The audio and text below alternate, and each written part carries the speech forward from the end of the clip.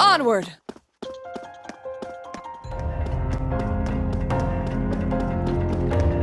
Looks like we've still got a ways to go. Ooh, this looks like a good spot.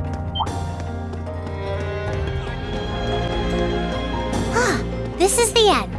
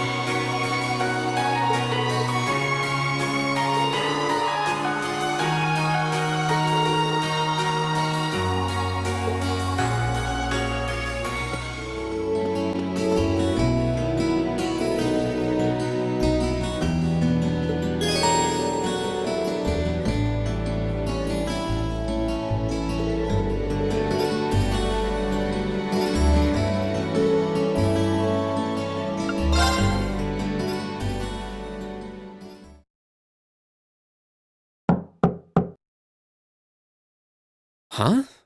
Doesn't sound like she's here yet.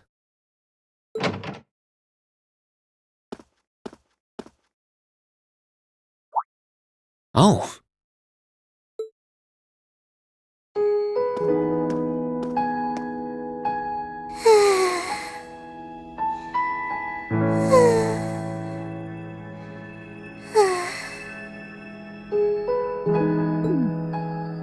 At least she's getting some rest.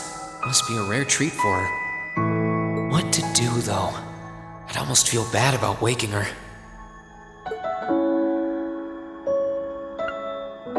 She must be really tired. I should let her sleep a while longer. Oh, right.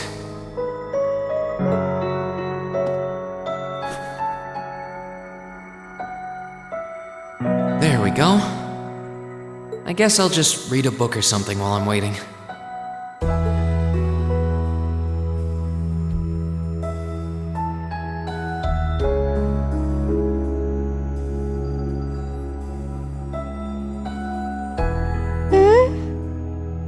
Huh?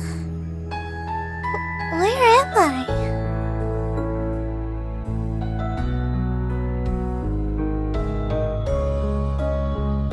The jacket?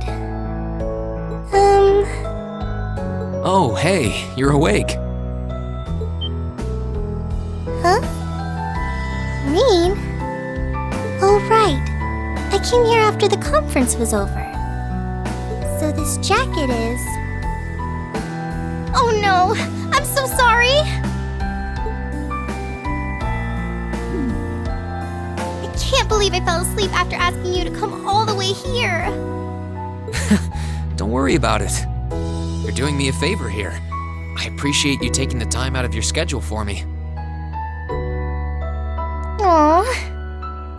Why is it that you always seem to catch me at the weirdest moments? Still, thanks. No problem. Glad to do what I can. It wasn't too hot, was it? No, of course not. It felt really nice and warm. But anyway, that's not the point. Now, listen here, Rean. Huh?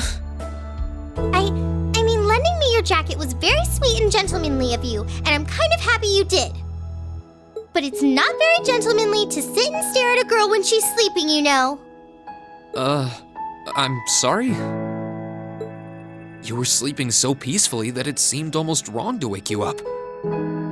But I guess it was inconsiderate of me to just let you nap there. No. I'm not annoyed with you. It's just kind of weird to randomly watch people sleep, you know? If it was someone else, they might have misunderstood.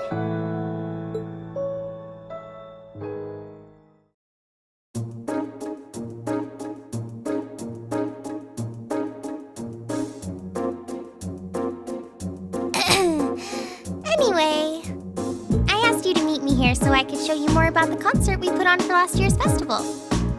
Oh, you mean the one you did with Angelica, Crow, and George? Do you have some record of it here? Actually, I do. George was testing out some kind of orbital video camera that was being developed by the Ruhr Institute of Technology. And we've still got the recording here. An orbital video camera? Yeah, the technology is different from what they use for the orbital net. Actually, it's probably faster to just show you. Let me bring it up on the screen. Oh, you've got pictures of it. More than just pictures. Just watch.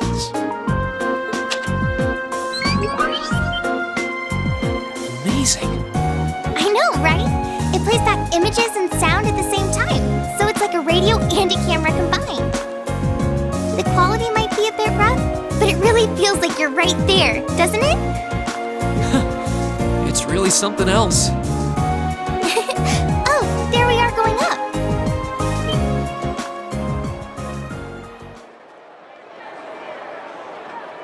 Wow. Isn't it cool? It's called rock. It's making a splash in the music scene abroad. They use orbal audio technology to amplify guitars for it. It's a pretty bold sound, huh? It definitely is. And, speaking of bold, how about that outfit? I forgot about the outfit! Don't look at that, just focus on the performance! This is...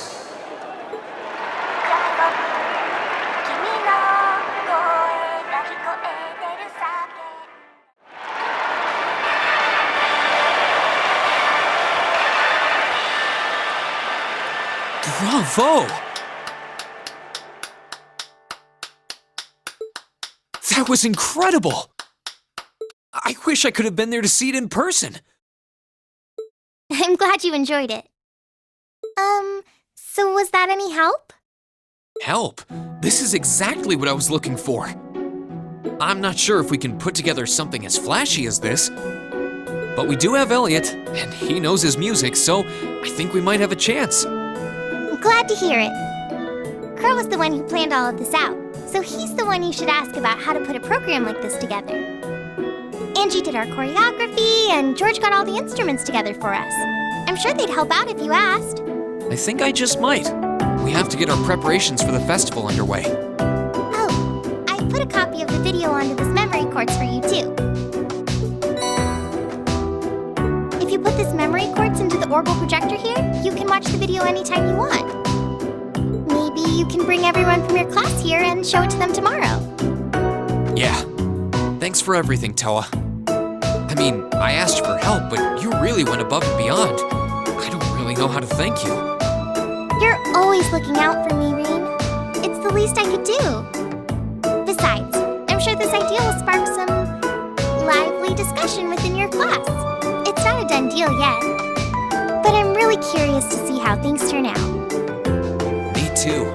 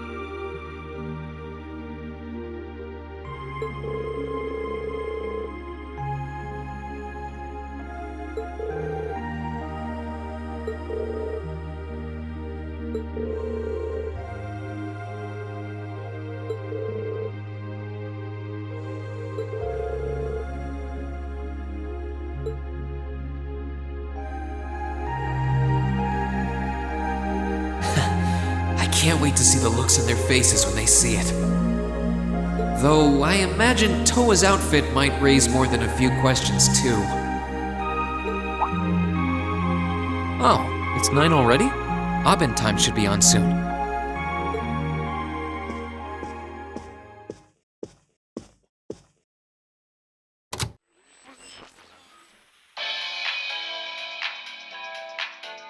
I'm Misty, and this is Radio Trista. It's 9 p.m. on the 19th of the 9th month. If only I was dressed to the nines to match. It feels like we're finally getting the break we deserve from a long string of uncomfortably humid nights. That's right, fall is finally here, and it's brought its cool night breezes and gentle chirping of insects with it. Along with that respite, Erebonians everywhere are turning to their true autumn passions, food and sports. What do all of you out there look forward to when you realize fall's almost here? For me, it's definitely the food. The crops come into season, ready for the harvest. I can only imagine how much work it has to be for all those farmers. But I can't wait for my first roasted chestnuts of the season. It's just about time for those to start popping up too. Sure, I'll never turn down a Marron Glacé or a Mont Blanc, but roasted is the way chestnuts were meant to be. That soft, melt-in-your-mouth taste, that sweet fragrance, simply irresistible. Whoops! The director's over there giving me the stink eye. Someone hasn't eaten dinner yet, I'll bet. Anyway, fall is also known for being a season for the arts. One of the Empire's most popular cultural institutions is the opera, and no one does opera like Heimdall's famous opera house. But as far as music goes, I'm a sucker for the classics. I still sing along whenever I hear The Whereabouts of Light. I stare in disbelief as you fade away, like a dimming star beneath the coming day. Whoa there, almost felt like I was in my shower back home. Speaking of music, some fresh new genres have been gaining popularity lately, both at home and abroad. She really does have a pretty voice. Though I guess you kind of have to in order to be a big opera singer like that. I don't know if singing on the air like that is such a good idea if she's trying to keep her identity under wraps, though. We've got our practical exam coming up next week, and another field study over the weekend. Sounds like things are going to be even busier than usual. I'd better brace myself for an exhausting week.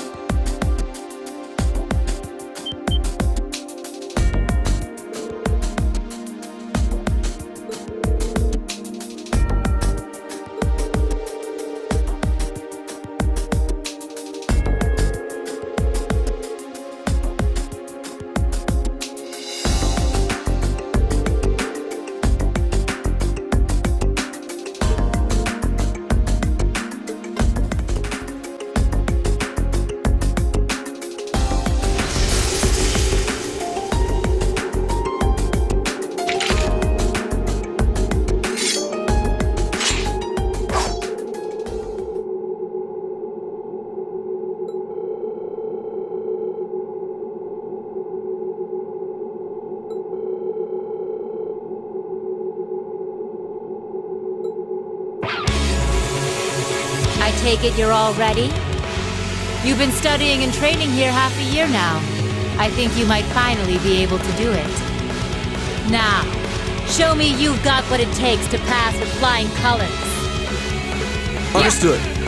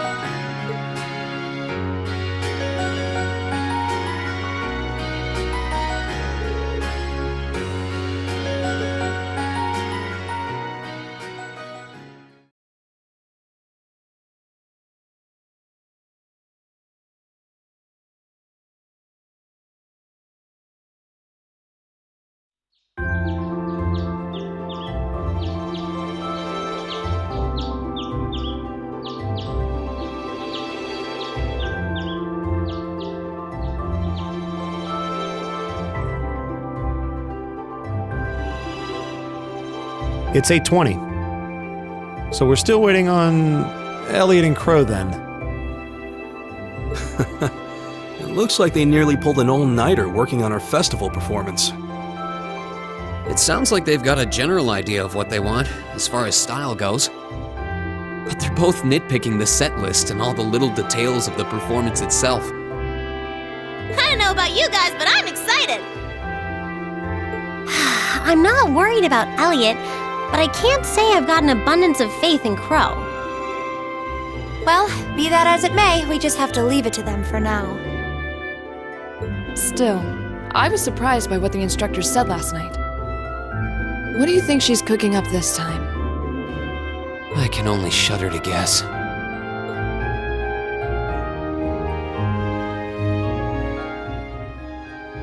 Oh, before I forget, I want you all to stop by the academy tomorrow morning before you head out. Both groups, meet me out on the field by 9 a.m. and don't be late. Well, Sarah randomly springing things on us is nothing new. But why delay our departure? It takes 8 hours by train to reach Ordis as it is. You're right. If we're still in Trista at 9 a.m., it would be past sundown before we got there. The train ride to Ruhr is over 5 hours, too. Ideally, we'd all be on the first train out of Trista. How about it, Sharon? With the way you're just standing back there smiling, I'm guessing you know something. I hope you're looking forward to my unsurprise when we step off the train in Ruhr to see you already there. I wouldn't dream of it. I assure you, I'll only be seeing you off this time. She's totally going to be there ahead of us. That's about as sure a bet as you can make. Pretty certain she knows what's going on, too. She's one amazing maid. I feel like I have my own professional chef, too. Oh, sorry guys, I overslept. Yo, morning everyone.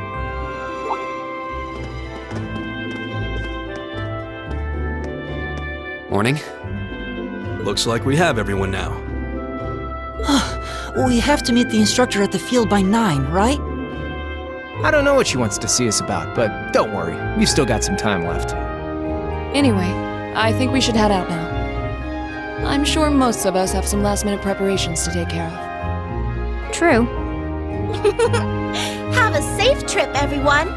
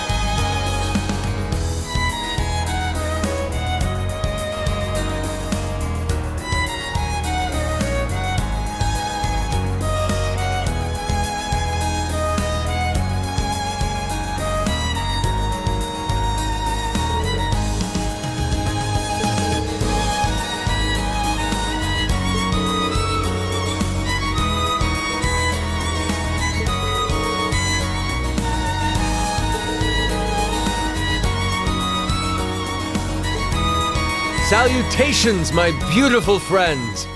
It's only been 10 days since last we met, but I couldn't keep myself away.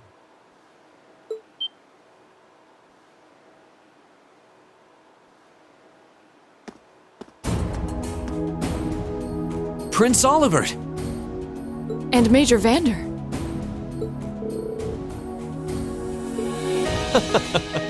Your slack-jawed amazement says it all. It looks like this will be quite the crowd-pleaser during its grand unveiling in Heimdall. Wait, what grand unveiling? Man, I don't even know what's going on anymore.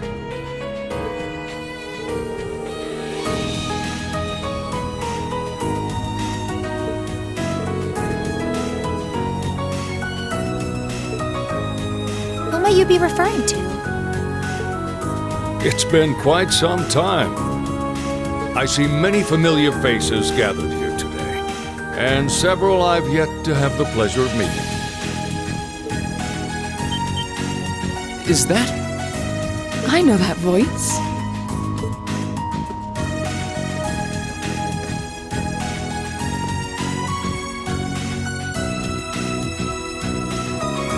The Radiant Blade Master? Father! So that's Laura's dad? Wait, who's Elena? And look, Tobal's with him too. This isn't quite how I expected our grand reunion to go, that's for sure. What are you doing up there?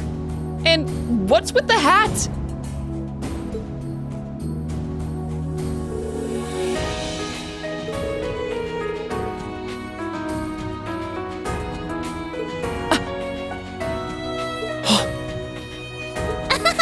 So that's what this is about. I'll fill you in on the details another time. What in the name of Adios is that?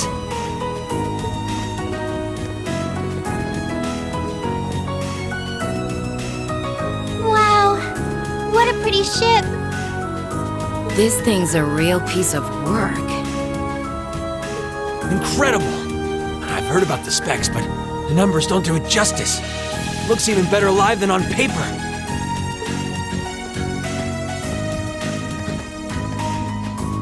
Principal Van Dyke, you too? Could someone fill us in on what exactly is going on here? Your bafflement is quite understandable. The chairman of the board proposed a change to your travel arrangements for this month's field study.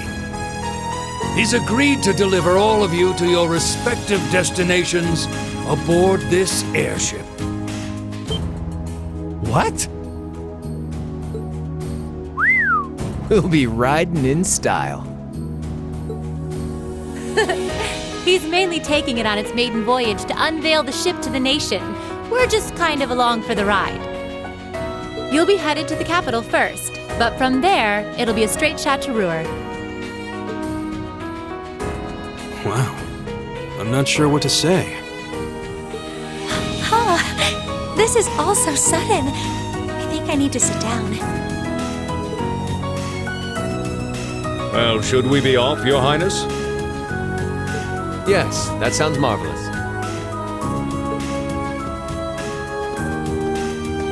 With that, let me be the first to welcome you, Class VII. Aboard the second Arcel class high-speed cruiser, the Courageous.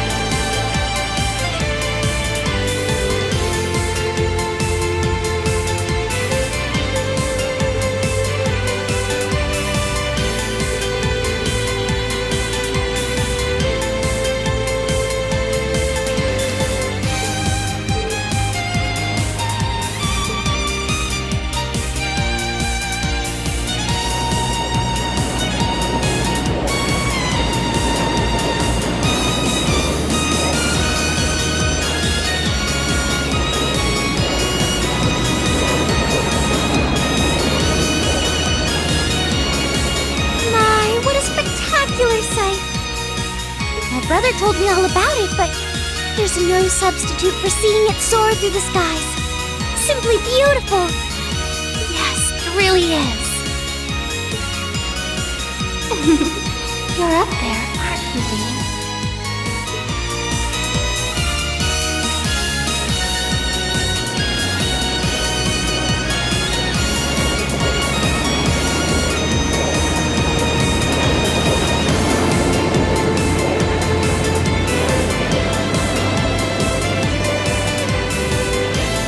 Wow!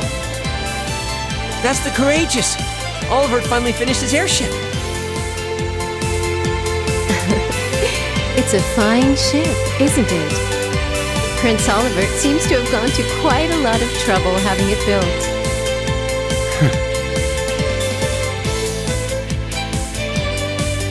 Is this the wind of change you intend to release across our stained and troubled land?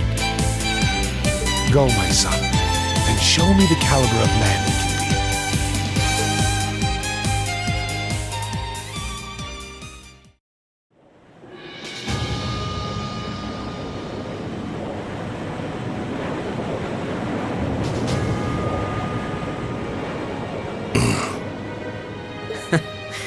Can you believe it's been almost 2 years already? And look at how far our debaucherous prince has managed to come. Partnering with Liberl to make a second Arcel-class airship, then cruising over the capital? I suppose that's one way to stick it to you for outmaneuvering him at the trade conference. Let him have his fun.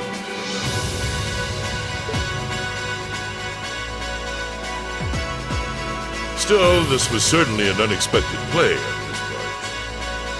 He and that band of students he likes to ship across the country have proven a never-ending source of entertainment.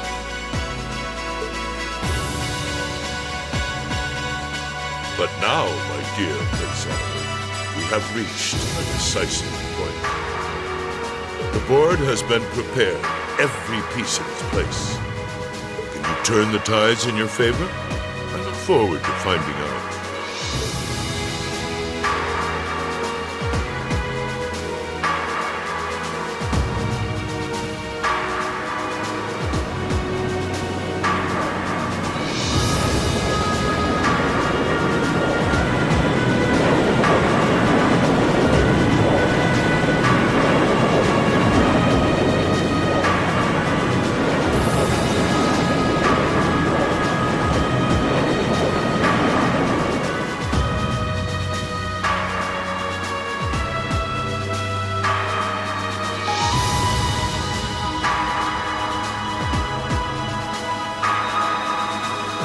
It's currently 10:02, and we have a north-northwesterly wind blowing in at a speed of 11 Arj.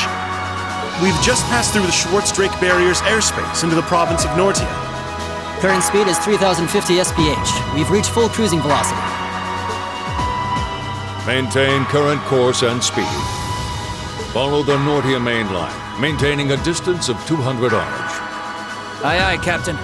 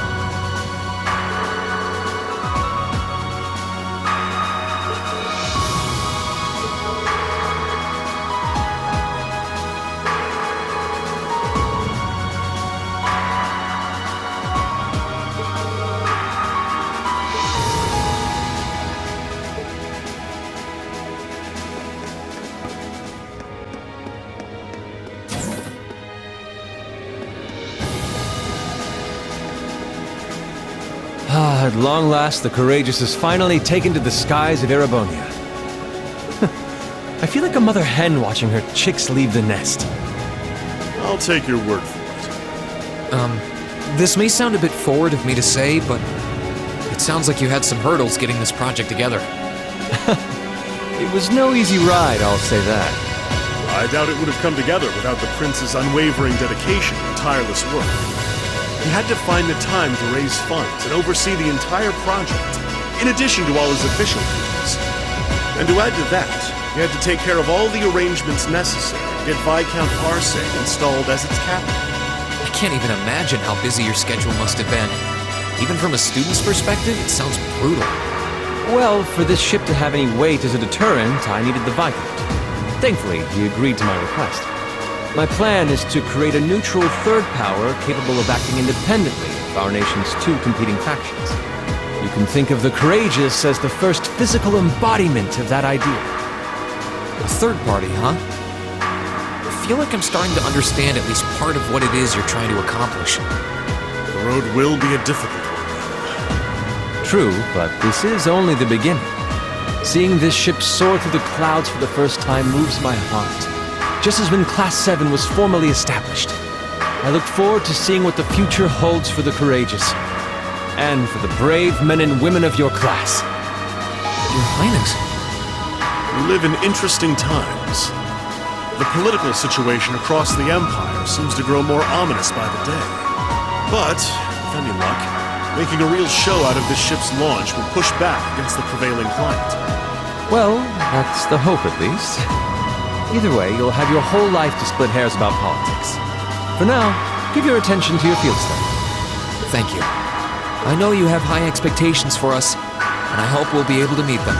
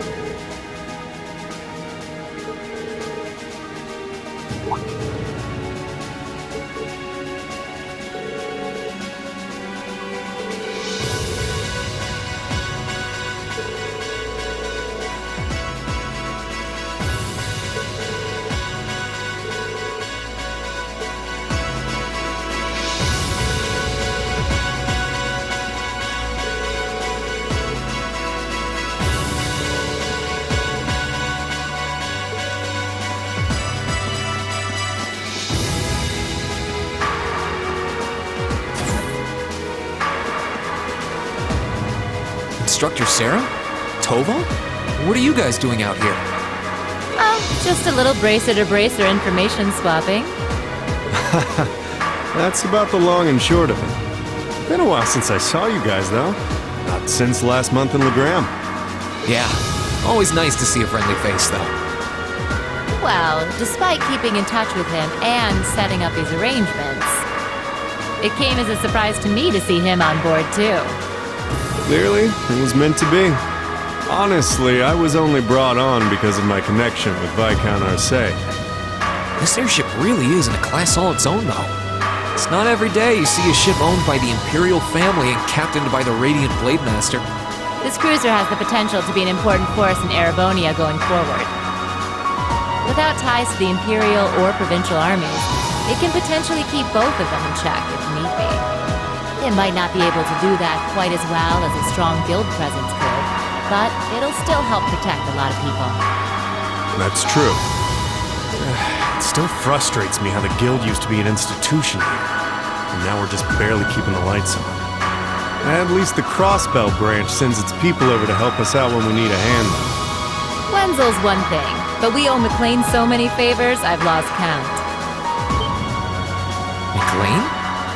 Wait, are you talking about... Oh, yeah, I guess you would have heard of him. He's an A-rank bracer over at the Crossbell branch. A guy we used to work with named Wenzel works there now too. Wait, maybe we should back it up a bit. The guy we're talking about is Arios McLean, aka the Divine Blade of Wind. The name probably sounds familiar to you because he's also a practitioner of the 8 Leaves 1 Blade style. Yeah, that's who I was thinking of. I've never met him myself, but I heard a lot about him from my master. He mastered the school's second form, and sounds about as untouchable as anyone who holds the title of Divine Blade. Well, he's pretty damn strong, I'll give you that. Bailed me out of more tough spots than I'd like to admit. Speaking of, you know who else is a student of the 8 Leaves School? Cassius Bright. We were talking about him before, remember? He's the bracer who took command during that big incident 2 years ago. Though from what I heard, he left the way of the sword behind a while back. Cassius Bright was here in Erebonia. Wait, 2 years ago. It was an eventful time, to put it lightly. And yeah, we have Cassius to thank for getting us past that. But afterward, well, you know the story from there. They shuttered guild branches all across the Empire, one after the other, and your dear, sweet instructor was out of a job. I'd be glad to give you all the grisly details, but it's a long story. We should probably save it for another time. But hey, the guild seems to have a good track record with folks from the 8 Leaves School. Maybe you should consider a career as a bracer. Door's always open, you know? Me? A bracer? Huh. I never really thought about it before. Hey, there's enough of us singing the bracer blues without you trying to recruit my students. Never hurts to start them early. Seriously though, we're always looking for more good people. If that's something you wanted to do, I wouldn't turn you down. I'll give it some thought. Attention all crew members and passengers. We will soon be entering Ruhr airspace. Please prepare for landing, and make sure you have all personal effects with you before disembarking. Sounds like we're almost there. That was a shorter flight than I'd expected. Guess I'd better go round up the others and start getting ready.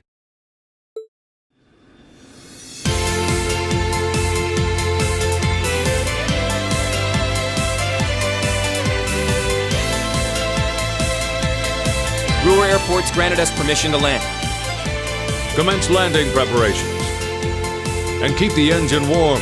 We'll be taking off again right after our guests have disembarked. Aye, aye, Captain. Preparing the Courageous to land.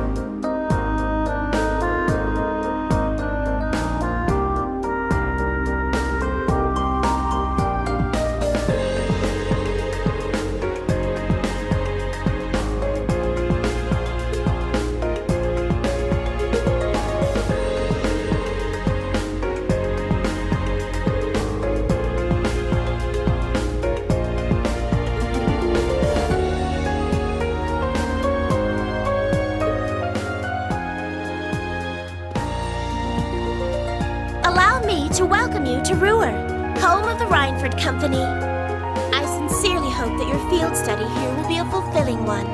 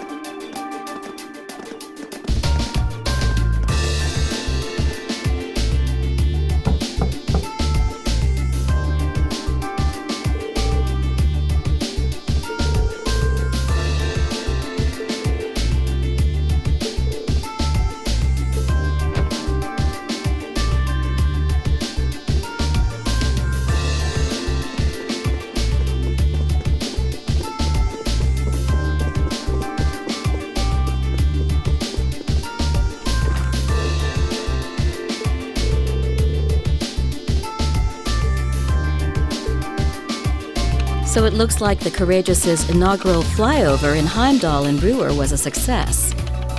But don't release an official statement until tomorrow. Yes, that'll be fine. Yes, I'd like you to begin as soon as possible. And keep a careful eye out for any insider trading. Hello, Irina Reinford speaking. Yes, I understand.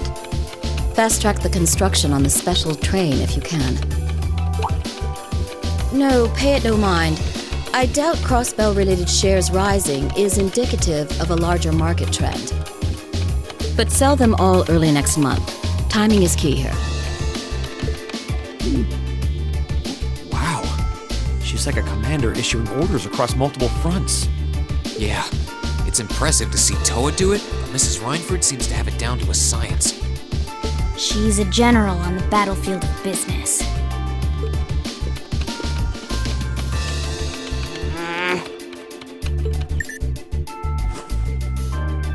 Ah, right.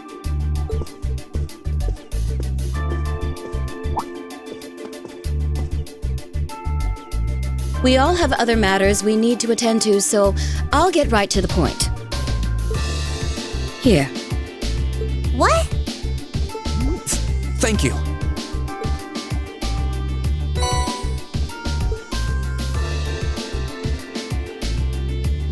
I've cleared my schedule to dine with you this evening, so anything you wish to discuss can wait until then.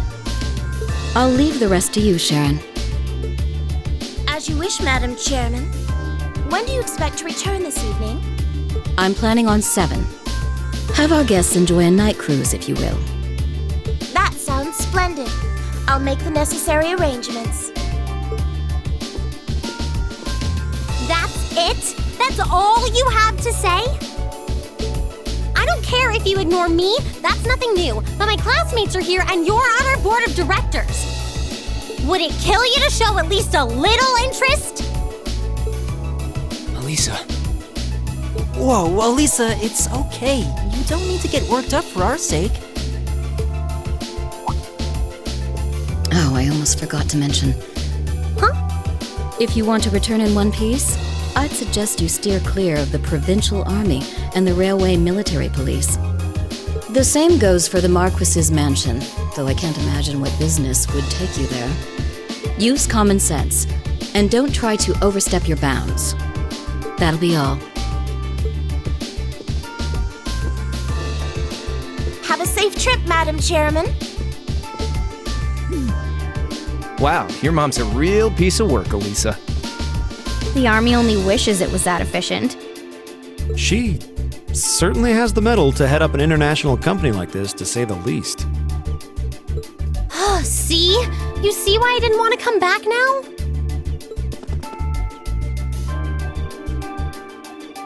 You can't tell me that gave you a great impression of her. I think you're being a little hard on her. She was looking out for our safety, giving us that advice. Just forget it. Getting all worked up and storming off in a huff is what she wants me to do, and I'm not going to give her the satisfaction. Okay. We'll be back before sundown, Sharon. I'd like you to have the guest rooms and dinner preparations sorted by then. Oh, and see to our luggage, would you? As you wish. Have a safe trip, everyone.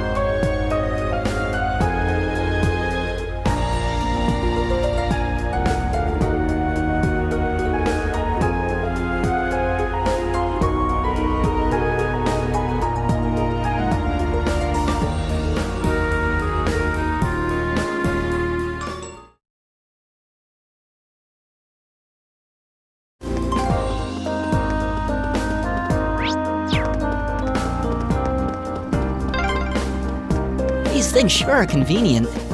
I know, right? I could see them building some in Heimdall eventually.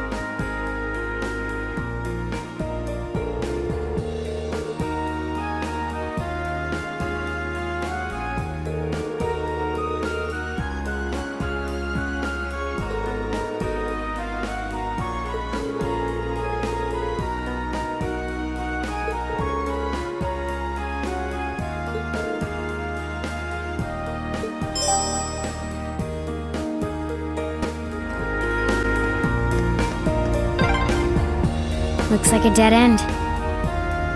This was some kind of maintenance room, I think.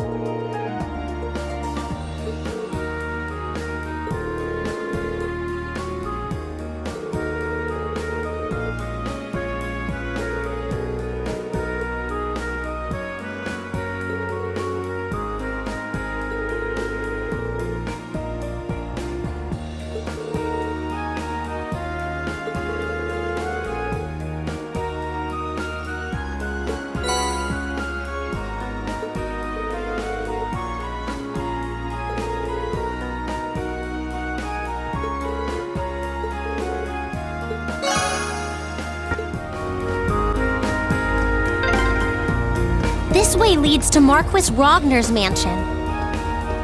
So that's where Jellica's stubborn old man lives, huh? Better stay away.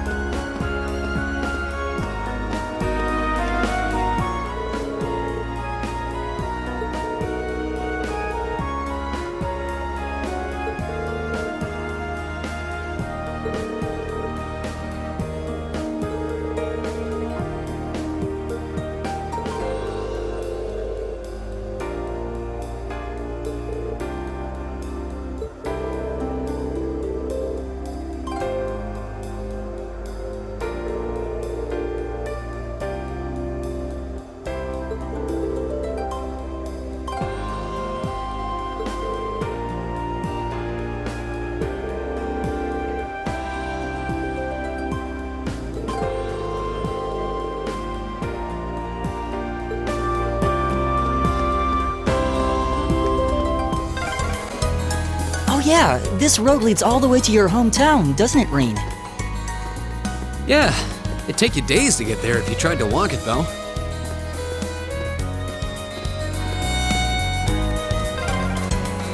Huh, this is a pretty nice area. Grandfather used to love coming here to fish, now that I think about it.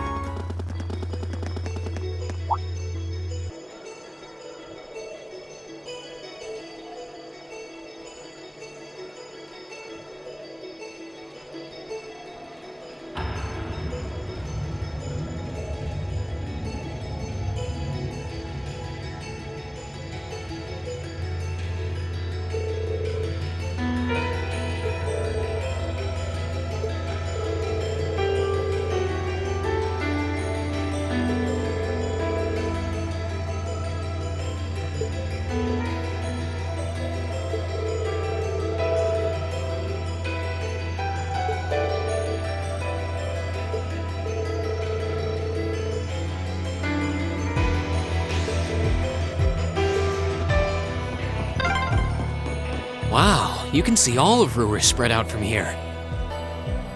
You can, though the view isn't as nice as it'd be from the front.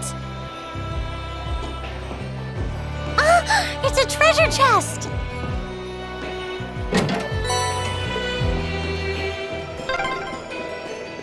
A train track. That's the freight line that runs into the mine.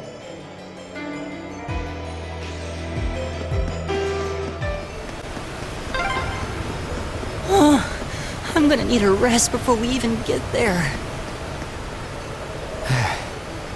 Yeah, I wasn't expecting this path to be so steep. Man, you city slickers need to toughen up. Left, right, left, right!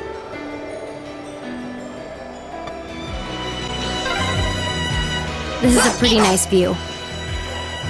Oh, actually, I didn't even know about this place.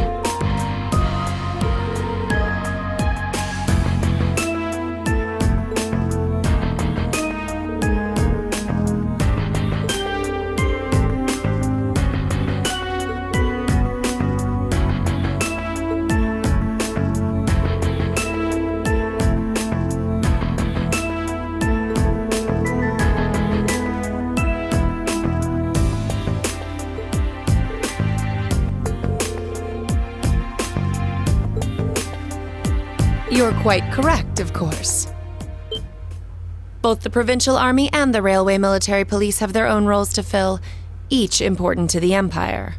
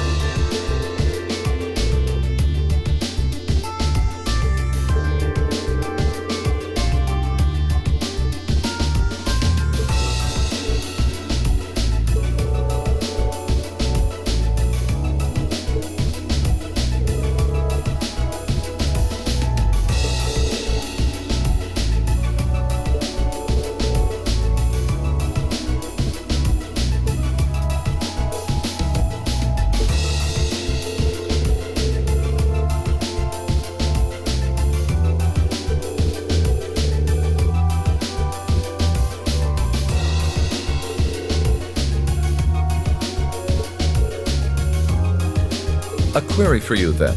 How would you respond if a crisis were to occur in multiple places at the same time?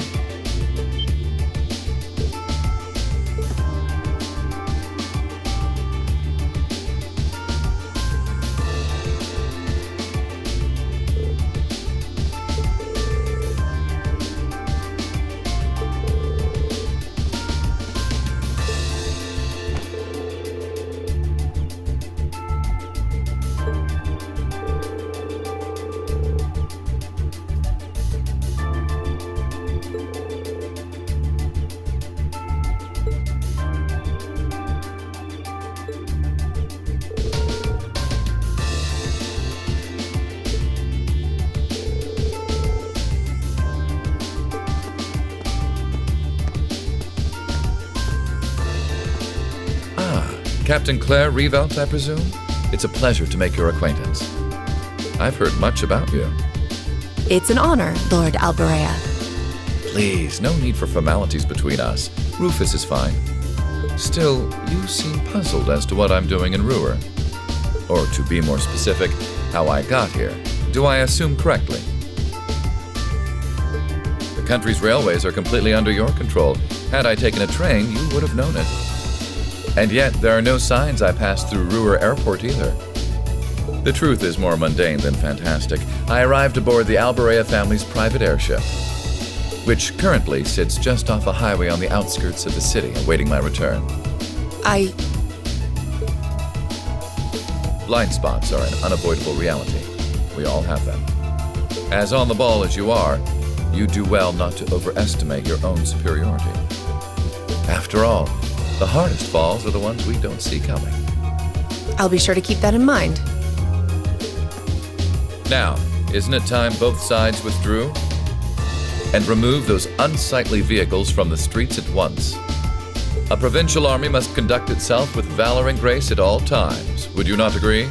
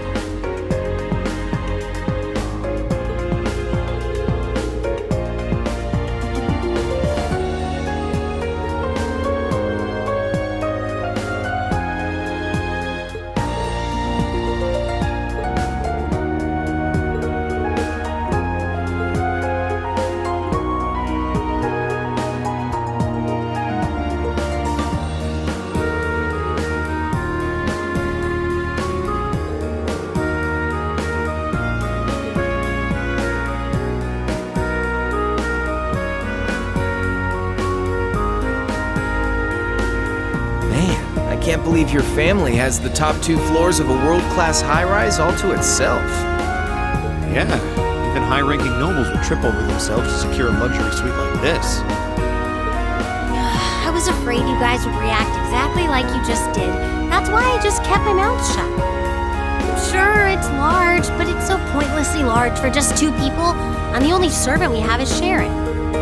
If you have Sharon, that's the only maid you need, even for a place this big. You said it. Well, we'll be guests here for the next 3 days. So, thanks for having us, Elisa. Well, of course. Don't mention it. My. Is it just me, or do I detect more than a hint of red on Lady Elisa's fair visage? Could she be embarrassed? I am not.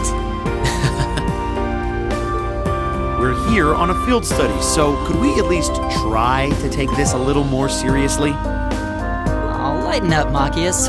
It just wouldn't be a proper field study without one of us getting embarrassed about our family.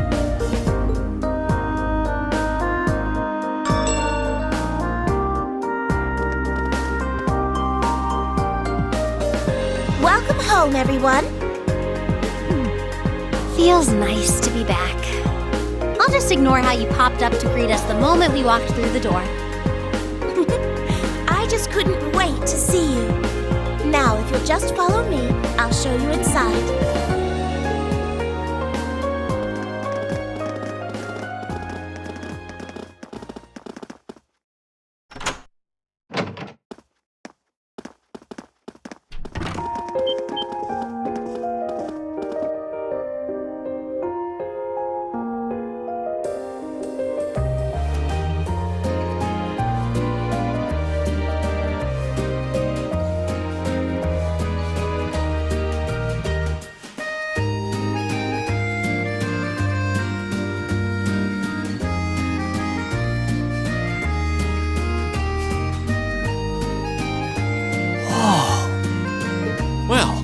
I'm impressed.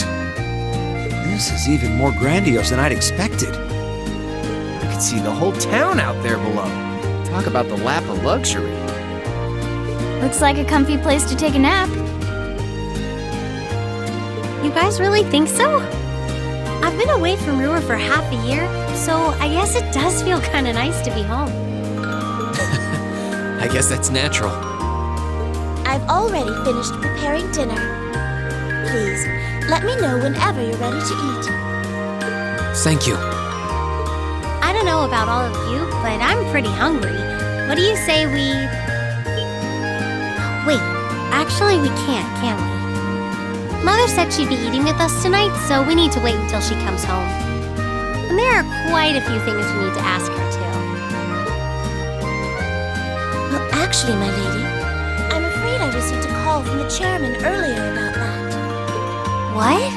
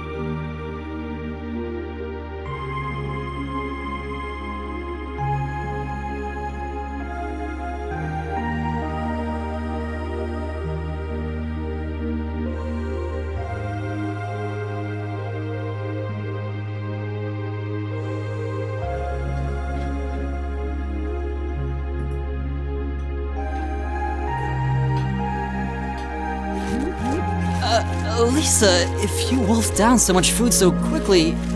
You'll get fat. Ah! It's just this once! I eat a balanced diet the rest of the time. But you've been bolting down every course so quickly, I'm surprised you haven't inhaled your napkin. maybe we're gonna need to rethink your stage outfit for the concert. Crap, I almost forgot about that. If you're worrying about us, you don't need to, you know?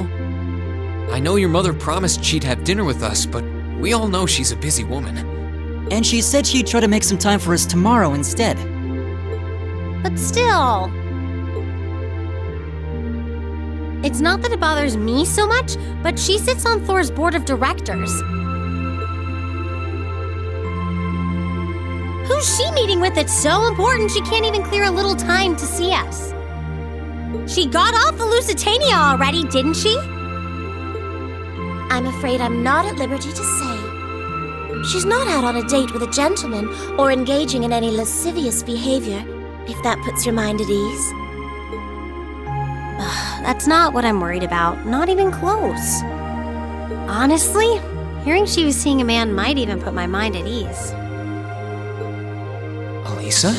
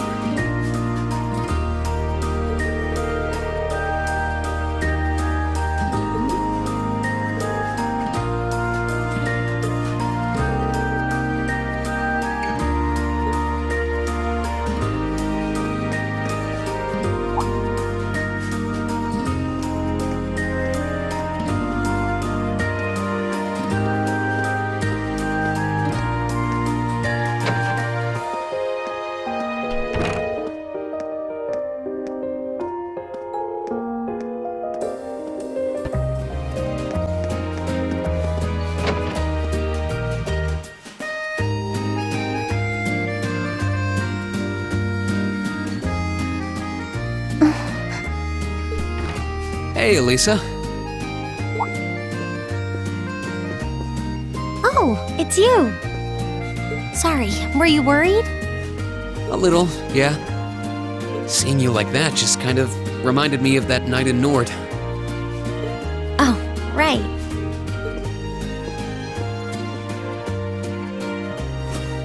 Oh, I'm so pathetic.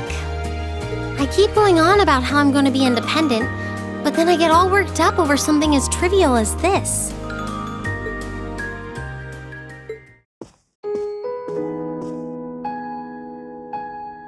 Seeing the city from above at night is really something, though.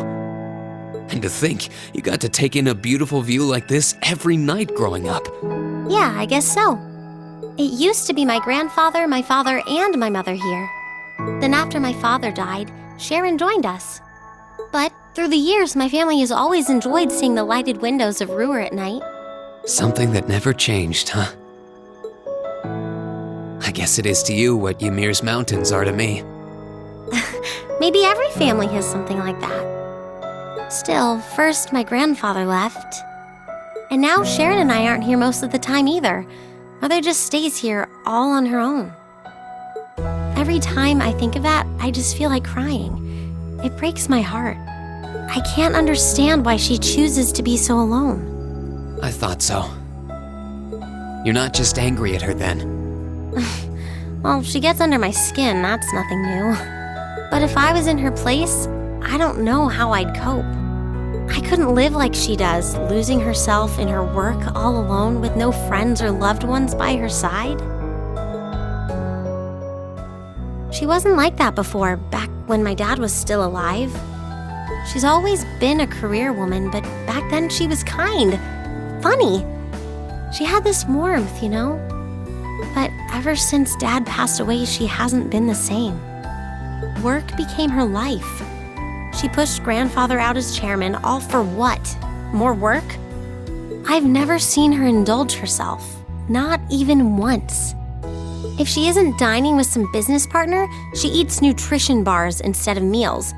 Sharon scolds her for it, but that's how she is. And that's why I'm scared. I don't want life to just pass her by.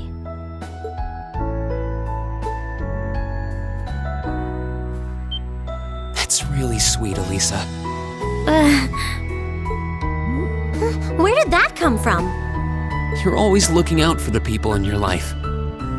Even when they get on your nerves, you still care about them.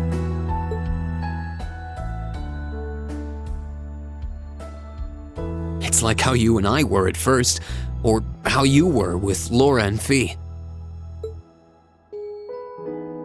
Heck, I still remember how you told me off for hurting my sister's feelings. You've been keeping an eye out for Milliam all this time, too. And you should know that we're all really grateful to you for it. Especially me. I'm worried about what's happening here in Ruhr, too. This is your home, and your mother might be caught up in whatever's going on. I think we should look into it. What do you say? What? But with all our field study tasks, where would we find the time? Why not do it while we're out handling those? Making some headway is always better than making none, right? I mean, I'm not the only one who feels this way. Everyone else does too. Fee cares. So does Elliot. Machias does too. Even Crow's been concerned about you. We can use our time in the city to poke around and find out more about what's going on. You know, kind of like we always do. Well,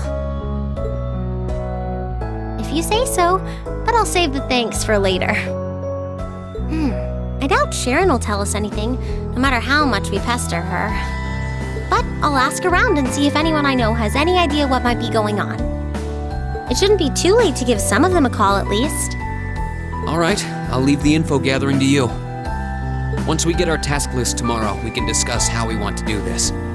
All right. Anyway, I think I'm going to start calling my contacts.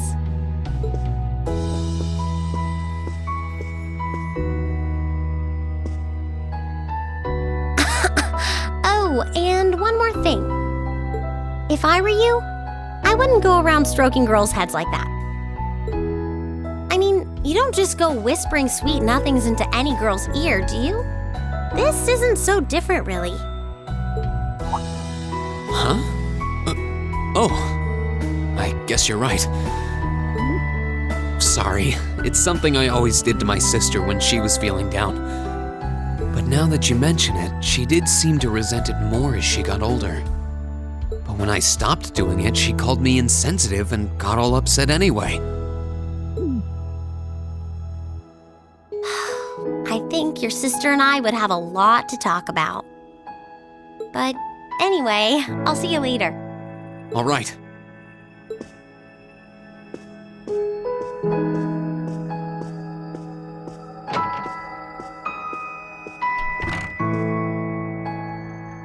Well, she seems like she's feeling better now.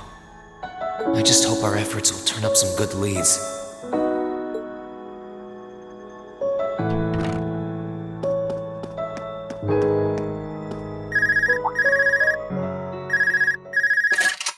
Huh? Call functionality works here? I guess it would, seeing as we're right in the headquarters of the company that built these. Maybe it's the instructor. Hello, Rean Schwarzer speaking. Oh, good, it went through. Glad I was able to get your number from Milliam. Is this Captain Claire? It is. I apologize for calling so late. Are you free right now? Yeah.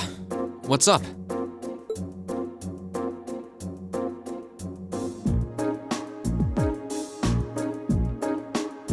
There's something important I'd like to discuss with you. But it's a matter best discussed in person. Would it be possible for you to meet me in the city? Sooner is preferable. Like, right now? Would this happen to be related to our field study? Technically speaking, yes. But with the provincial army on alert, traveling in a large group would draw too much suspicion. That's why I decided to contact you directly. You're the team leader. People keep saying that, but I never recall agreeing to it. But sure, I guess. I'll head out right now. Where should I meet you? Go to the upper level. On the south side of the elevated walkway, you'll see a bar called F. It's a quiet, upscale establishment. The perfect place for a private discussion. A bar called F on the south side of the upper level. Got it. I'll head there right away. I'll be waiting. I'm not on a schedule or anything, though, so there's no need to rush. You've got time. And, by the way, I'd rather you didn't mention any of this to Elisa.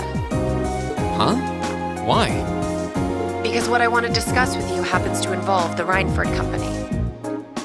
But I'll leave it to your discretion. Anyway, you know where to find me.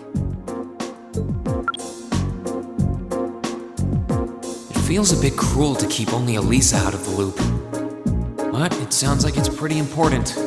I think it'd be better to go now and tell everyone else about it later.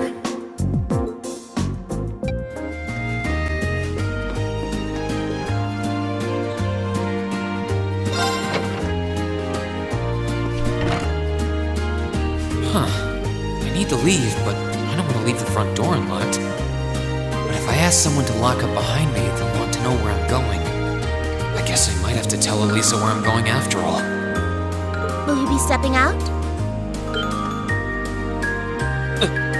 Sharon? I couldn't even tell she was there. There's no need to explain.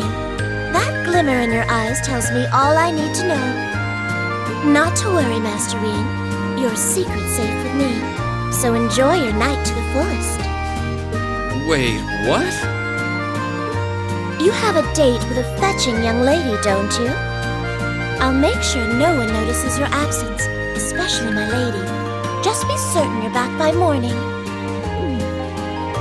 I assure you, I'm not that lucky.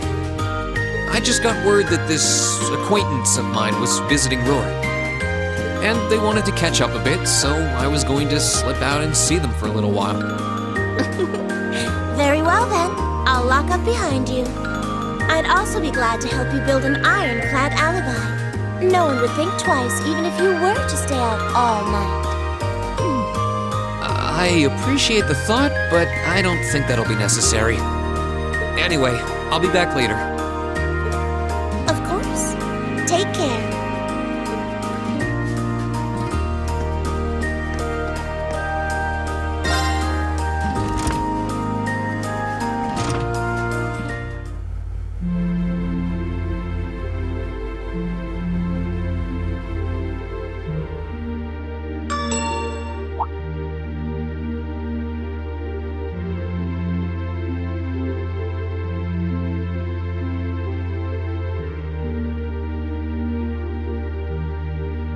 Past 9 already, but I still see quite a few people working. I guess it comes with the territory, working for the world's largest industrial manufacturer.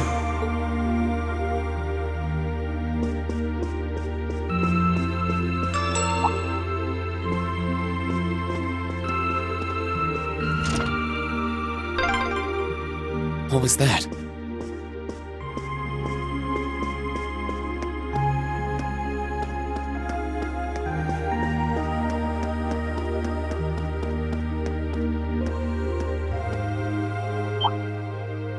Whoops. I thought so. Hey! Why are you running away?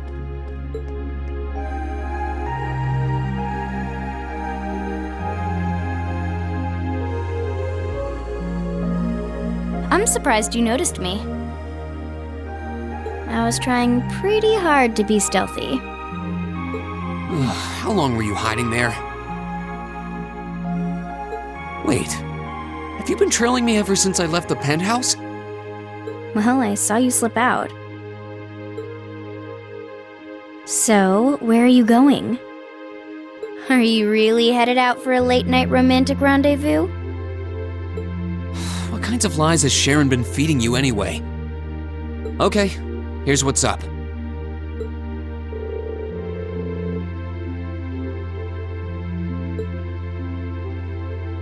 That totally sounds like a rendezvous. Sorry, I shouldn't have interfered. Whoa, it's not like that. Well, you know everything I know about it now. Why don't you come too? You sure? No reason not to. It sounded like whatever info she's got has something to do with our field study. And honestly, I wasn't all that keen on having a one-on-one with a military officer to begin with. Gotcha. But first, I want to walk around a bit. After we've been walking around all day? Whenever I come to a new city, I always like to get a feel for what it's like during the day and the night. I feel kind of uneasy if I don't. Oh, right. It must be a Jaeger thing. All right, I'll join you for a little stroll. I don't want to keep the captain waiting too long, though. Will once around town be enough? That'll be fine. Okay, let's roll.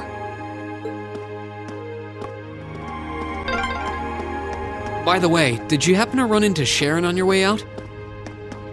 She saw me leaving, but she just let me go. Even the best maids aren't that all-knowing.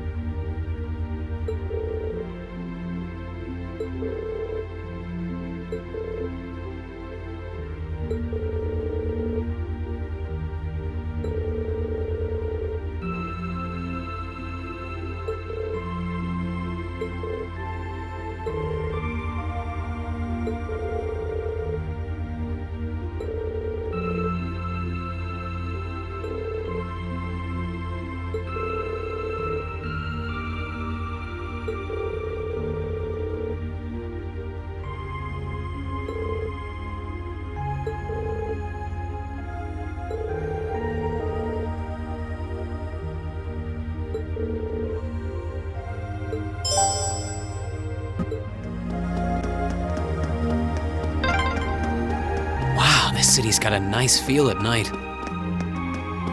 Yeah, it's really pretty.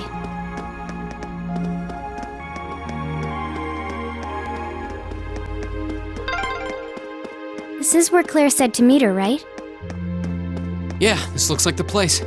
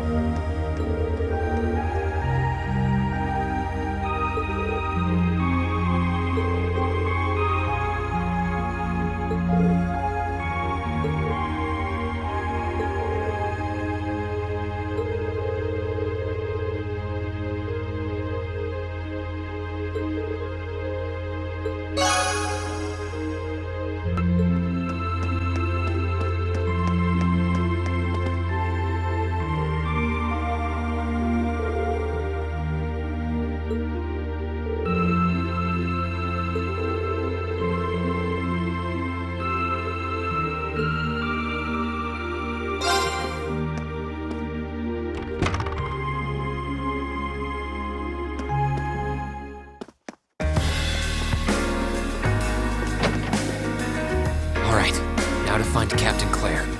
Oh, wow.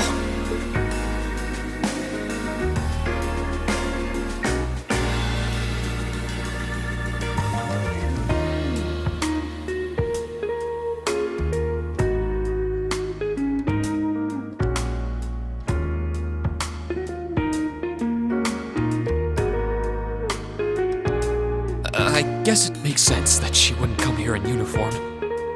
The charms of an older woman, eh? I think I'll manage.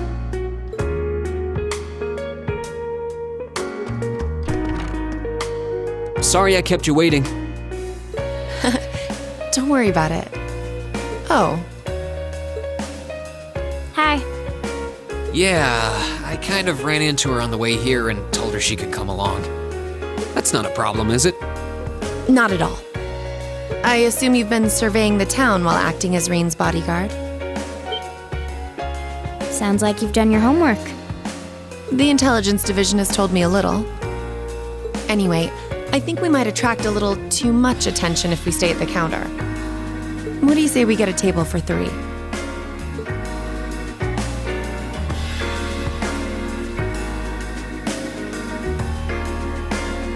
It's good to see you both. I think this may be the first time we've been able to have a proper conversation. You may be right.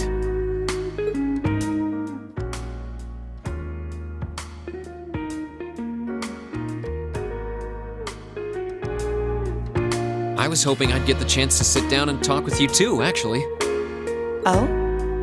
You sure you don't want me to go? That's not what I mean.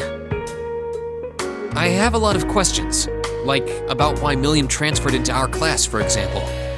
But there's one really fundamental question that would go a long way toward answering a lot of the others. What exactly is it that you and Chancellor Osborne are trying to accomplish?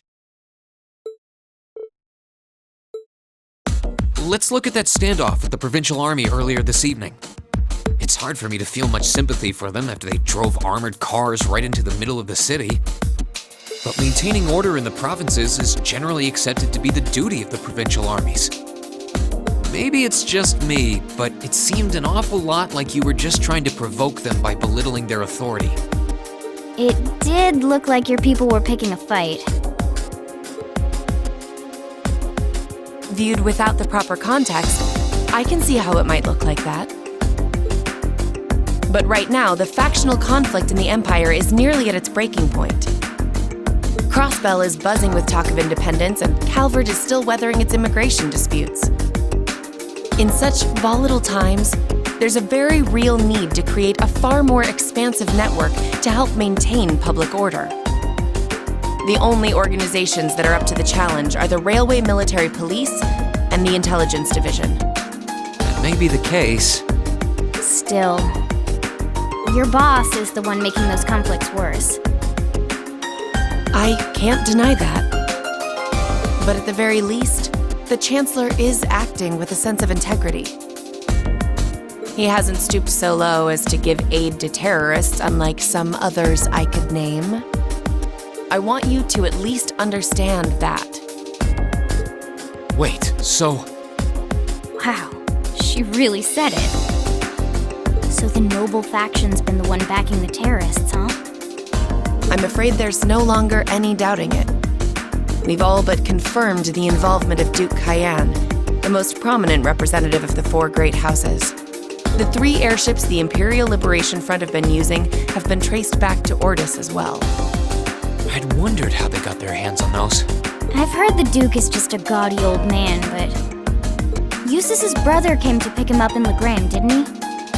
That's what Toval told us. And now, Rufus just so happens to pop up on another of his secret trips. Captain Claire, what's going on in Ruhr? And how are Elisa's family and the Rhineford Company involved? I guess it's time to get to the matter I called you here for in the first place. The Railway Military Police is currently weighing the possibility of a forced inspection of Rhineford's first factory. Sounds serious. The first factory belongs to one of Rhineford's major divisions, right? Correct. It's one of the main divisions and handles the bulk of the company's iron and steel processing, among other things. They're also currently under suspicion of something I'm not at liberty to discuss with you right now. The 2 of you are aware that project management at Rhineford is split up across several major branches, right? It is? And on top of that, she's got her hands in the development of our Arcus units, too. It's way too much work for one person. How many projects does Mother have under her wing right now? Well, I'm afraid I can't give a simple answer to that. But suffice to say, the chairman only knows about a small number of the projects in development by the Rhineford Group. Well, lately, the directors have. Come to think of it, I overheard Elisa and Sharon talking about something like that. For years now, Rhineford has been the Empire's heavyweight when it comes to heavy industry and manufacturing. The company is split into different divisions that handle things like steel production, railways, weaponry, and tools. The problem is that those divisions have simply become too large. Large enough to have their own internal allegiances, some to the nobles, with others supporting the reformist faction. Are you serious? So even companies are taking sides. I'm sure Irina Reinford is aware of this to at least some extent as the company's chairman. But the self-supporting accounting system she introduced has the side effect of granting each division a long leash. Because of that, I doubt even she has a full grasp of the situation. So, the first factory you guys have your sights set on for that inspection is aligned with the noble faction, I assume. You assume correctly. And the provincial army is doing everything it can to stop us from carrying out that investigation. That's what led to this evening's quarrel. I imagine Chairman Irina is currently doing her utmost to rein in all the divisions and get them back in line. The thing is, when she seized control of the company 5 years ago, she had to rely on support from both sides. Being indebted to them like that, I have my doubts she'll be able to target the underlying problem. It's sounding shadier by the minute. You can say that again. The situation seems even more dire than I thought. And while all this is going on, the factional conflict keeps burning hot across the rest of the Empire. I've told you as much as I can right now. Tensions are mounting all over the country, but Ruhr has an extra fuse of its own. Try to gain an understanding of the crisis unfolding here, then do your best to stay out of it. Whatever other lessons Class 7 takes away from this field study, I hope that ends up on the list. I wish you the best with the remainder of your field study.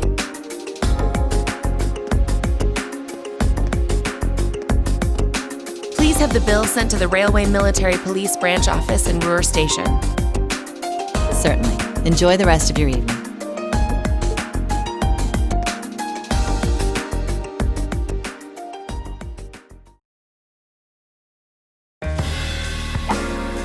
Wait!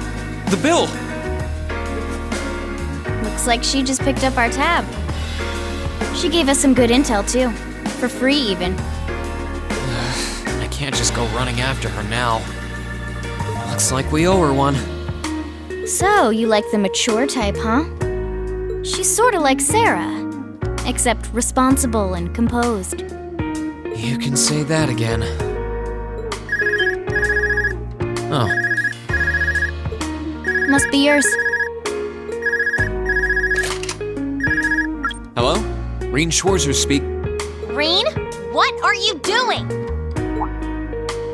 Oh, it's just you, Elisa. What do you mean it's just you? Is it true some girl invited you out for a night on the town? Whoa, hold on. A late night date? I thought you only had eyes for me, Rean. Anyway, good job, kiddo. You better spill all the details later, huh? He'll do no such thing! Now, I'm sure there's nothing to worry about. He was with him too. Still, it was rash of you to go out on your own without at least consulting us.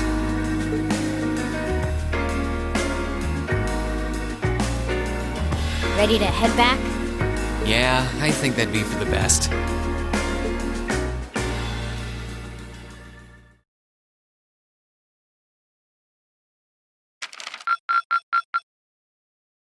Keep up the good work!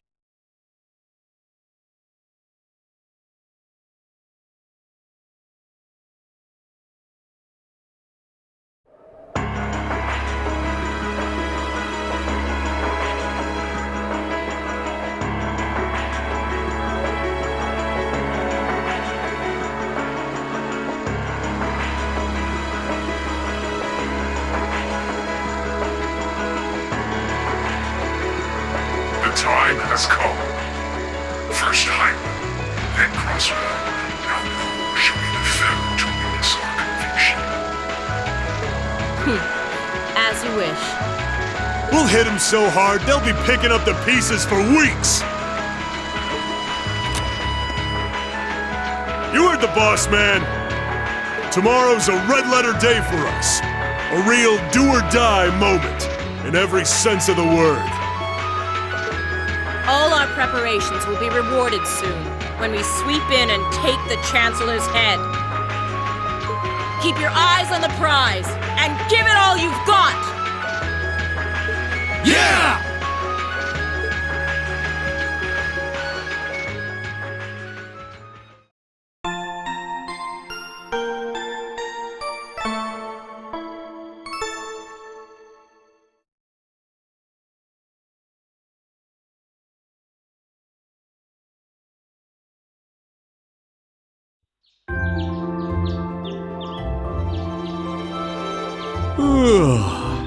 So tired. The air here is so fresh, especially for a city with this many factories.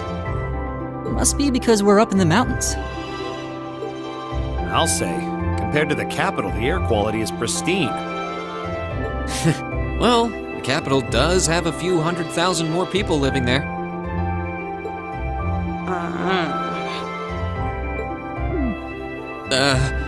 Sure is a nice day today, isn't it, Elisa? Not as nice as last night must have been. I told you, I'm sorry. Yeah, I'll bet you are. I cannot believe you! After all those things you said to me last night, you go rushing out to meet another girl!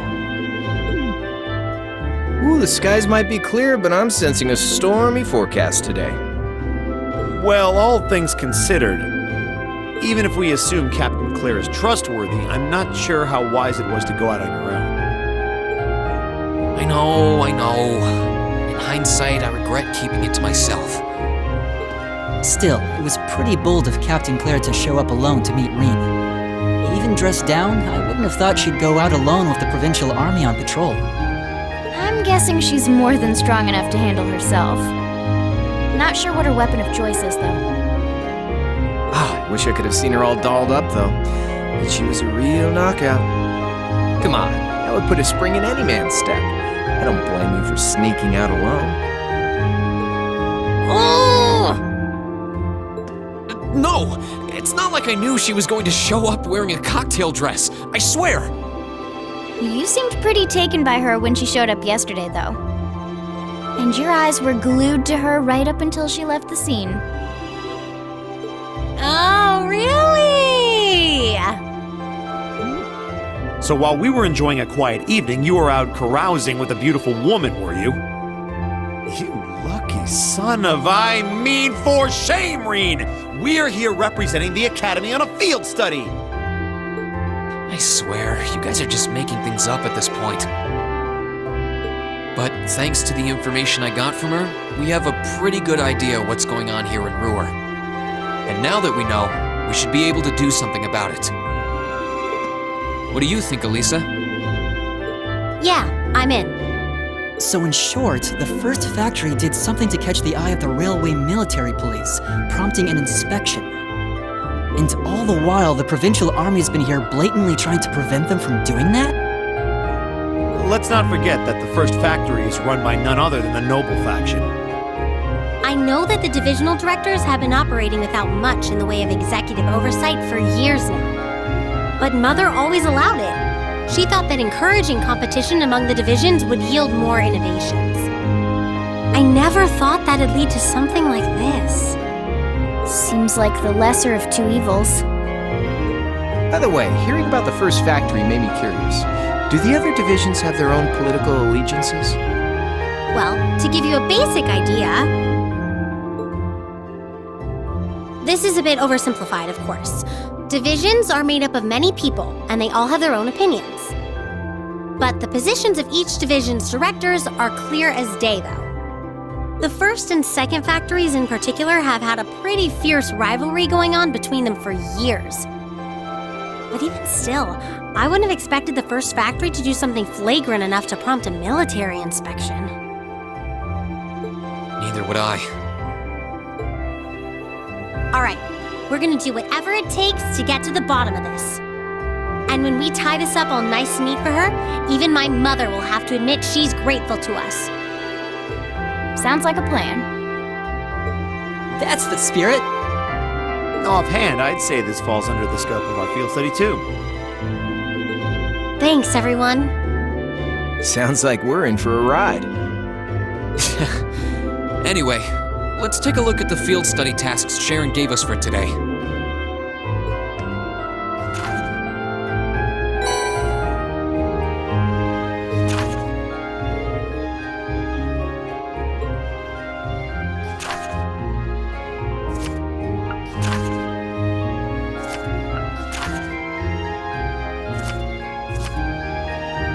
Yeah, I think we can handle these.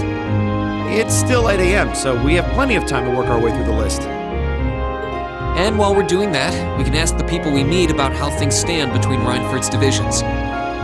Look alive, everyone. It's time to get to work. Right. Roger. Gotcha.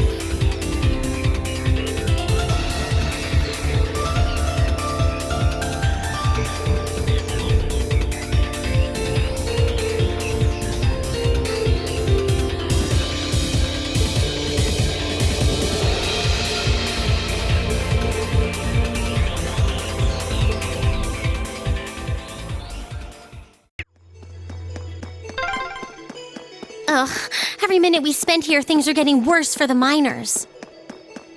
Stay calm, Elisa. Yeah, the Railway Military Police are on their way, after all. Let's at least try and get a look at what's going on.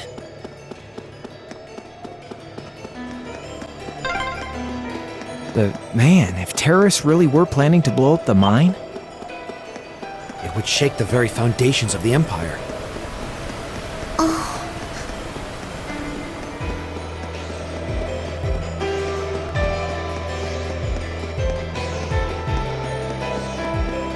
That one looks annoying.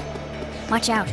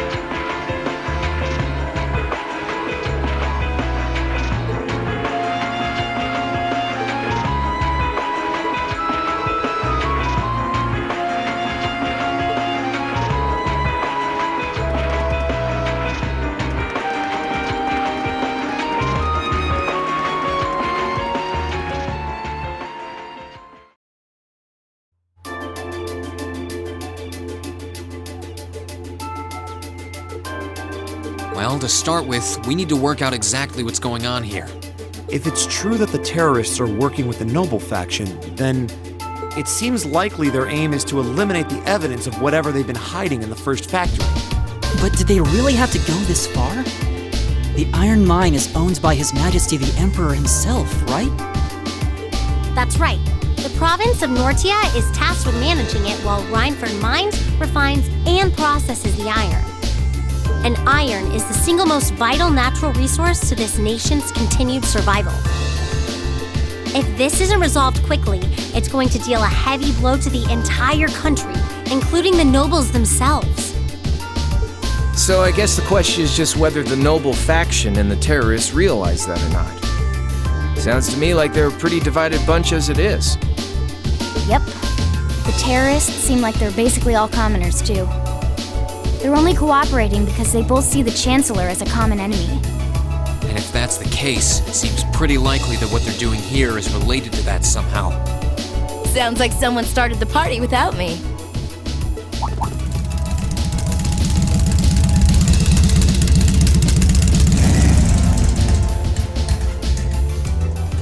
Angelica? You came too, George? Yo, figured you'd show up eventually. Well, we had to test the sidecar, obviously. Spike is just full of surprises. We made the trip to Ruhr in 7 hours. So, speed-wise, we're looking great. Comfort, though, we're gonna have to tweak a few things. I swear, you two never change. Kinda figured Toho wouldn't be able to make it, too. Yeah, she's working on gathering a boatload of information, though. She said she'd be in touch if she finds anything out. Well, that's reassuring at least. Could someone tell me what's going on? You seem to be hot on the trail of something, but I'm not sure it's the same thing we're investigating. Does this have something to do with those family affairs you told me you were worried about? Yeah, it does. I had some nagging suspicions about it. Unfortunately, my hunch turned out to be right on the money. Hold on. Isn't the director of the first factory... My dear Uncle Heidel Rogner, yeah. Seems like it might do us both some good to swap info. How about it? Let's find a better place to talk.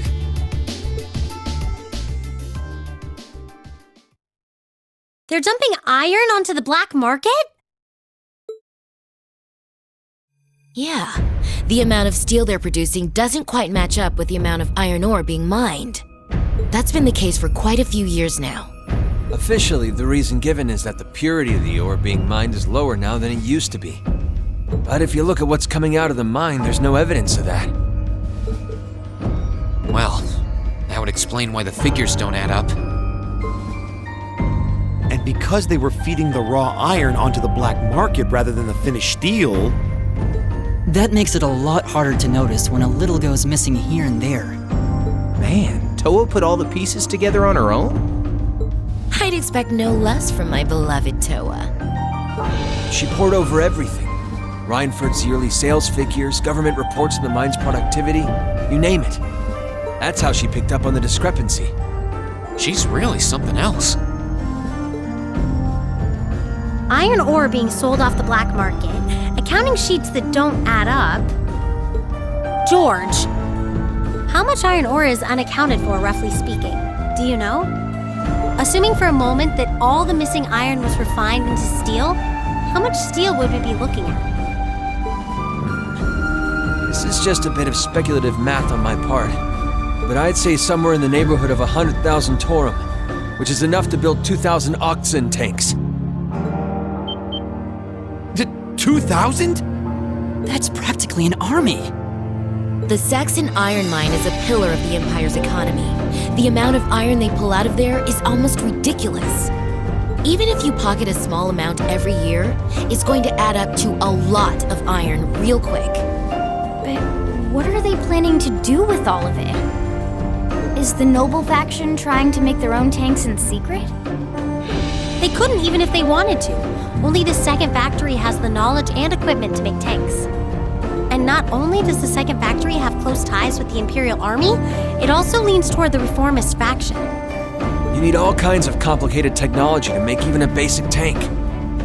It's not as simple as just grabbing some steel, some blueprints, and some grease and getting to work.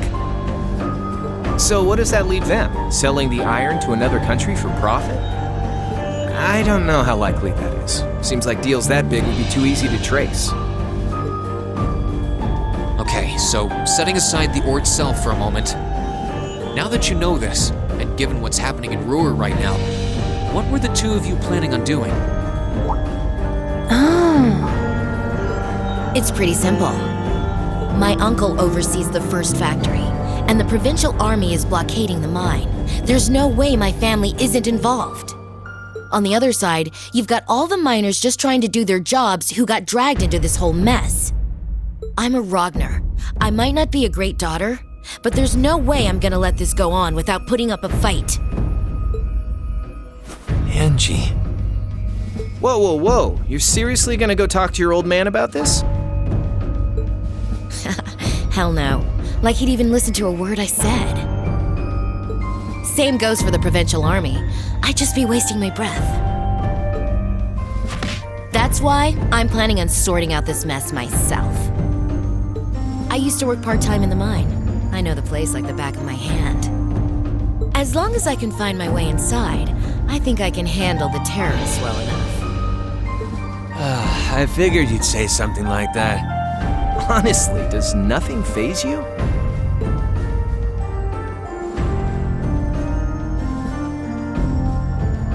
In that case, I'd like to ask that you take us along.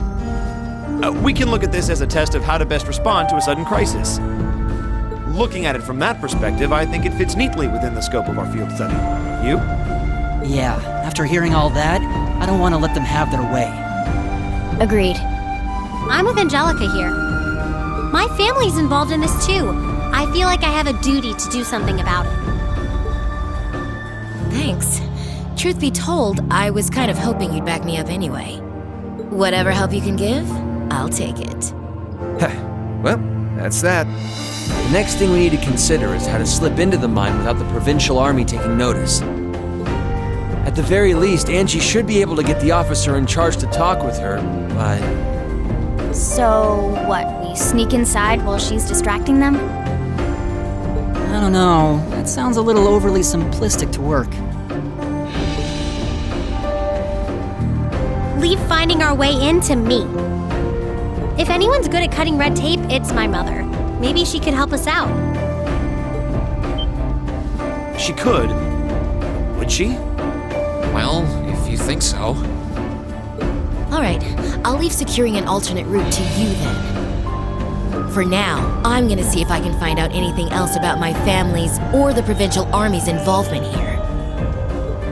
George, give Toa a call and see if you can find out what the Imperial government is doing about all this. Gotcha. I'll see if I can turn up any machinery that might be useful too. This is starting to feel like last year's field studies all over again.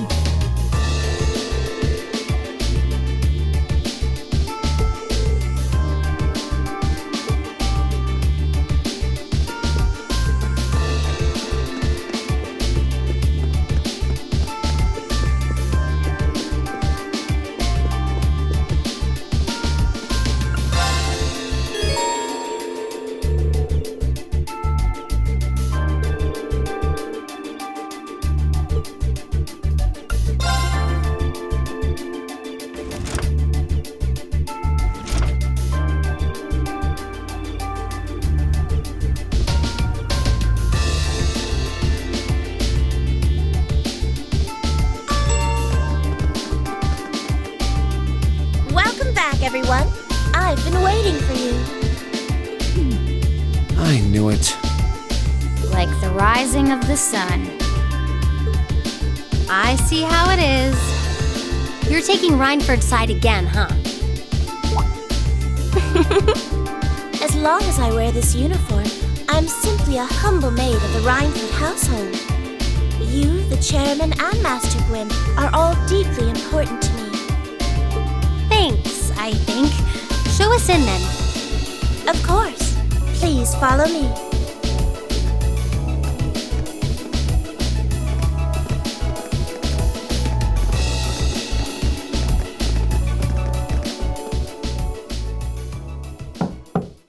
Bring them in. As you wish. Mother, we need to see you. Excuse us.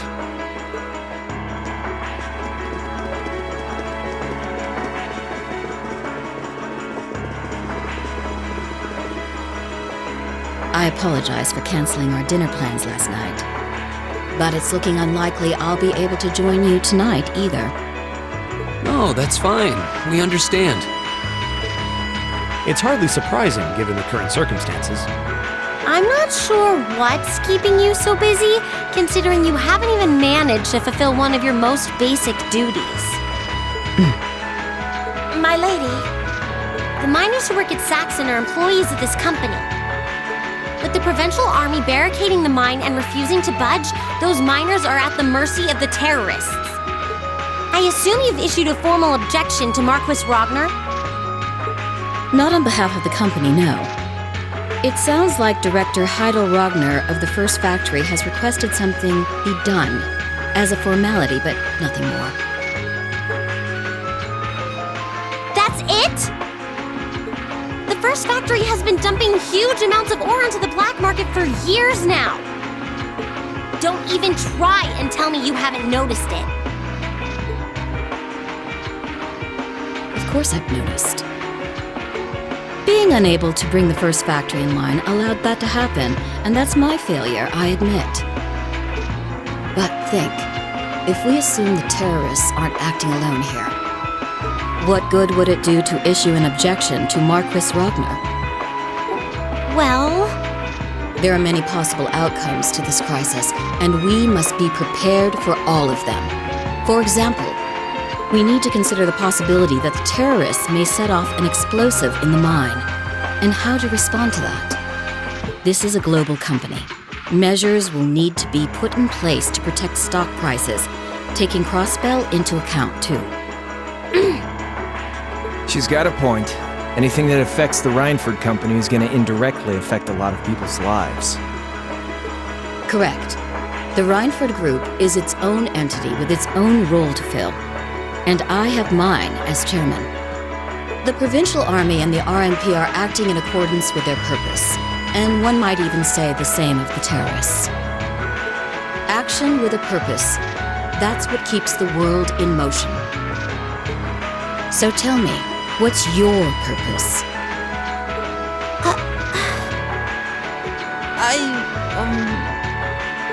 Well... If you get what I'm saying, I suggest you leave. I expect the explosion at the military factory is the extent of the damage the terrorists will cause here.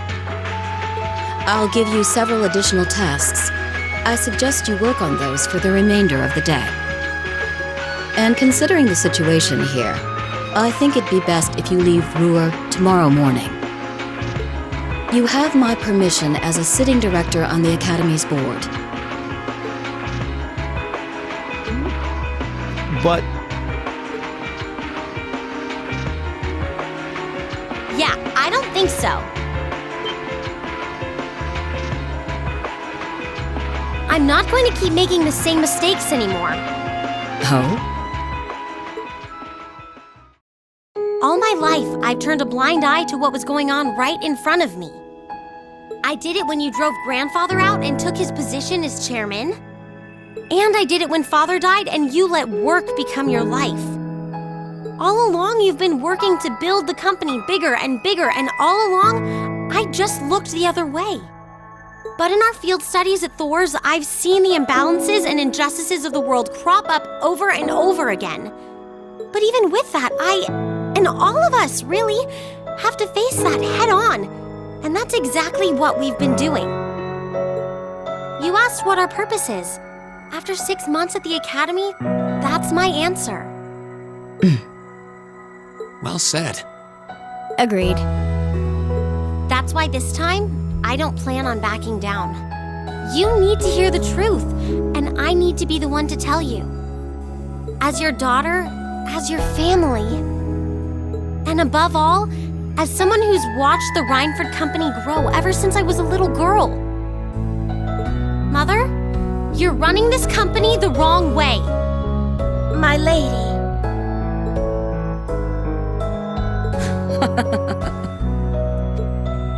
Can I assume you, in your infinite wisdom, are planning to tell me the correct way to run my company? Naturally. But I still need more experience before I can do that. I promise you, though, that by the time I graduate from the academy, I'll show you how this company should be run. As someone who just might succeed you as the chairman someday, I should be able to do at least that much.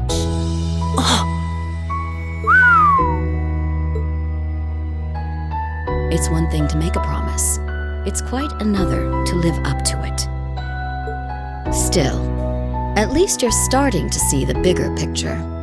Mother. Give it to her, Sharon. Certainly. Here, my lady. What's this? Some kind of key card? Correct. It opens the door to a passage that connects Ruhr City to the iron mine. Wait! There's really a secret passage? The former chairman built it for use in case of an emergency. You'll find the entrance in the underground part of a maintenance room on the upper level of the city. If we use that passage... We should be able to completely avoid having to deal with the provincial army. I'm not going to say thanks. Right now, I just believe this is the best way to press forward.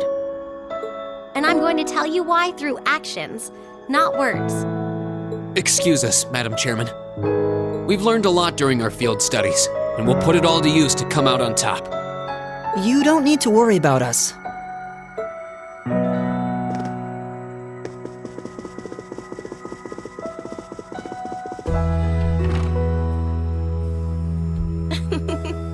They've grown a lot in the last 6 months.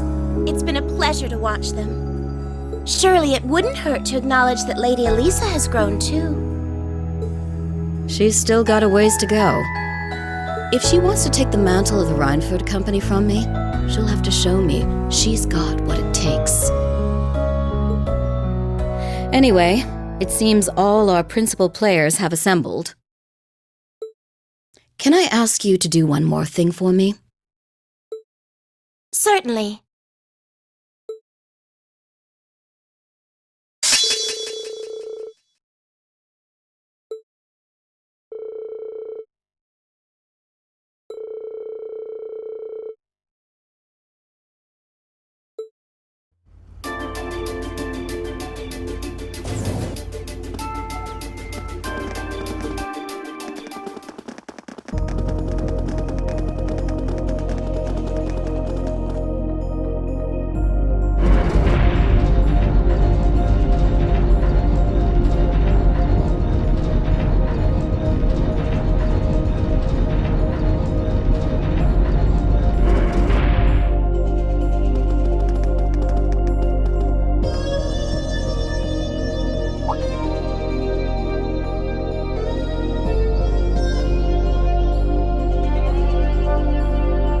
Who would have thought there'd be an underground passage going all the way from Ruhr to the mine? Gwen really does think of everything. Oh, you know Elisa's grandfather? I've heard you two got along famously back when he was still living in Ruhr. He taught me all kinds of great stuff. How to pick up girls, the best spots in the entertainment district, you know, the really important things in life. It's not that I can't believe it, it's that I can. Too easily. I can only hope to sit and learn at the feet of the master one day. Still, it's probably thanks to him that Angie didn't go any further off the rails than she did. Can't deny that. That's nothing to laugh at. I wonder if we'll seem as colorful to the first years when we're second years. So, you think this is gonna work?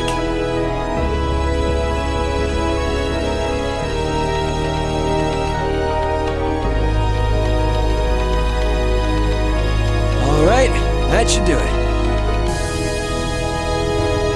What is this thing? An orbital wave antenna?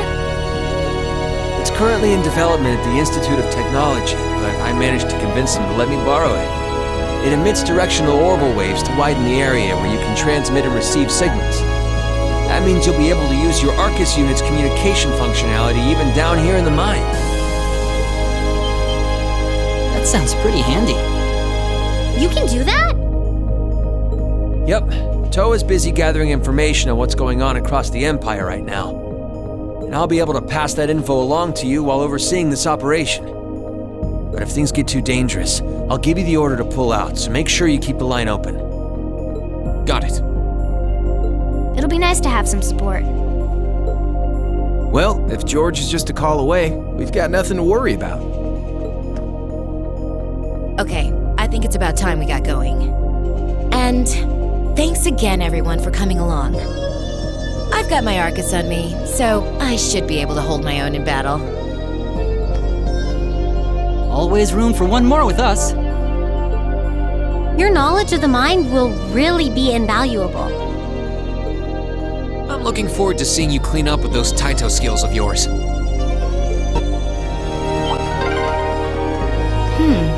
Looks like this is just a one-way path. Well, no chance of us getting lost in here at least. Let's run on through. We've been walking for ages. How far are we at this point? Judging by the distance we've traveled, I'd say we're about halfway. How can you tell that?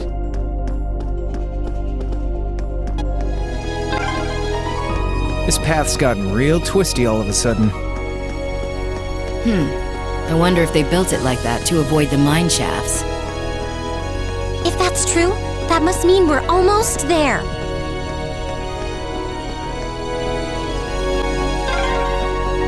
Over there! Looks like we made it.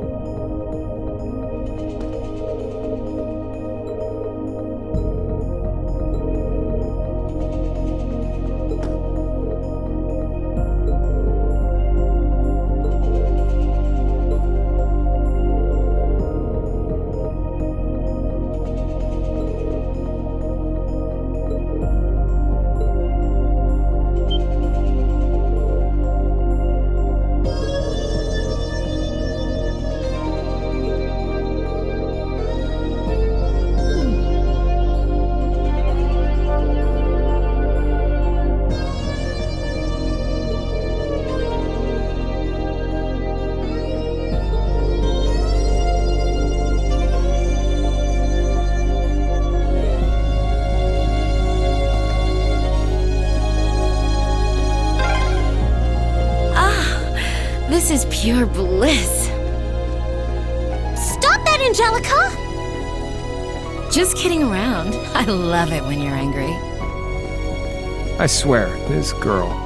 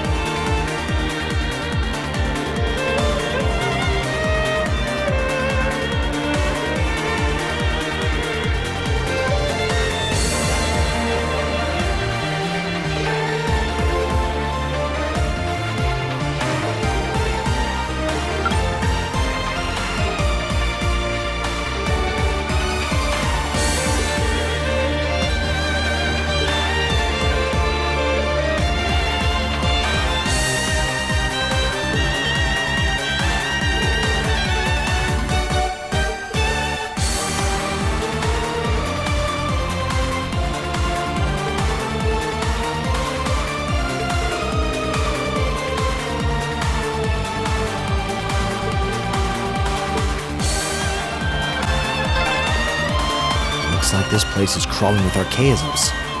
Just like Aurelia. There's some monsters I didn't see when we were here yesterday, too. They must have brought them in from outside. Be careful.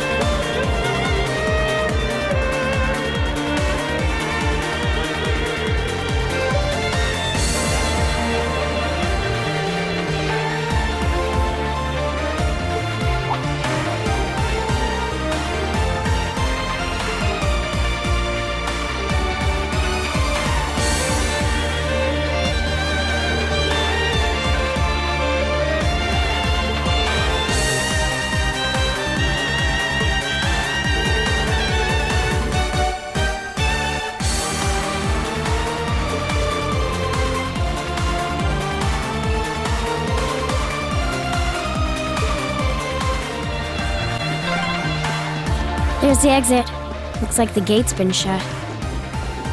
So, the Provincial Army and the RMP are having their shouting match out there. Let's just leave him to it. We need to head further in.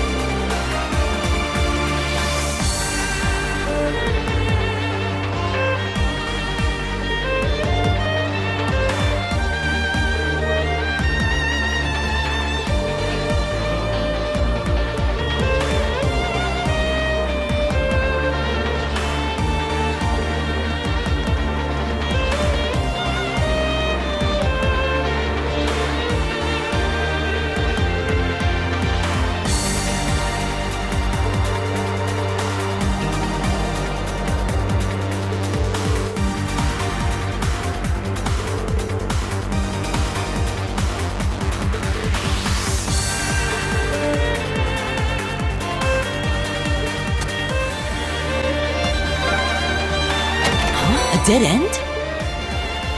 Maybe not. We walked past a ladder not too long ago. Let's go back and find it.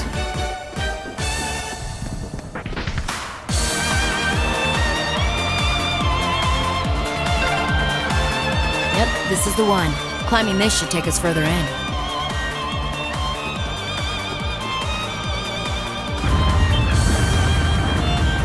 What was that? I heard a rumbling. Was there a cave-in somewhere? Nothing's gonna collapse in here, is it? Phew. Looks like it came from somewhere farther off.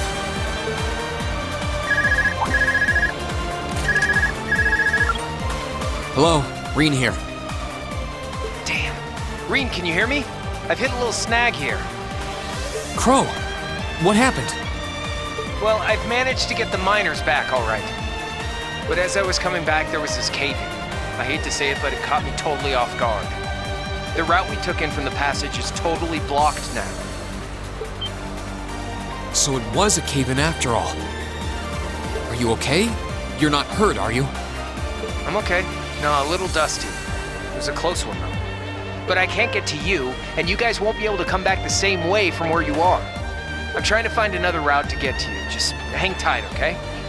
We will. And be careful. Was that Crow? I heard you mention a cave-in. What happened? That sound we just heard was a cave-in, and it happened right along the route we took in here. Crow's okay, but he doesn't know if he'll be able to find another way to get to where we are. That's unfortunate. And it means our exit point is cut off too. Looks like there's no turning back now. Let's keep going. I'm with you all the way. We're not leaving until we find those miners. There we go. Almost there. Just a little further now.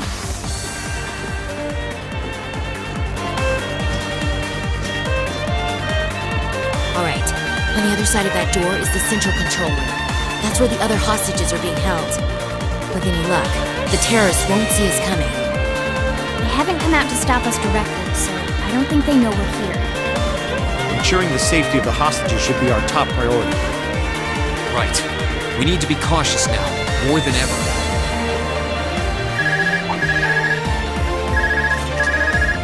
Hello, Rean here. It's me, George. Is it safe to talk now?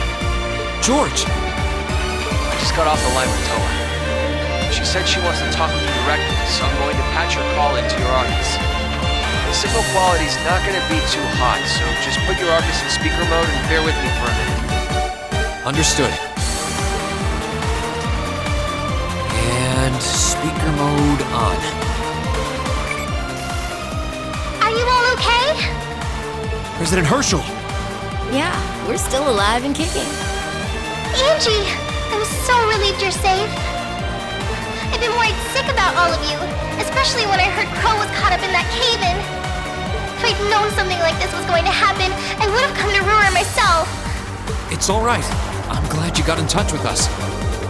We really appreciate everything you're doing. Anyway, it sounds like Crow's fine, so you don't have to worry about it.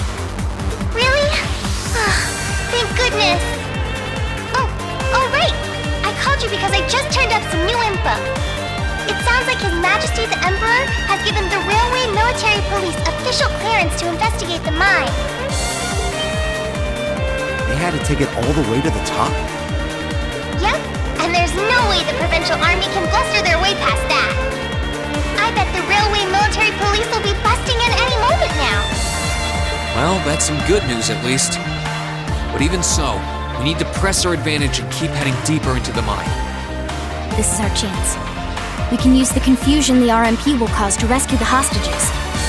But even if they do step in, I can see the Provincial Army still trying to get in the way. Yeah, so the sooner we act, the better chance we have of getting to those miners and getting them out safely. Okay, but be careful, everyone. And if you feel like it's too dangerous, you get out of there quick, okay? Don't try to do anything too reckless. That goes double for you two, Rean and Angie. Me? Reckless? Looks like she's got our number. Don't worry. I promise we'll come back in one piece. Okay, you promised.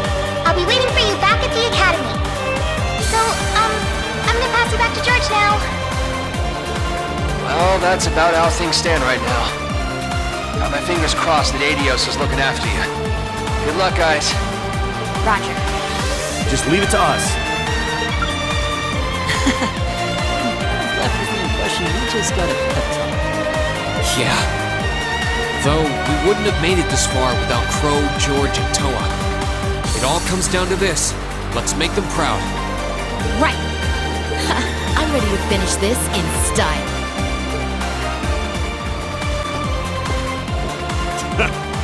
Who'd have thought you kids would turn up again? You just don't know when to quit!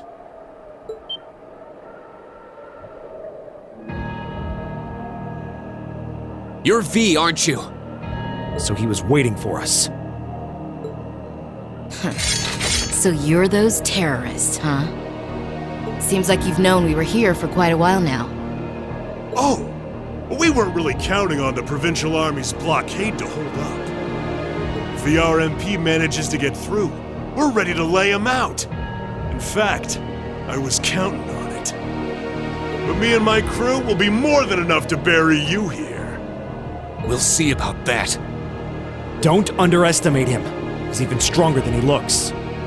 We were able to beat him back at Guerrilla Fortress because Instructor Neidhart was with us. But if he hadn't been there... Now I remember. Are you a survivor of the Arngarm Jaeger Corps? Surprised you heard of it, Sylphide. It was long gone by the time you started making a name for yourself. I heard about it from the boss. He mentioned he'd faced you guys on the battlefield a few times. Said you were worthy opponents. I'm honored that the Jaeger King himself would tip his hat to us. It's a little late, but you've got my condolences. He was one hell of a man. Thanks.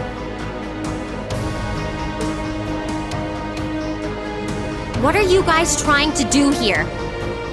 Even if you are cooperating with the noble faction, it's not like you both share the same ideals.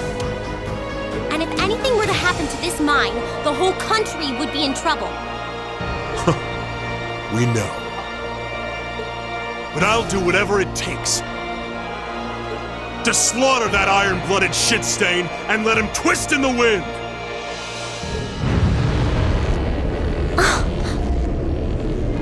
But why? Why do you hate Chancellor Osborne so much? Kid, I could give you my life story, but I doubt you'd understand even then. You have no idea how many have been driven from their homes thanks to his reforms. How many folks have lost everything they had because of him. Well... Victims of the Chancellor's expansionist policies, huh? Well, we ain't all pressed from a mold. We got different reasons for being here. Gideon hated him for his ideology. And Scarlet, I heard she lost her old hometown when he went and built a railway through it. So that's it. So that's what drove her to terrorism. Me? Let's just say I've got a misplaced grudge against the guy. Not that I've got any intention of repenting for it now. Like Sylphide said, I ran with a corps called Arngarm. Led it, actually. Just a medium-sized outfit. Nothing too grand. We took decent-sized jobs, did them well, and pulled in solid business. That was life for us. Sure, we might have gotten a little too fired up when we were facing down dangerous enemies. But it wasn't all rough going. Whenever we had a bunch of new folks join up, we'd take one easy job after another.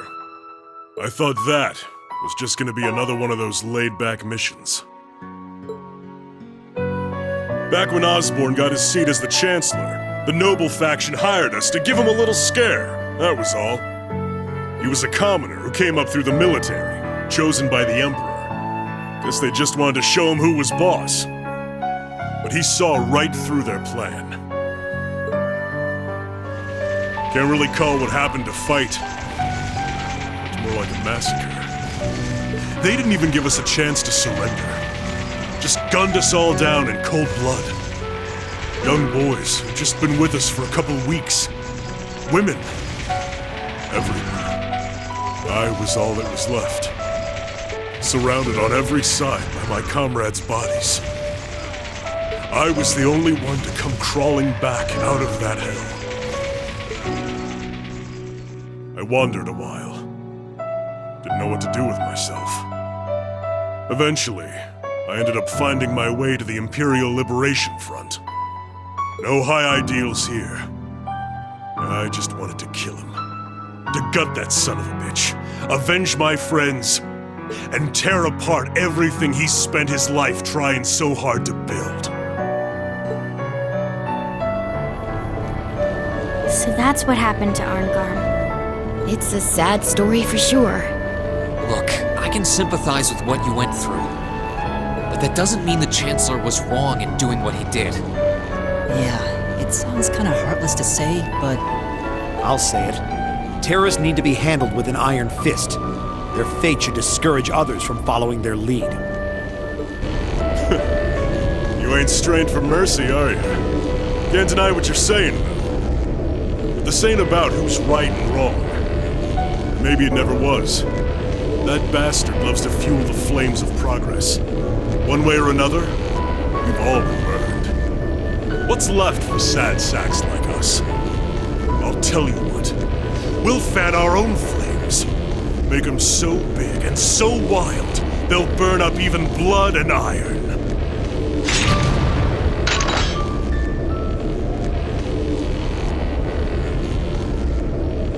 Now then, you came all this way.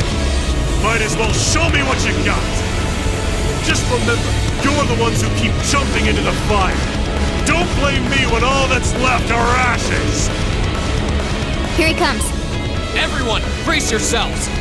We're counting on you, Angelica. Sure thing. Let's do this. They're strong. I can't believe we got pushed back by a bunch of students. You kids hit harder than I expected. This fight is over. Release the miners!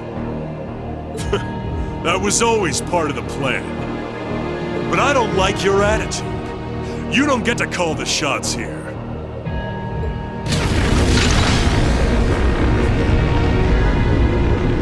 What?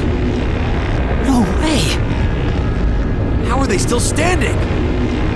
That's one main vibe I'm getting from him. Even among Jaegers, only the strongest warriors give off an aura like that. Do not despair, comrade. This simply goes to show how much they've grown since our first meeting.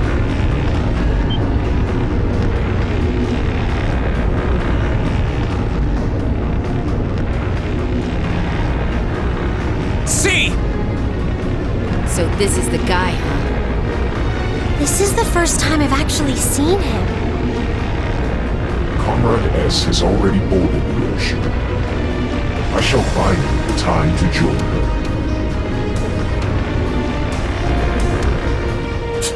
Fine. Chalk this one up as my loss. But next time, we'll have some real fun. Sorry, Comrade C. We'll wait up for you.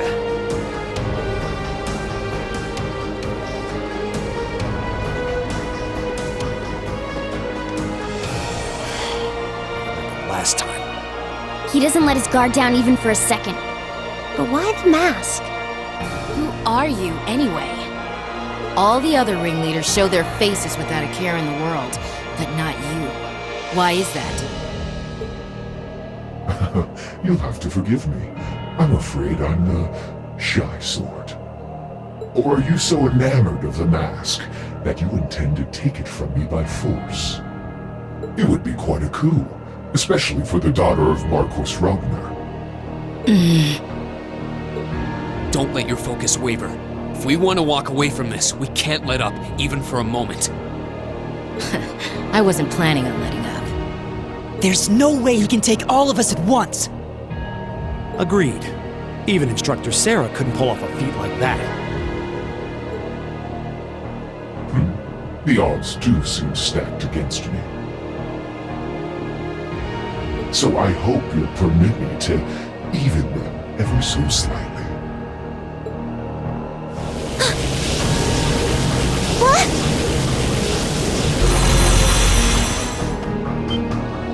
Two archaisms! Were they there all along? This is the height of summer when we last crossed blades in the highway. Do you think you can prevail now where before you fell short? Tell me the words. With steel. Most impressive. How do you like that? Just paying back what we owe from the summer festival. Now hurry up and release the miners. The miners are being held in the area above us. They've been bound, but their lives are in no danger. Are you telling the truth? That does match what the other guy said. Well then, with that cleared up, let's talk about you, shall we? I hope you're not thinking you're just gonna walk out of here after everything you've done. I'm afraid that's exactly what I'm thinking.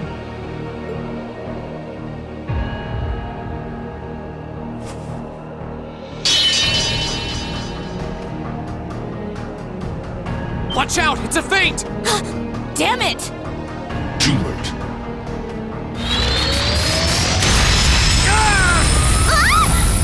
Goddess help us!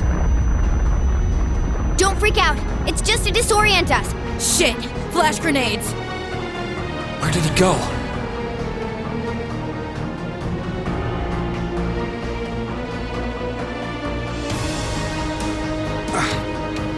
He's gone.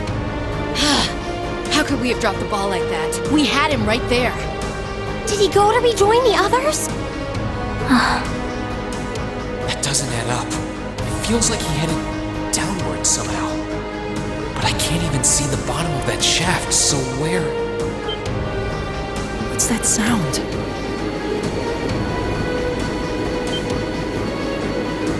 That's the airship we saw at Guerrilla Fortress. Looks like Reinford's high-speed RF-26 model. So the Liberation Front has expensive taste in airships. What is going on here? It's the terrorists. Take aim and fire. Yes, ma'am!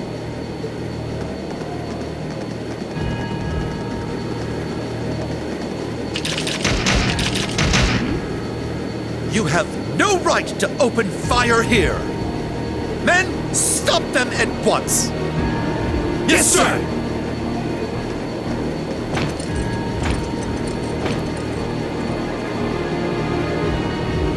What do you think you're doing? My, what a pathetic spectacle. And the Chancellor has sent his loyal lapdog to bark us up a tree too. Go on and scurry back to your master, Icy Maiden, and tell him this. Our preparations are complete. Next time we strike, he shall be the one in the crosshairs.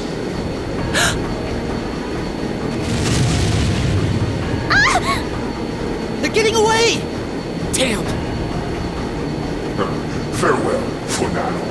You failed, but at least you can say you tried. And to you students, the next time our paths cross, you...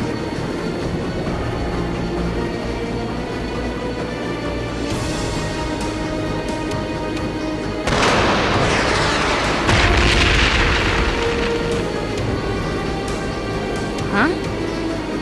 What was that? It couldn't be. Oh! Everyone hit the deck!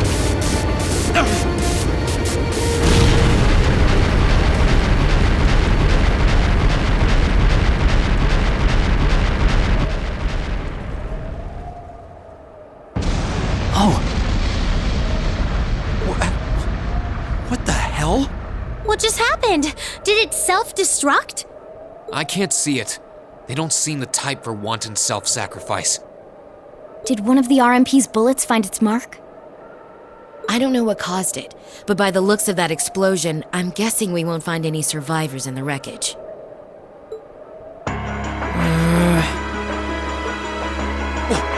is the meaning of this? Terrorists or not, that doesn't excuse shooting down their airship without even offering a chance to surrender. Please, calm down. There's no evidence to suggest the explosion was caused by our gunfire. In fact, given the magnitude of the blast, I suspect that some sort of explosive was planted on the airship. Right now, let's prioritize rescuing the miners, then begin a full investigation into exactly what happened here. You have the nerve to suggest... We have written permission from His Majesty the Emperor himself. Or are you telling me you intend to ignore that and hound us every step of the way? Don't get all full of yourself just because of one little sheet of paper. And who the hell are you meddling kids? Are you students? What business do you have on restricted property? Whatever excuse you have better be nothing short of brilliant, or you're in for a world of trouble! Well, crap. We're in the hot seat now. Are you kidding me?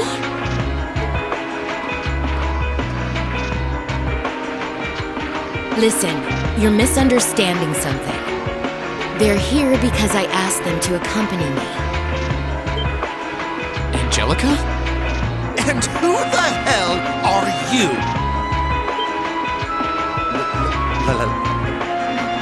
Lady Angelica? Hey, it's Lady Angelica. I heard she was back, but this isn't really the place you expect to meet a Marquis's daughter. Ha! Long time no see, guys. Oh, I see a couple of faces I recognize under those fancy helmets. Maybe I should have tried the front entrance first, after all. It would have given me an easy chance to ask some of the pressing questions I've got about this whole affair. Like, you know, why you let terrorists have the run of the place while barring entry to law enforcement officials, maybe? Uh-oh. This isn't looking good. Remain calm! We were acting under the direct orders of the Marquis himself. He expressly commanded us not to let these insolent fools trespass in his territory. Oh? The Marquis must be quite the sly businessman. To acquire ownership of a mine I wasn't aware we were selling. What? I recognize that voice. How could he be?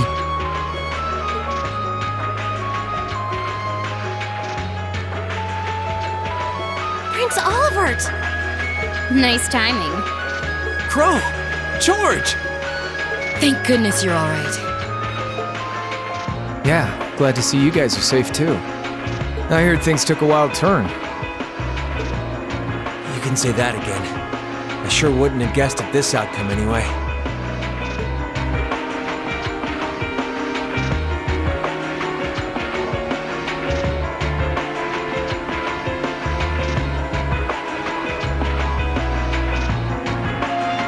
So that's the last of the terrorist airships accounted for then? All that we know of, at any rate. We'll need a more detailed examination of the wreckage to say for sure.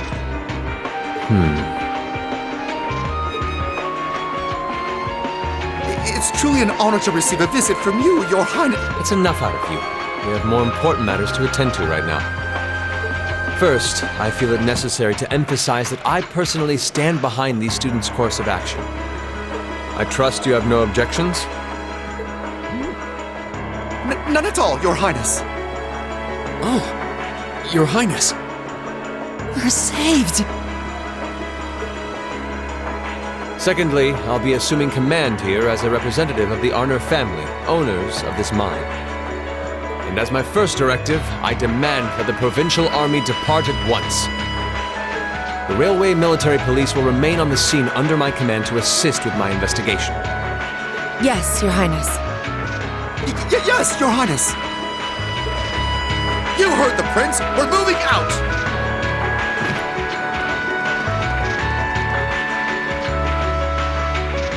After all the peril, the situation was resolved with surprising speed. The Railway Military Police fulfilled their duties under the command of Prince Olivert.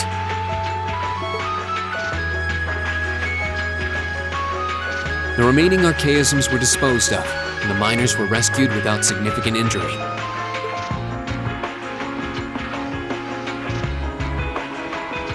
But the implications of what had just happened were profound, and the news was likely already beginning to spread.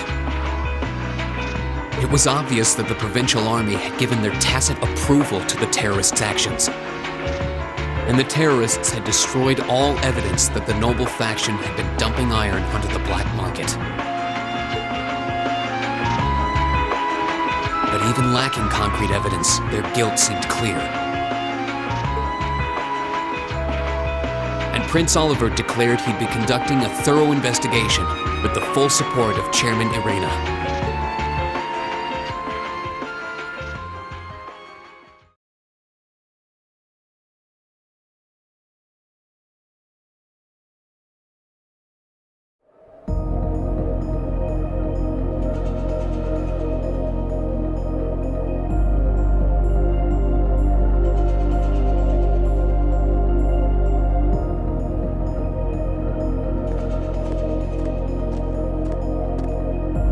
This must be it.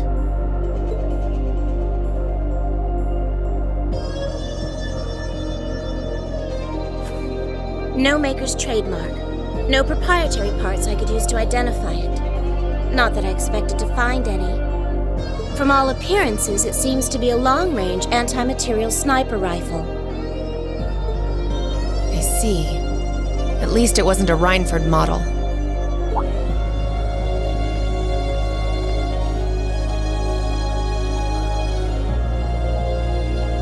That's correct. I suspect this is yet another of that workshop's products. Their handicrafts do seem to be in vogue these days, especially with the Red Constellation. Indeed, but this is no laughing matter. And while I have you here, Miss Kruger, I've been hoping for the opportunity to have a little chat with you for quite some time now. Exactly how much involvement does your employer have in all of this?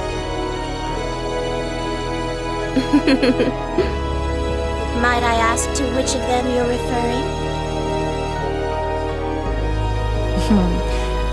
Let's go with both of them. My apologies. It seems we didn't clear this area as thoroughly as I thought.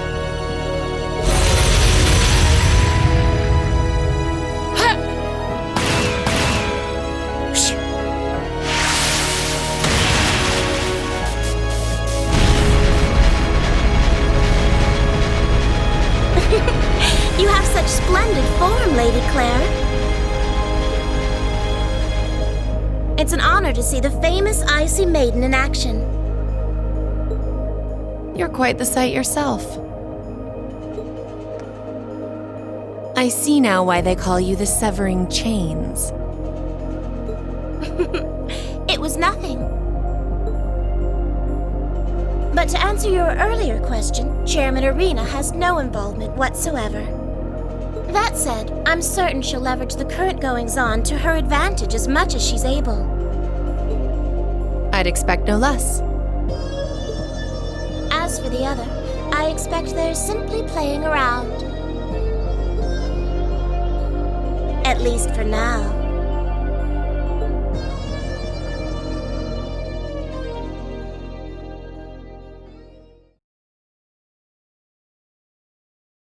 Ooh, you're moving up in the world. I've got a little reward here for you. Keep up the good work. Perfect! You guys are the best! In the following weeks, it was hard to tell how much the Empire's situation was shifting, but one thing was certain. Changes were happening. With the death of their ringleaders, the Imperial Liberation Front's campaign of terror was finally over. And in recognition of our actions in Ruhr and at Corellia Fortress, all of us in Class VII were invited to Valflame Palace. There, we were granted the honor of an audience with His Majesty the Emperor, Eugen III, along with Empress Priscilla, the mother of Princess Alphen and Crown Prince Cedric. But no sooner had we been thanked than we came face to face with the leaders of the factions that divided the nation. The heads of the 4 great houses who rule their vast provinces with absolute authority, and the Chancellor and his close ally, Governor Regnitz, who brought reforms to Heimdall and expanded the railways. Both sides were quick to offer us words of praise, but just as quickly turned to criticize each other's role in the crisis. Eventually, His Majesty was forced to step in and rebuke both sides, clearly disgusted by their behavior. As it stood, the terrorists' defeat made it difficult for their supposed supporters in the noble faction to act openly, while Crossbell's push for independence was causing enough of a stir over there to keep the reformists busy. With both sides tied up, it looked like the Empire was in for a long overdue respite from its perpetual conflict. We'd finally gotten all the details for our concert performance worked out, and Elliot announced that we'd be doing 2 songs, a duet between Machias and Eustace, and a solo by Emma. To no one's surprise, all 3 of them were quick to raise objections. But after Crow and Elliot explained their choices and how their master plan would win over the audience, the rest of the class was totally on board, leaving our new vocalists to resign themselves to the inevitable.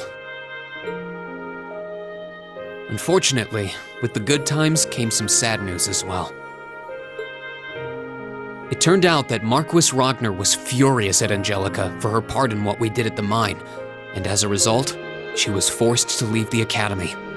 Contrary to the official statement, her withdrawal was to be permanent. Before she left, she asked me if I'd look after the orbital bike for her. At first, I didn't want to. It felt like I'd be accepting that she'd be gone. But after thinking it over, I finally agreed.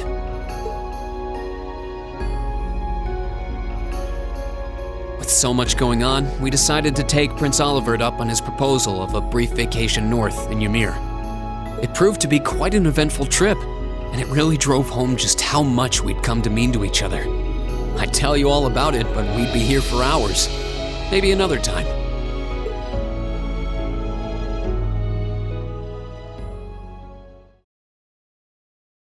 Anyway.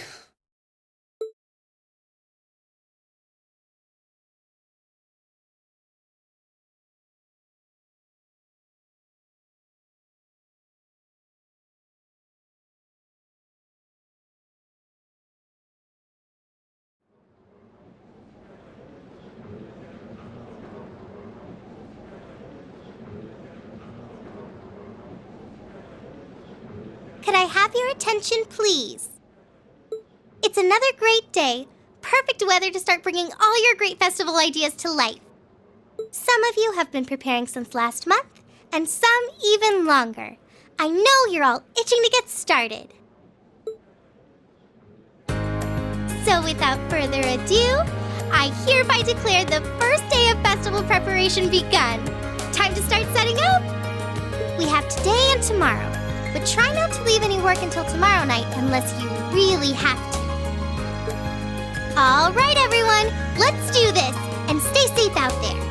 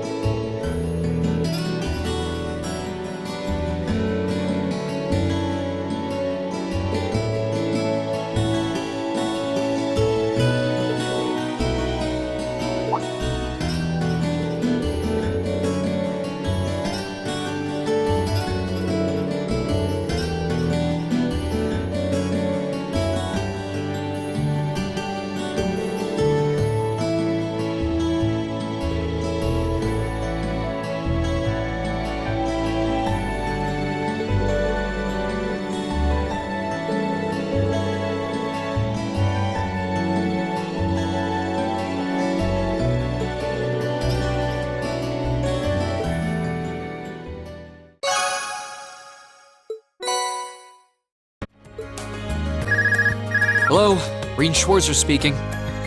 Yo, it's me. Oh, hey, Crow. Is something wrong? It's not like you to call out of the blue.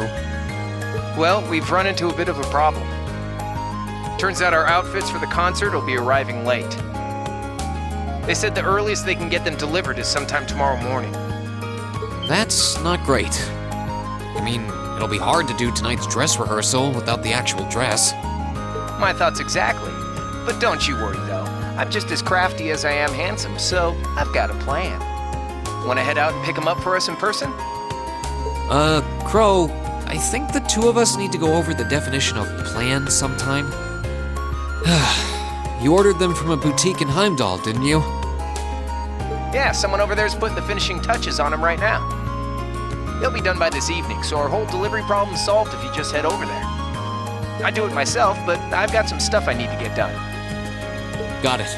I'll take care of it. I'll head to the station right now. Wouldn't want to miss the train on something this time sensitive. Whoa there, the train? Come on, man. Don't tell me you forgot about Jellica's parting gift. Oh.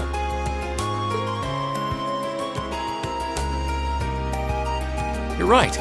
It'd probably be faster to get to Heimdall by bike than by train. Okay, bike it is. Besides, if I cut down on my travel time, I can put more work into the festival. Even when I give you something cool to do, you find a way to make it dorky. Oh yeah, you should take someone with you too. You're bringing 11 outfits back here, and that's not exactly going to be easy on your own. That's true. It'll be a lot easier with the sidecar too. Okay, leave it to me. Cheers! Okay, I guess I've got a little more wiggle room to help out around here. I'll head to the engineering club to ask George to lend me the bike once I'm done.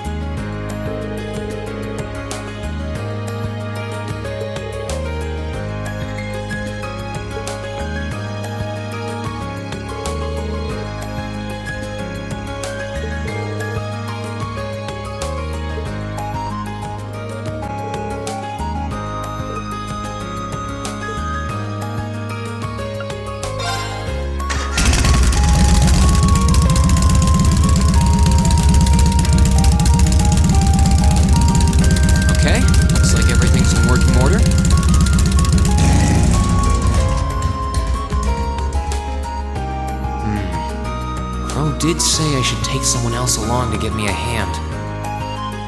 Not sure how busy everyone is, though. Let's see. Who should I try asking first?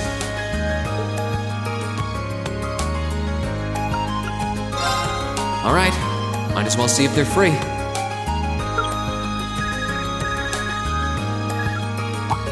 Hey, it's Rean.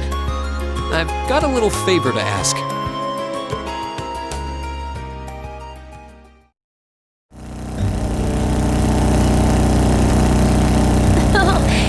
Feels so nice.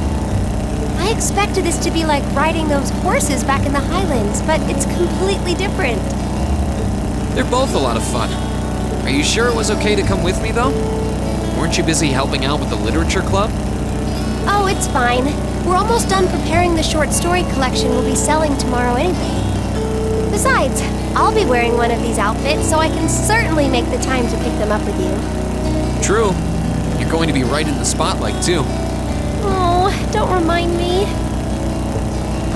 By the way, what sort of outfit will I be wearing? Trust me, you don't need to worry about a thing. I checked all of Crow's designs myself. But it won't be too revealing, will it?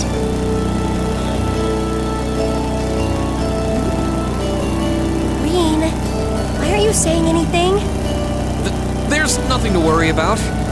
It's just revealing enough.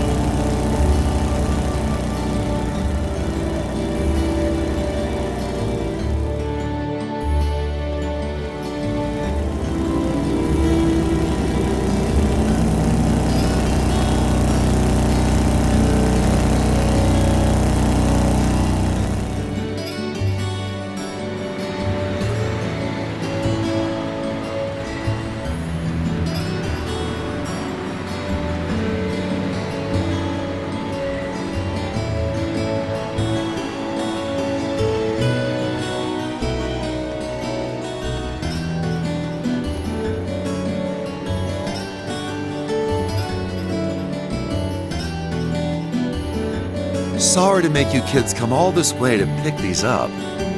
I think you'll be pretty happy with the way they turned out, though. Fantastic! I can't wait to see them. Thank you for making them for us in such a short amount of time. This was no sweat compared to what Crow put me through last year. He had me working like a madman. Last year's concert was great, though, so you can bet that I'll be there to see if you kids can top that. Oh, by the way, are you the girl on vocals? I knew your measurements, but now that I see you in person, you're really gonna knock the fellas dead in that outfit.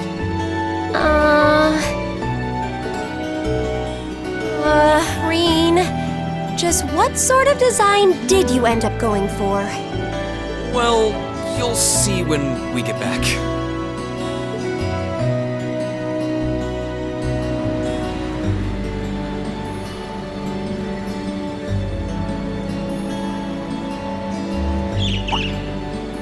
A bird?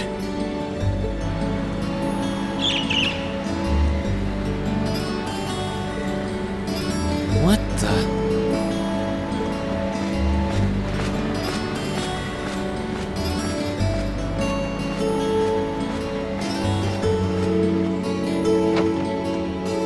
Rean!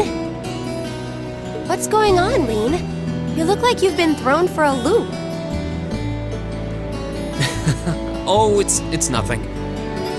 There was just a strange bird on that lamppost over there. What was strange about it exactly? Well, I've never seen a bird with feathers that color before.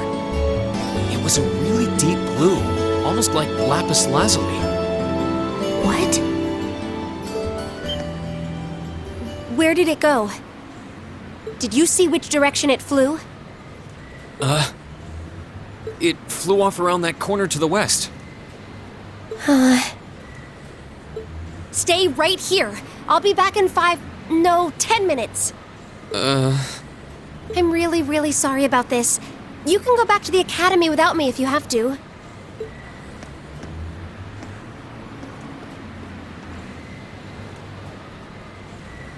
What's gotten into her? I guess she's secretly been a bird watcher all this time. Don't you two make a cute couple?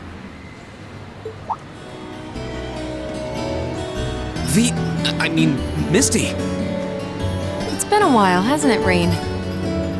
Thanks for not using my real name. If people here in the capital were to overhear you, I'd be drowning in fans in no time flat.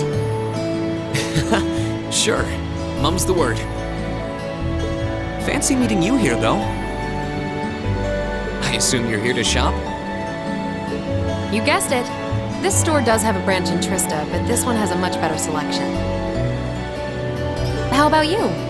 What brings you out here with suitcases in tow? Wait, did you just break up with that girl with the glasses?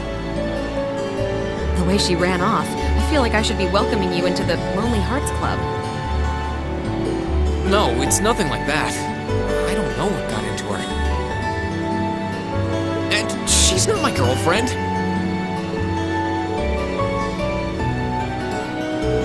Wow, concert, huh? That sounds like a blast. I'd love to drop by the festival and see it myself. I might be able to go if I can free up a bit of space in my schedule. It'd be great to have you. Although I can't imagine a professional like you would be terribly impressed. Oh, don't be silly. Great music comes from the heart. I take it that the girl I saw earlier is on vocals then? How can you tell? There's just something special about her. She has a certain aura. Whoops, lost track of the time. I better get going. Well, bye for now. Be sure to tune in tomorrow. Of course, I always do.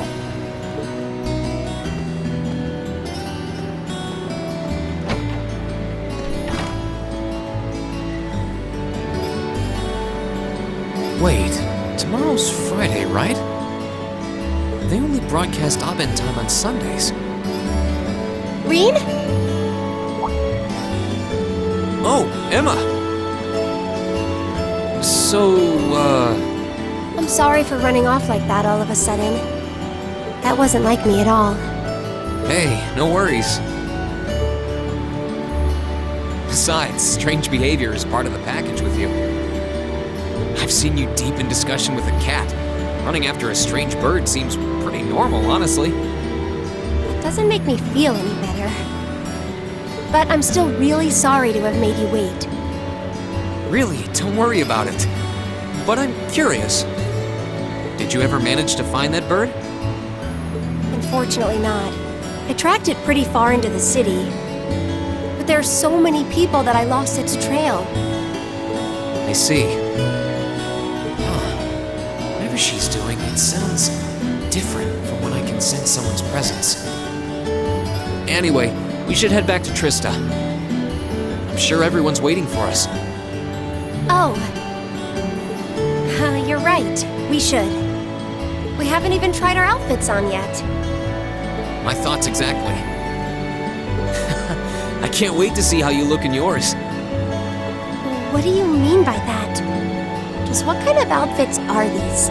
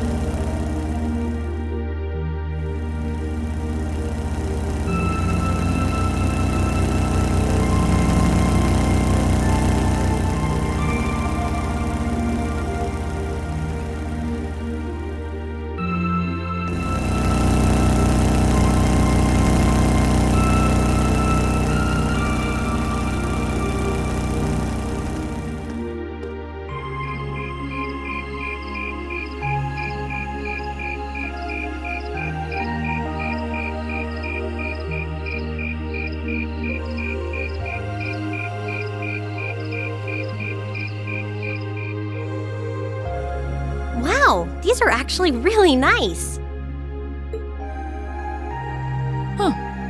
They're a bit more revealing than I would have chosen, but at least the design itself is reasonably tasteful. Yep, not bad. And the black makes us look all classy, too. Oh, what am I even doing in this getup?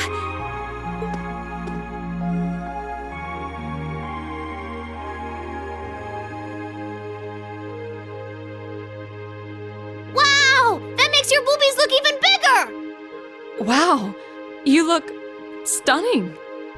That's seriously hot. Oh, I knew I shouldn't have trusted the boys. I think it's perfect, and letting your hair down adds just the right amount of mystique. Nice work on the styling, Sharon. Thank you, my lady. I think you all look beautiful. Wow, you all look even better than I was hoping.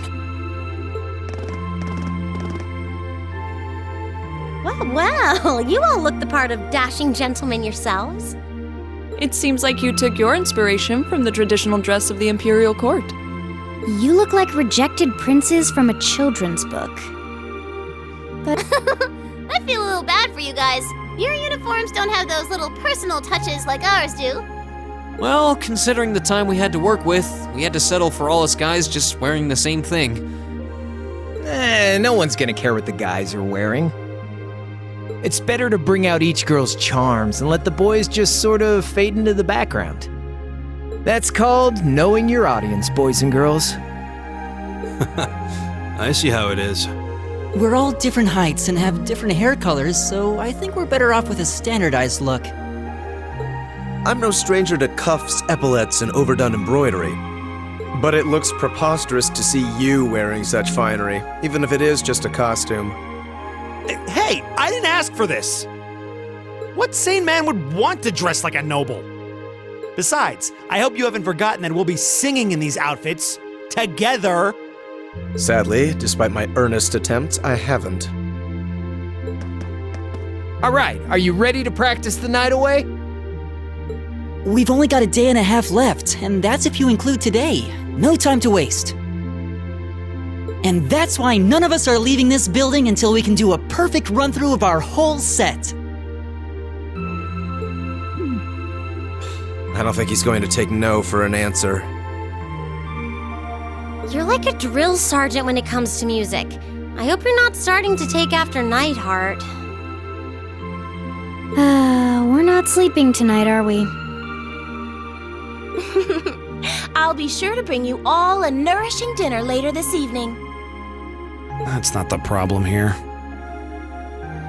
Well, I suppose there's not much more we can do than buckle down and give it our best shot. Fine. I suppose I'll just have to cast my shame to the wind and go through with it. Aww. It's not like I want to wear an outfit like this, but I might never get a chance again, so come on, Emma. Just grin and bear it. Oh no, I think we broke Emma. Maybe we ought to leave her be for a while.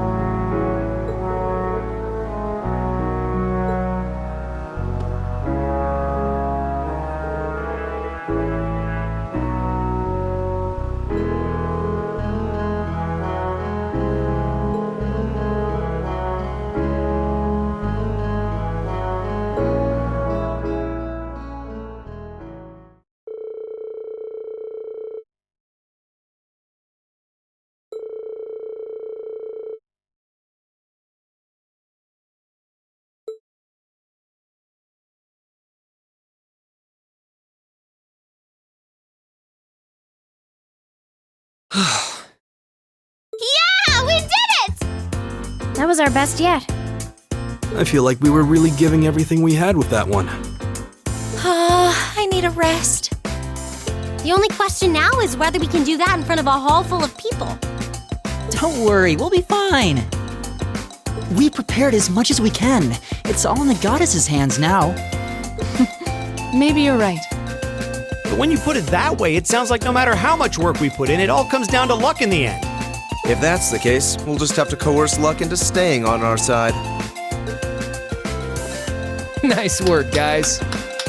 I think we're right where we want to be. You play like you did just now for the actual concert, and we'll be golden. Thanks for all your help, Crawl. If you're satisfied, I think our audience will be too. What time is it even? Only 3 p.m. Wow, I thought it was evening already. Well, no one could accuse us of not being focused enough. I just want to go back to the dormitory and bury my face in my pillow. Rest? Oh, no. No time for that now. See, the best concerts always have 2 aces in the hole. An unexpected surprise and an encore. Now that we've finally got the basics down, we can try pulling off something that'll pave our road to victory. What? Surprises? An encore? What? Please tell me you're just kidding. You are, right? Wait, we're not seriously doing that. I thought you were just joking. Now, hold on just a minute. You aren't seriously suggesting that we add another song, are you? Ding ding! He can be taught! Don't worry your pretty little heads, though. As soon as you hear what I've got in mind, you'll be all in on this. I've got a nice, simple tune in mind that everyone's heard, and most people probably even know the lyrics. Anyway, we haven't got much time to prep, so how about we get right down to business? You're a slave driver.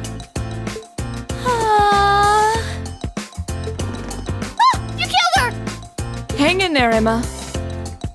I think Crow's more fired up about this than anyone else. Even me. He's taking us on a ride one way or another, so we might as well just strap ourselves in.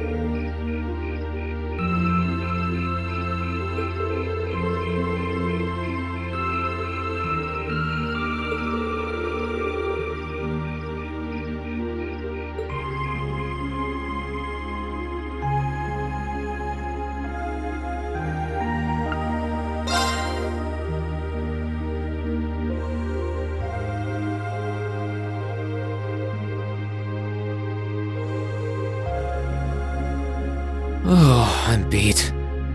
My brain's awake, but my body is exhausted. I guess at least a good night's rest will take care of the fatigue. At this point, all I can do is just pour everything I've got into the concert.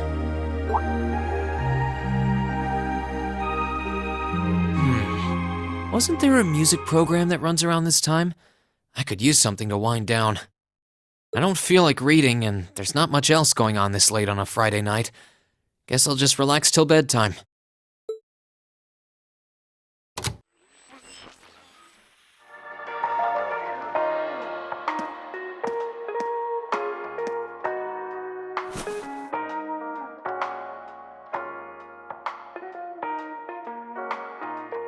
I know I'll be showing Elise around on the second day of the festival. So the only day I'll be roaming around on my own is tomorrow. If I get the chance, maybe I should meet up with some of the others to see what all of the other classes are doing. Huh? Testing. 1, 2, 3. Wait, we're already live? Excuse me? We interrupt your regularly scheduled broadcast to bring you this special news bulletin. This afternoon, Crossbell State issued a Declaration of Independence. This declaration was issued by the state government based on a recent referendum and carries no legal authority whatsoever. The imperial government has issued an official statement that they refuse to accept the declaration as valid. And the president of the Calvard Republic, which also claims authority over the state, has made a similar statement. In spite of this, Crossbell's Mayor Croix has declared that the country will act as an independent state going forward, as well as announced the establishment of the Crossbell Defense Force, raising tensions both at home and abroad. Whoa.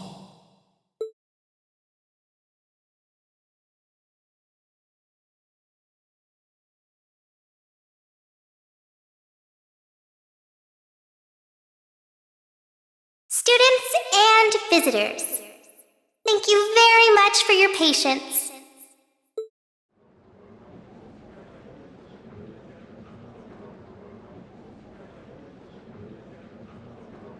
Without further ado, I hereby declare the 127th Thors Military Academy Festival open!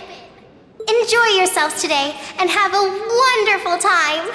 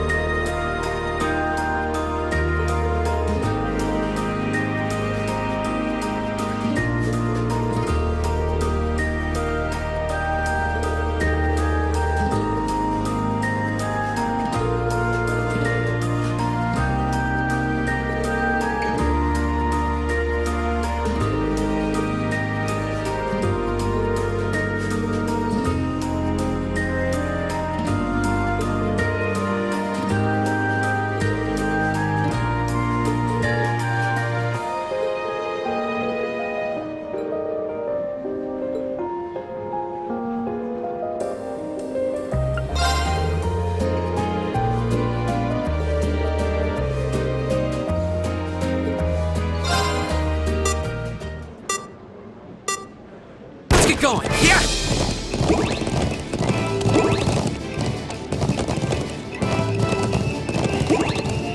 Yeah!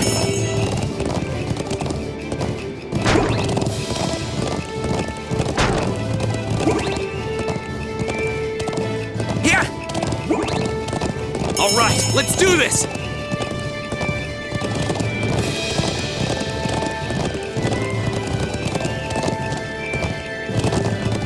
Yeah! I did it!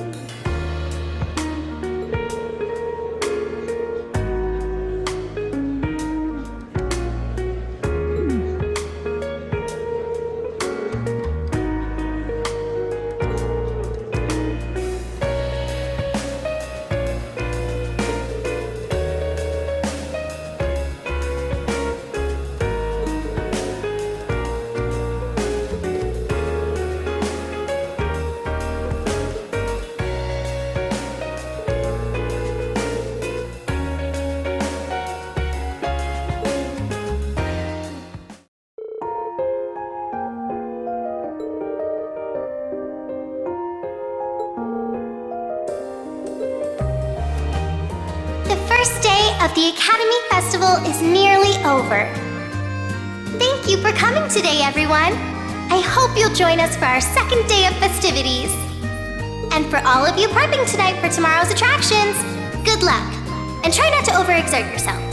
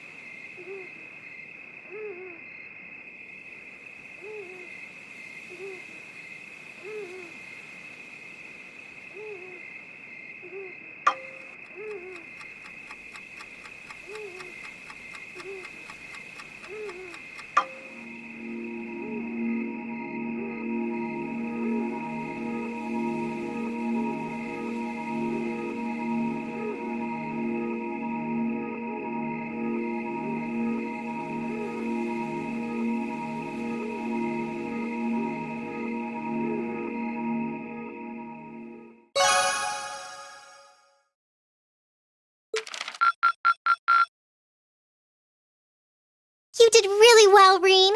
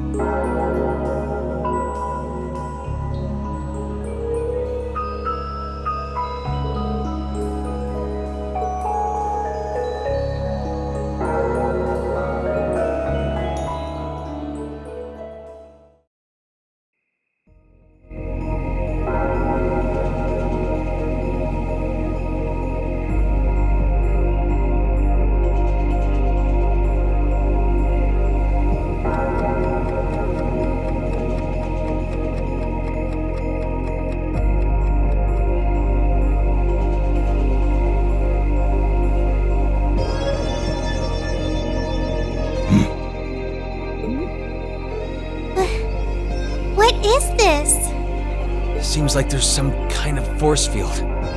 No idea what's powering it, though. Oh my! There's something very strange about this. Very strange indeed.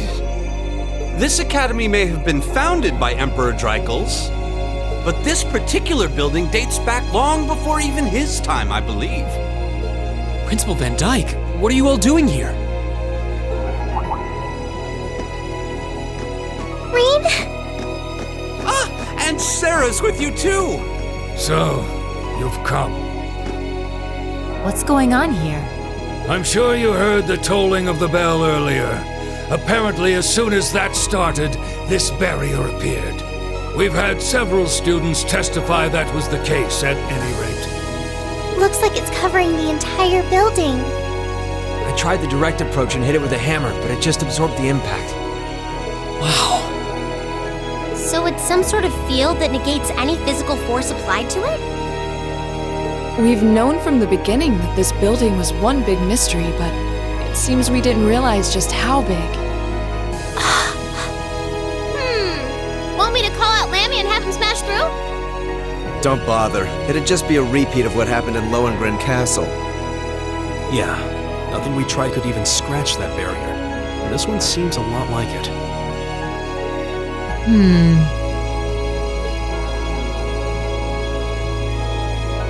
Gather the staff for an emergency meeting.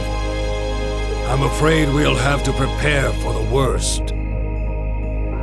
Yes, sir. I suppose we have no other recourse at this point. Toa, going forward, let's assume that the second day of the festival and all related events will need to be cancelled. George, I'd like you to gather your equipment and keep a close watch on this area. Yes, sir. Understood. Wait! Are you really going to cancel the festival? Under these circumstances, there's not much else we can do. If the building is still like this tomorrow morning, there's no way we can let visitors onto the campus. We have no idea what's happening in there either. The risk of danger is too great. It's possible we might need to evacuate the academy, or even all of Trista. No way. Damn it, is that our only option? I guess from a risk management point of view, that's the only sensible course of action, but...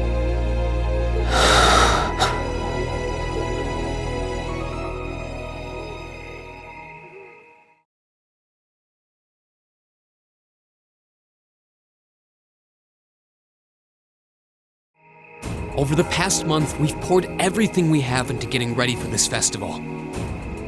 Maybe we wanted to prove we could put on just as good a show as the other classes. Maybe we wanted to impress our families. Maybe it's just that being with friends and working to make something great is its own reward. Rean! Yeah. That's all just secondary right now. What's really important is our chance to leave a legacy here. To do something new classes might look at and aspire to. Winning or losing, that doesn't really matter in the end. And it doesn't ultimately matter whether our show is a smash hit or totally tanks. Because what we worked for isn't fame or bragging rights. We worked to put on the best damn festival we could. So all I'm asking for is a chance to see that through. That's not too much to ask, is it? Oh. He's right, you know. I'm with Rean on this too. Perhaps the best we can put forth will amount to nothing in the end. But even if it does, as long as we have a chance to do something about it, we won't just take this lying down. Yeah, we spent way too long practicing to just throw it all away. Besides, it'd be super lame if we missed a chance to strut our stuff! Since the beginning of the year, it's been our class's responsibility to investigate the old schoolhouse. That's right. And it just so happens that we haven't made our monthly visit yet.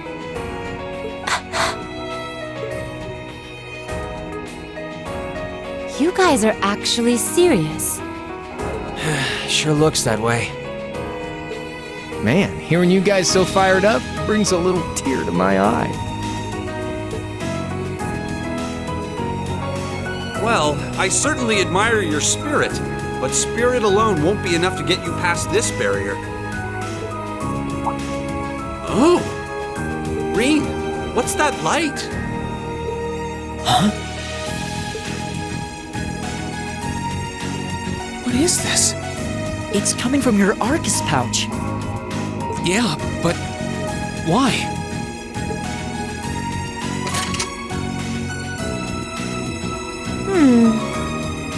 It looks like the quartz is shining. What? What's happening?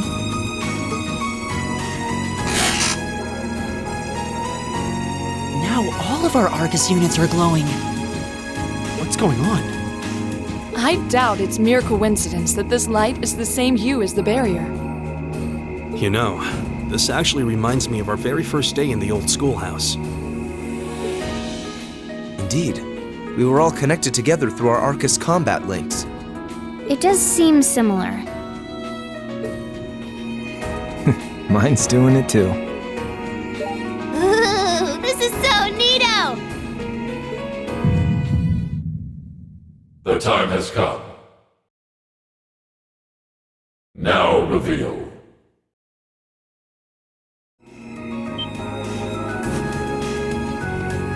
Rean? Rean!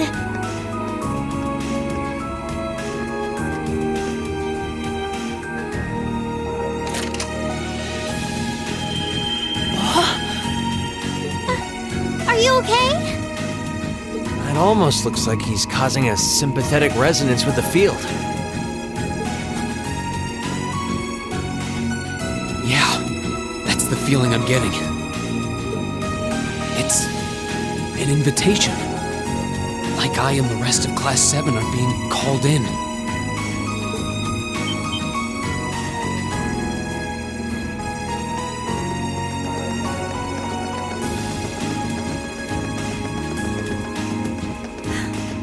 I don't know what to say. I'm sorry, sir. I guess they ended up taking after their teacher a little too much. Then you've been a fine instructor. I stand impressed with your students. Besides, making the choices that define you is part of growing up.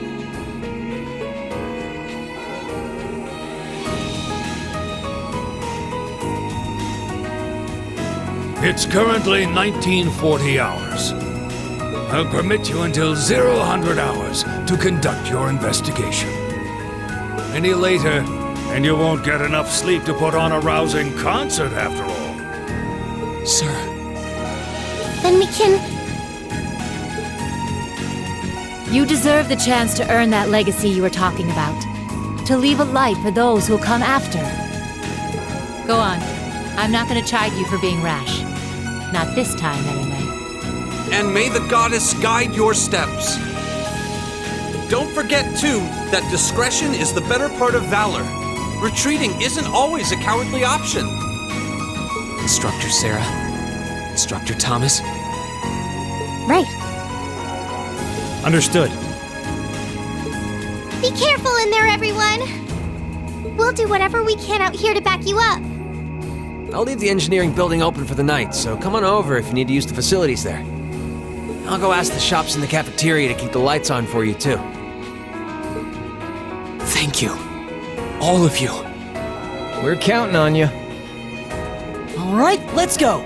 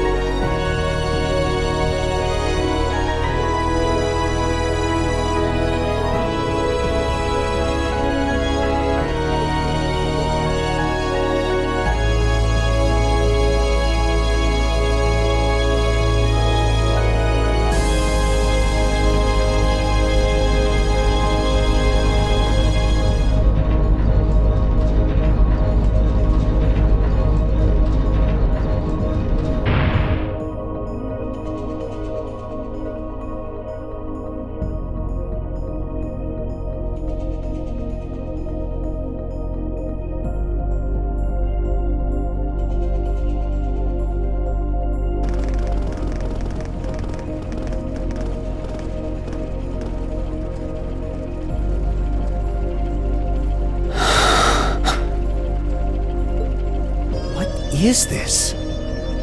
Glowing cogs? We've seen some strange stuff in this schoolhouse since we started coming here, but I think this takes the cake.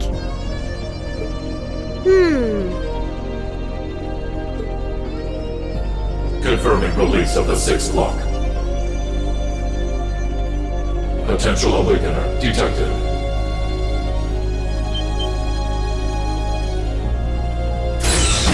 The time has come.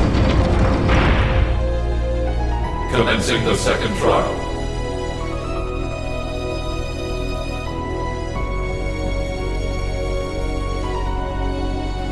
This looks the same as the red door we found on the 4th floor, but... It seems like there's an even bigger surprise behind this one. I'm very curious about this 6th lock and second trial business. Do you think the locks refer to each of the floors we've cleared so far? What's a potential awakener? Is it talking about one of us? I can scarcely venture a guess. But what seems certain is that we're here tonight because we were meant to be here. Yeah.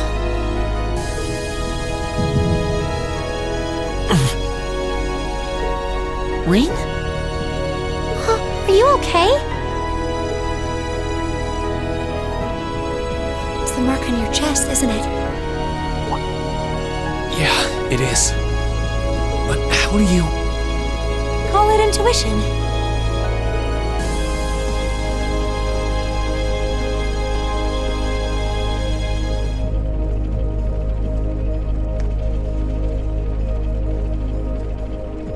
I think it should already be quite apparent, but we're headed somewhere no living eyes have seen. Are you sure you're all prepared? Emma? Well, well. You certainly seem to be in the know about all of this. And how long has Celine been here? Meow.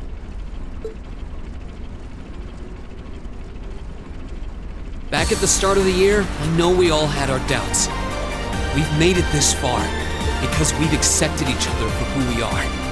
And I think being part of Class 7 is a big part of that. Even if the world were to stand against us, we'd have each other. The challenges we face together. Rean. Couldn't have said it better myself.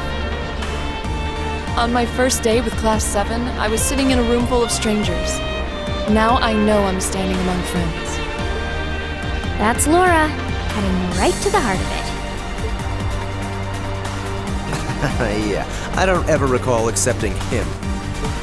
I could say the same about you! Some things never change, do they? Honestly, if they ever stop bickering, I'd probably miss it. It's just one of those things that makes us what we are. Aw, you guys have a good thing going. Wish I was part of it. You said it, Short Stack. Don't know that there's much of a place for a slackadaisical second year either. What kind of talk is that? You two belong here just as much as the rest of us. And I think you'll have to agree, Emma. Class 7 is the best there is.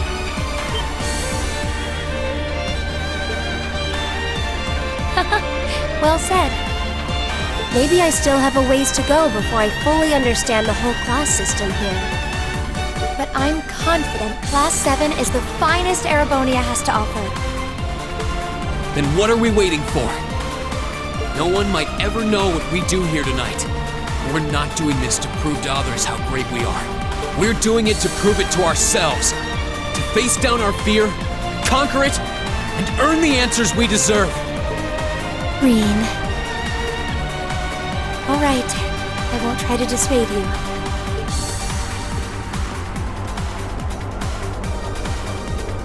Let's go earn our chance to leave our mark on this academy. Yeah!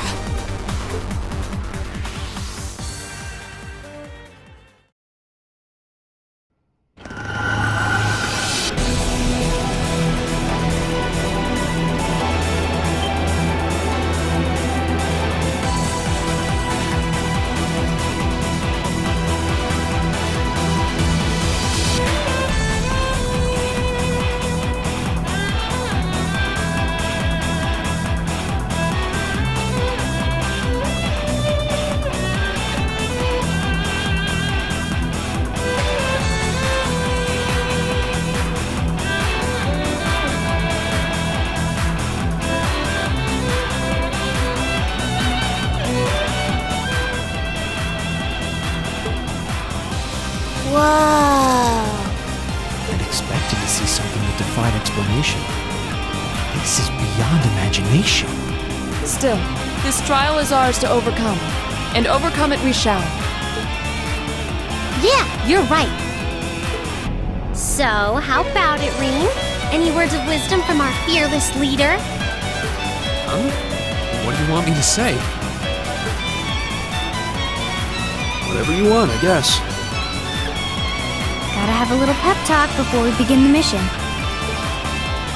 Yep, just think of it as another of our old schoolhouse adventures. Let's do this, boss man. Just don't say anything you might regret later. You guys aren't making this any easier.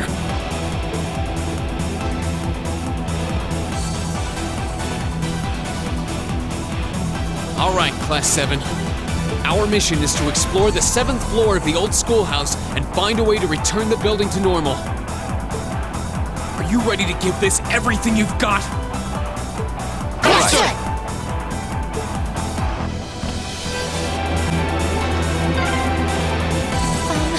Rean! Hold on to that thought for now. Let's just keep moving. Right?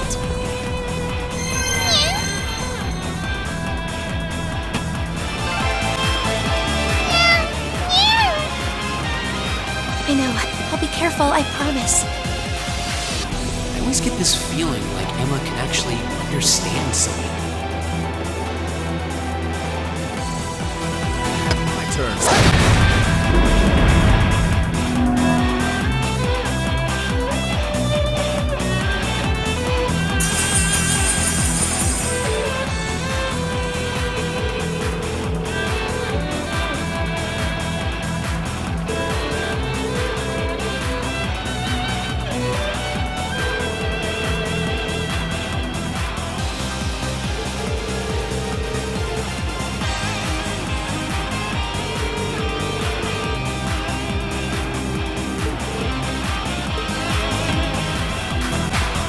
Enormous. I can do this. Stay on guard.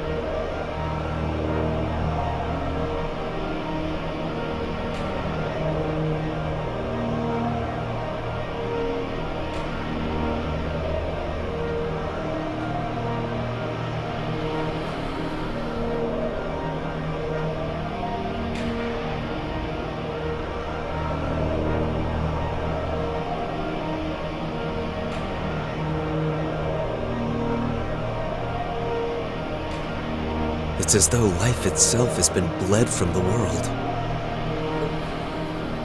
Are we dreaming? A sea of blades stretching out as far as the eye can see. Is this a battlefield?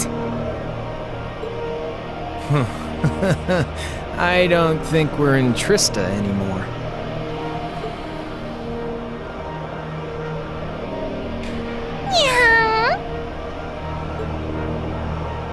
Be careful, it's coming!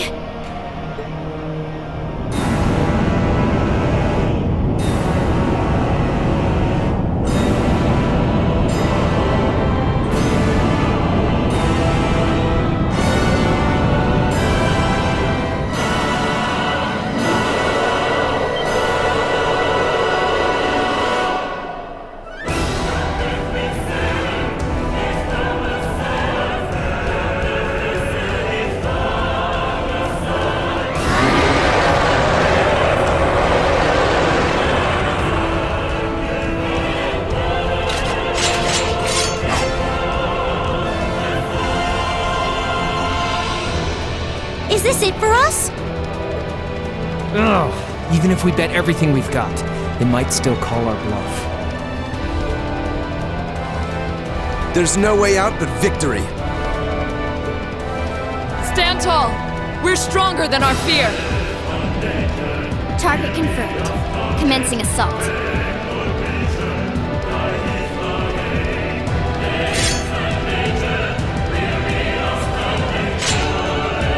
This is it. The final trial.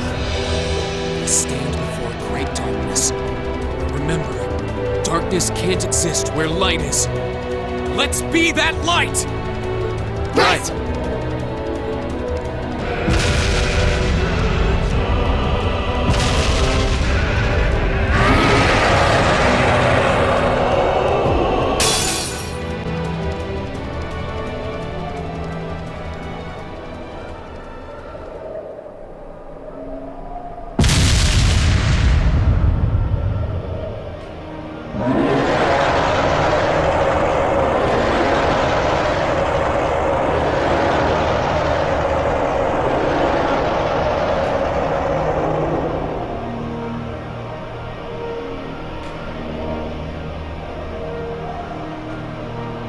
Terminating the final trial. Take heed, Awakener. Here exists a fragment of the great power. The flame and the jaws that devour the world.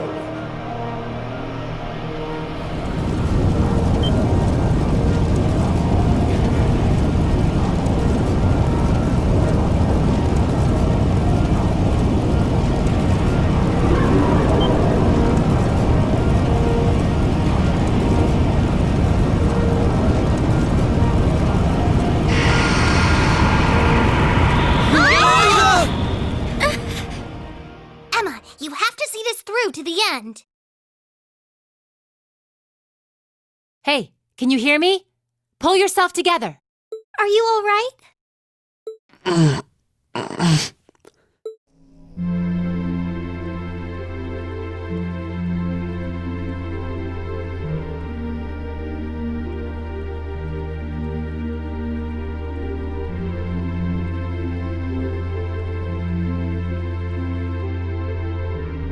We're back where we were? Was it all some kind of dream?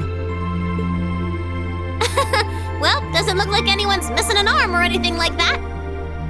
We rushed in and just saw you lying here, and my heart practically jumped out of my chest. You're all here too.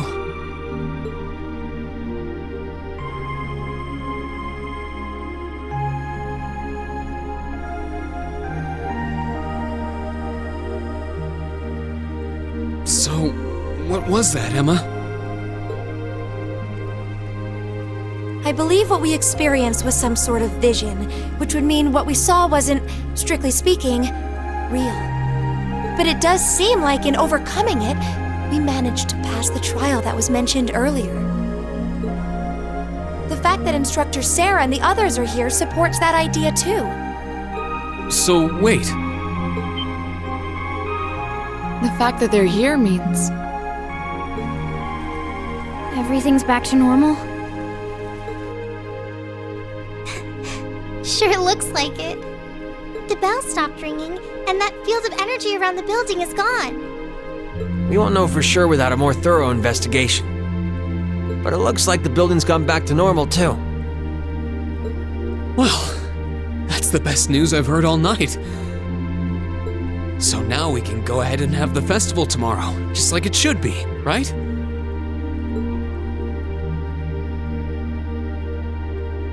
Sorry, but I don't think that's gonna happen. But... Why? Everything's back to normal now, isn't it? Oh, come on, Sarah. That just ain't cool. I know there's no guarantee this won't happen again, but even still.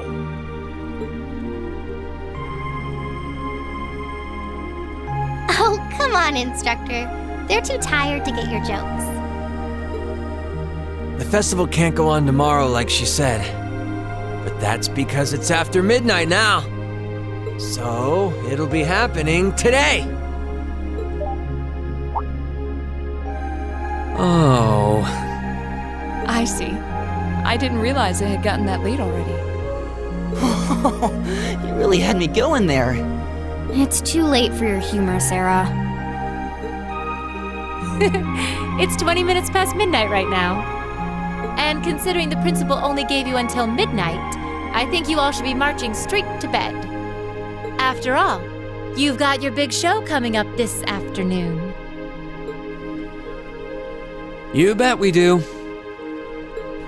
All right, let's head back to the dorms, take a quick shower, then go... What? The door!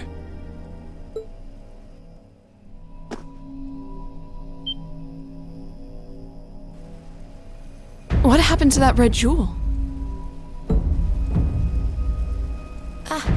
I don't know.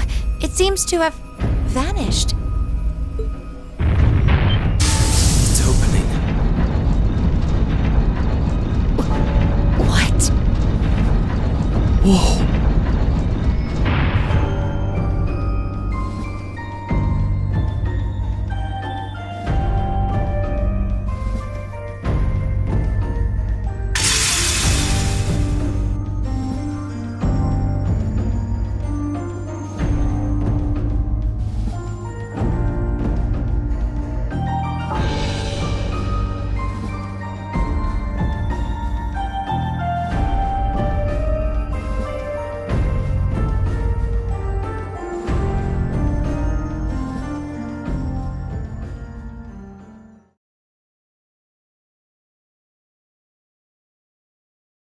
Wow, top marks! I'm so proud of you! I've got a little reward here for you. Drinks are on me someday. Perfect! You guys are the best!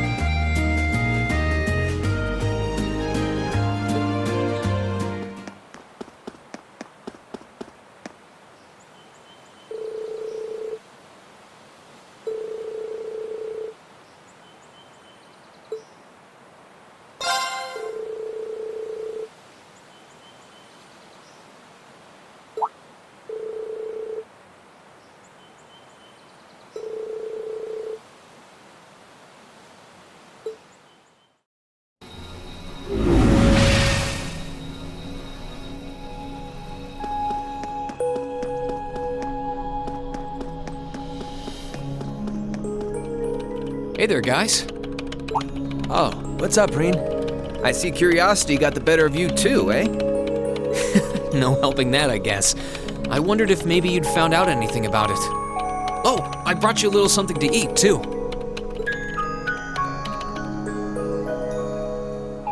Oh, thanks. I was just thinking I could use a little sugary pick-me-up to get my brain back on track.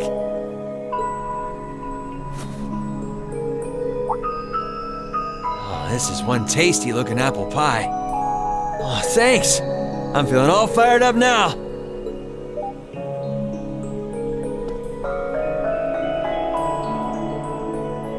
You seem pretty taken with this thing, huh? Can't say I blame you, though. Yeah, it's really amazing. Whatever it is. So, what do we know so far? I'm glad you asked. The deeper I look into it, the more fascinating it seems. It's not just a statue or anything like that. You can see those joints. This thing's clearly capable of movement. And on top of that, it's made of, well, something I can hardly even begin to describe. Some unknown metal, then? It's definitely not iron. And it's not one of those recently discovered special alloys either. It's some kind of fiendishly strong material that has properties of both metals and ceramics. If you knew how to manufacture it, you'd rake in so much money it'd make your head spin. Wow. You think there's a possibility that it might be an ancient artifact? You mean like something from the era before the Septian calendar? I can't rule out the possibility, but in this case, my gut's telling me no. Artifacts are like black boxes. Not only do we not know what they're made from, we don't even know how they were made. This thing at least shows signs it was put together by some exceptionally skilled craftsmen and engineers. You can see it most clearly in the ornamental detailing in the joints. Oh, I see what you're talking about.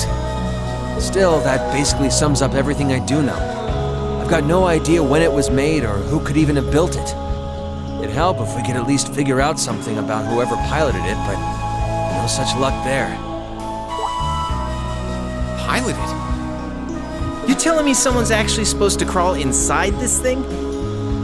Well, the measurements I've taken seem to indicate a hollow area in the chest.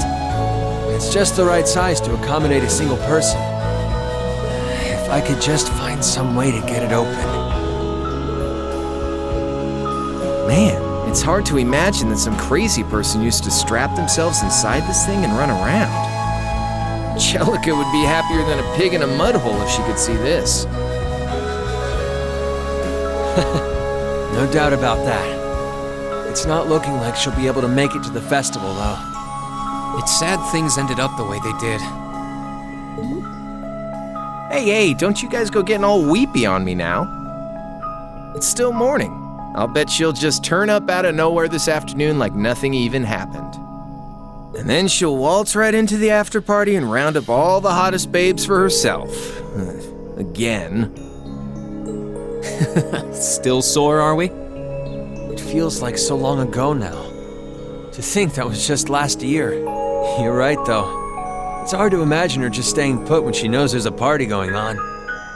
I mean, I'm not trying to get my hopes up too much, but this is Angie we're talking about. You got that right. But hey, the festival's in full swing. We should be seeing the sights, not poking around down here. What do you say the three of us cruise the campus and see if we can score some honeys? No can do. My sister should be showing up soon, and I promised I'd show her around. Anyway, I'll catch you guys later. All right, have fun. I think I'll pass on the honey hunting, but I guess it's a good time to pack it in for today. I don't want to miss your concert later. I'm looking forward to seeing what you've been practicing all this time. Well, I hope we don't disappoint.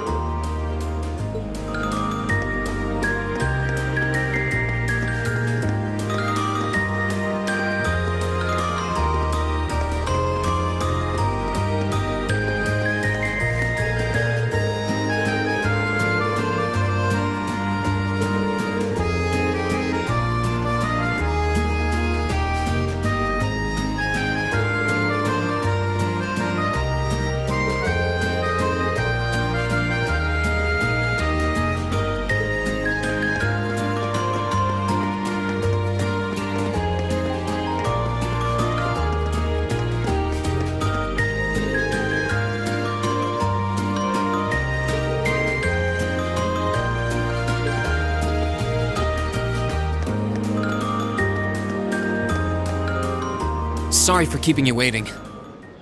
Oh, Rean!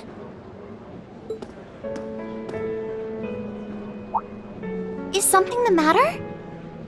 You look awfully tired. Did something happen?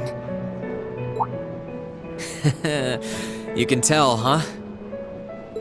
I was running all over yesterday. Mainly rehearsals for our concert today and some other tests last night. Tests? During the festival? My, they certainly don't go easy on you here. Maybe you should go get some rest. You have your concert coming up this afternoon after all. I can look around on my own just fine. Well, honestly, if you're not feeling well, I'd rather take care of you. It's nothing to worry yourself over, really. Nah, I got enough sleep last night to keep me going strong today. If I tried to rest now, it might actually sap my energy.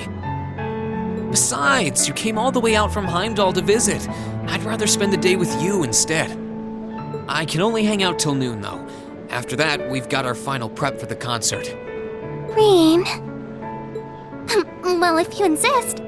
If you want to keep me company that much, I'd be happy to oblige. What should we see first, then? Oh, maybe we can start with Class II's indoor garden. How's that sound? We walked around the academy together, and I showed her all of the different attractions on display.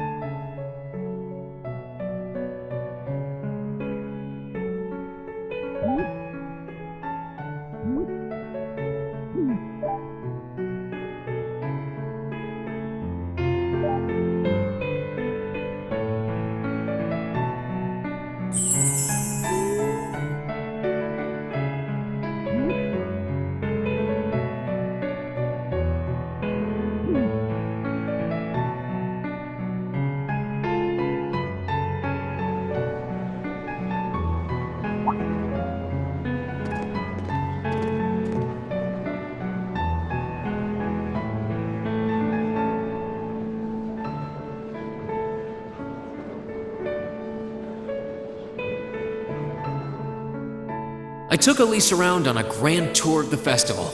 We stopped by all the big class attractions, bumped into a lot of my classmates and their families, and even ran into instructor Sarah and a couple second years. By the time we'd finished seeing everything and chatting with everyone, the morning was nearly over.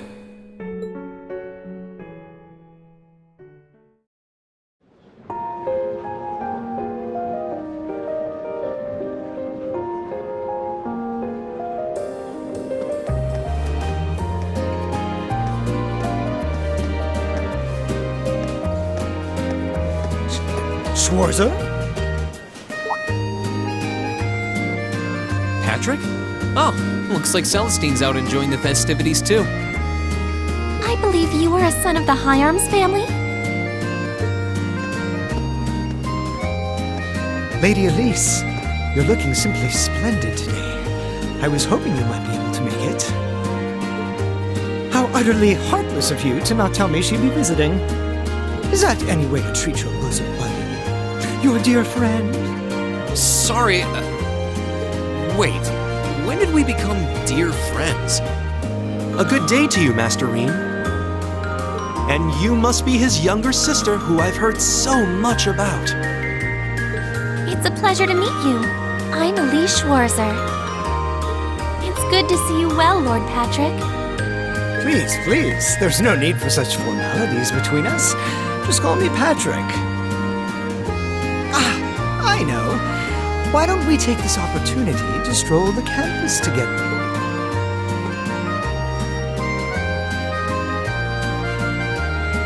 Schwarzer, what are you doing? What problem could you possibly have with my taking this chance to foster good relations between our families? See, that's all well and good, but Elise hasn't made her debut into high society quite yet. Which means it's her brother's duty to shoo away the unwanted pests. Rean? Must you always be such a tyrant when it comes to your sister? Come Come along, Master Patrick. It would be unseemly to disrupt such a beautiful display of familial dedication. There are still preparations to be made for the operetta, so I suggest we depart to tend to those soon.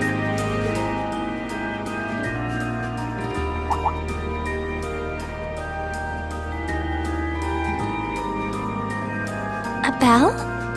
Oh, that's the noon chime. Is it really that late already? I suppose I must turn away empty-handed for now. But I hope you're prepared, Schwarzer. When this day is over, we'll know without a doubt which of our classes is the greater. Oh, I already know, but I guess you're about to find out. Looking forward to seeing your A game. I think you overestimate your chances. Victory is as good as mine. I hope you'll be dazzled by my spectacular stage presence, Lady Elise. And assuming you'll be attending the after-party this evening, it would be my pleasure to share a dance with... Master Patrick, I suggest we hurry to the auditorium. Your classmates are waiting for you. If you'll excuse us, Master Rean, Lady Elise.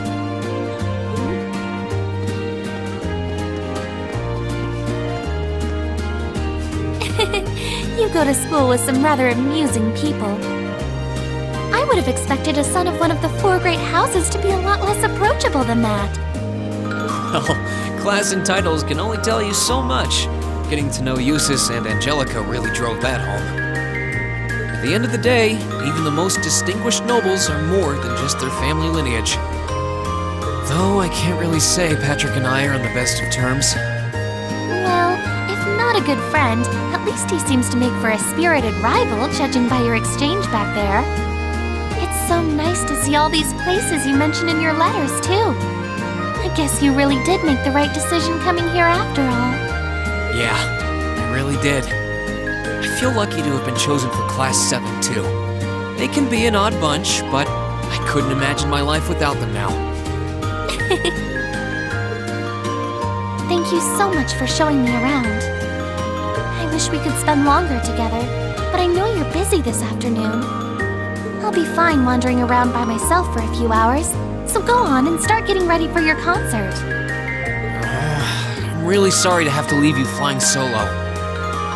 And maybe a little nervous now. How many other well-heeled nobles are going to crawl out of the woodwork to escort you around the festival?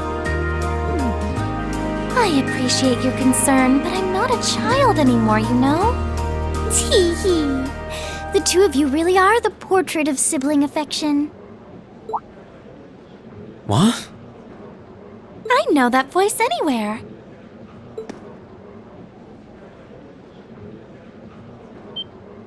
Your Highness! And Prince Oliver, too. Good afternoon, Your Highness.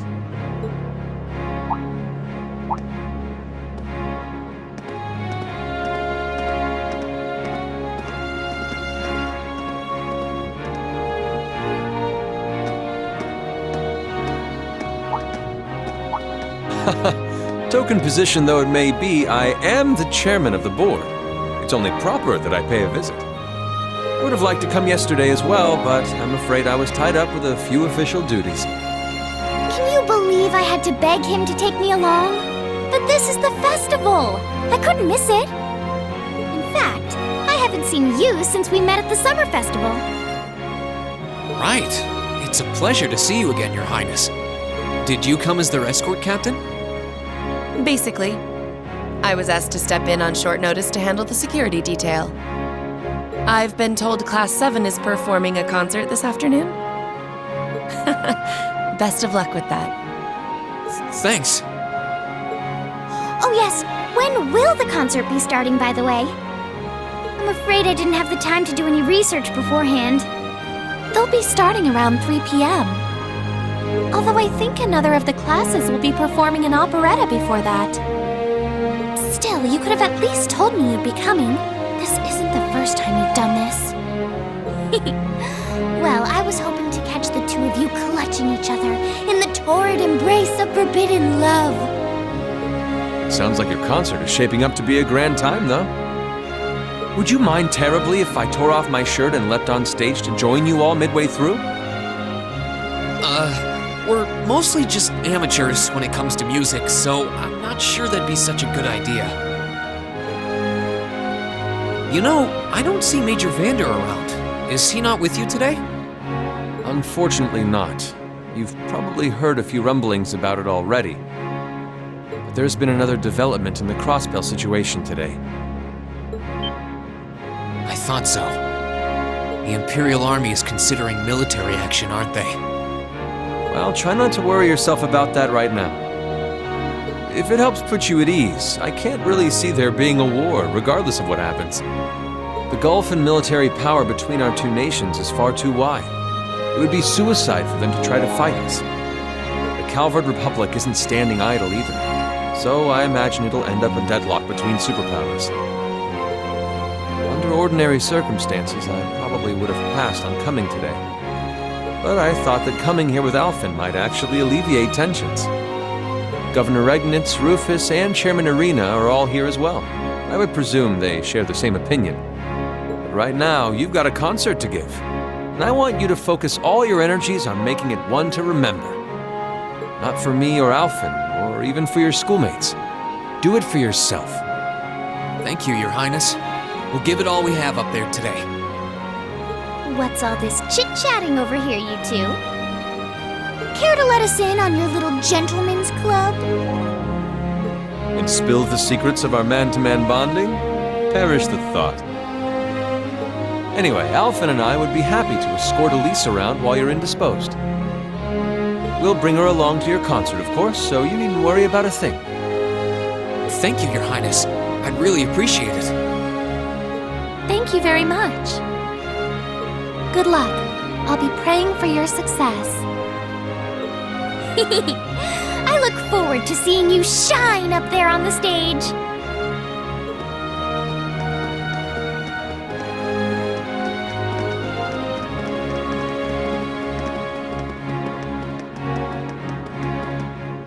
Okay, I guess I should head over to the auditorium now. We have to take care of some last-minute preparations, and I suppose I should catch Class 1's operetta, too.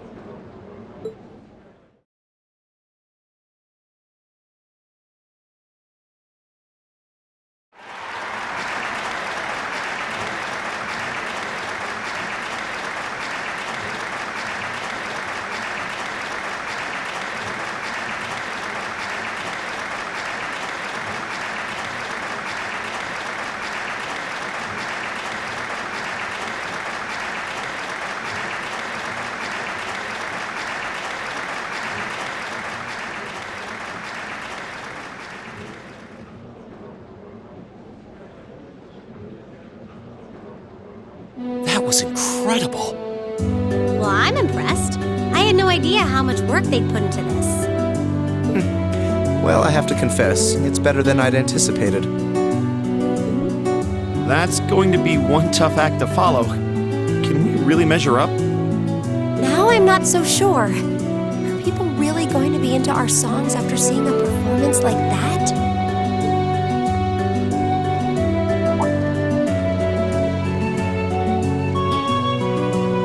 Come on, don't start getting all wishy-washy on me now. If your rehearsals are anything to go by, you're gonna bring down the house. You really think so? She's right. We'll be fine. Our concert packs more than enough impact. Don't overthink this too much. You just gotta believe. This is no time to start doubting ourselves. What more can we give than our best? Well, hopefully, all those practice sessions help us get it right when we're in the spotlight. As soon as Class 1 clears out their set and props, we need to start setting everything up. Roger. I'm so excited I could explode! We're coming in, okay?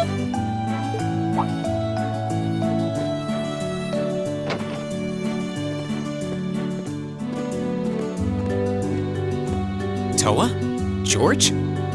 Here to give a little comfort to the weary soldiers fighting the good fight? I'll let you be the judge of that.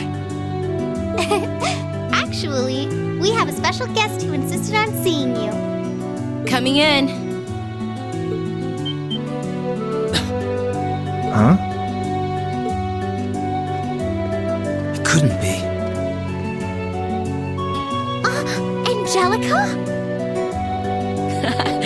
like I made it just in time for the main event. Kinda disappointed I missed the operetta, though. Heard Class 1 was really on fire. You made it! Just barely. But man, when did you get to be such a babe? Well, a good suit and tie are more to my taste. But this was part of the deal I made with my dad to let me come. He said I could visit the festival if I agreed to meet a few prospective candidates for an arranged marriage.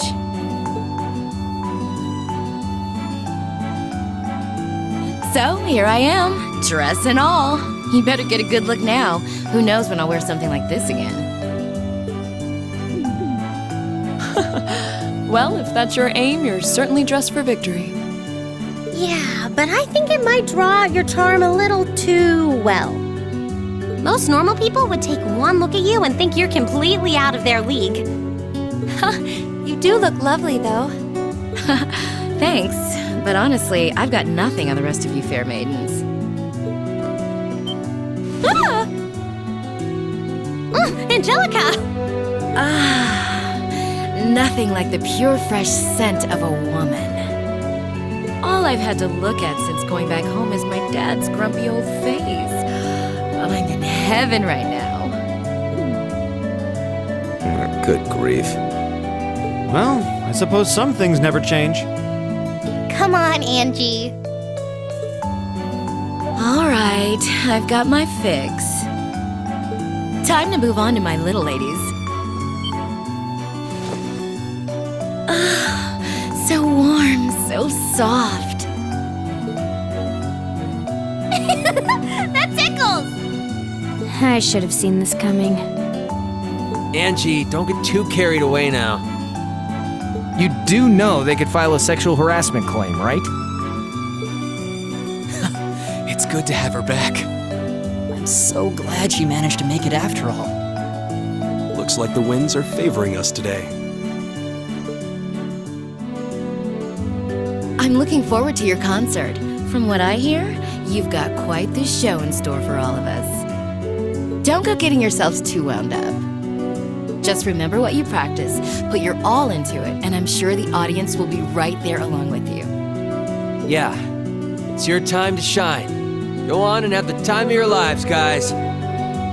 Good luck out there. That's good.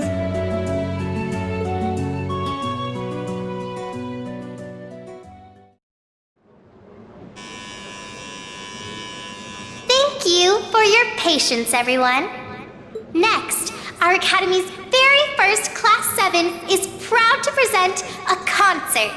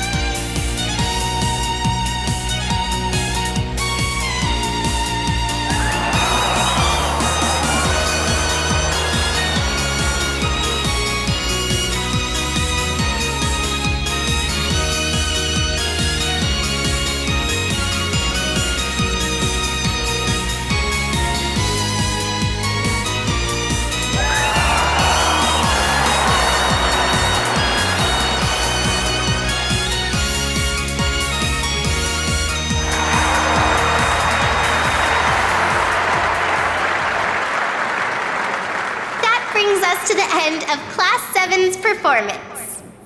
Thank you all for coming out.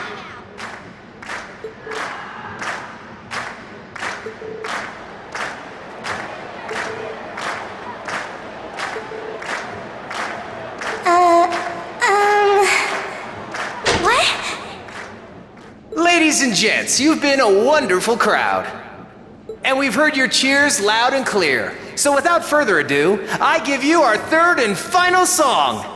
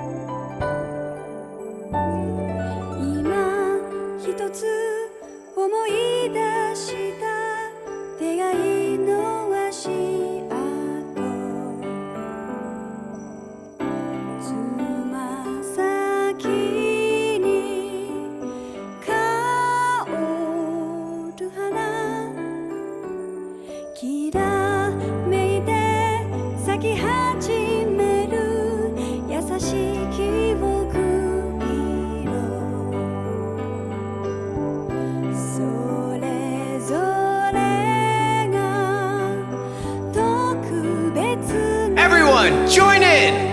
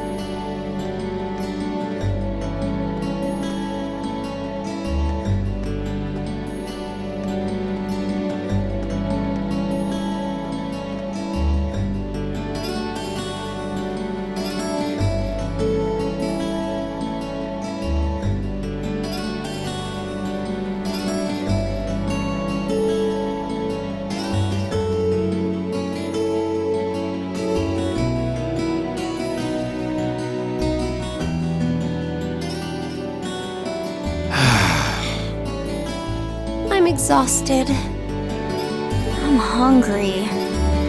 I can't feel my feet. I guess that qualifies as a success then, right? Well, the crowd sure seemed pretty enthusiastic. As if I had the mental energy to care about what the crowd thought. I suppose that's the difference between professional musicians and amateurs like us. I don't think you guys need to worry. We did just fine. I'll say, the audience's reaction to our encore piece was even better than I'd hoped for. I guess your plan paid off then.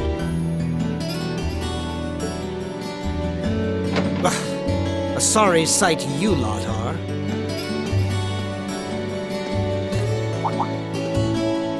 Patrick. Oh, it's you. Honestly, this is what bothers me so much about this class. I know you're tired. We're all tired. But that doesn't excuse this level of indolence. What concern is it of yours? At least you could let us bask in the afterglow of our performance before the moment fades. Still, I gotta hand it to you guys. You really pulled out all the stops for that operetta. It was really something. You could take that act to the theater and perform to a sold-out crowd. Great casting, too. Paris fit her role to a T. I wasn't sure what to expect, but I really enjoyed it. You did? Well, I can't say I'm surprised, though. Given the raw level of talent on display, who'd expect anything less than perfection? Wait, are you mocking me? If you're all languid and moping around, how do you think we feel?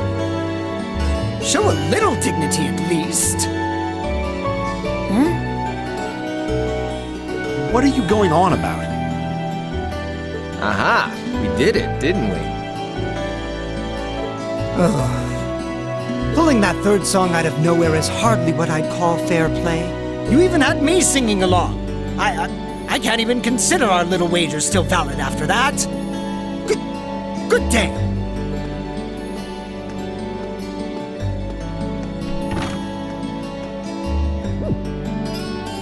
What was that all about?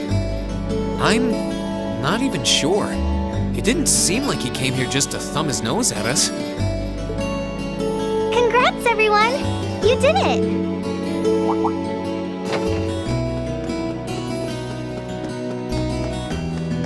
Huh? What brings you all here?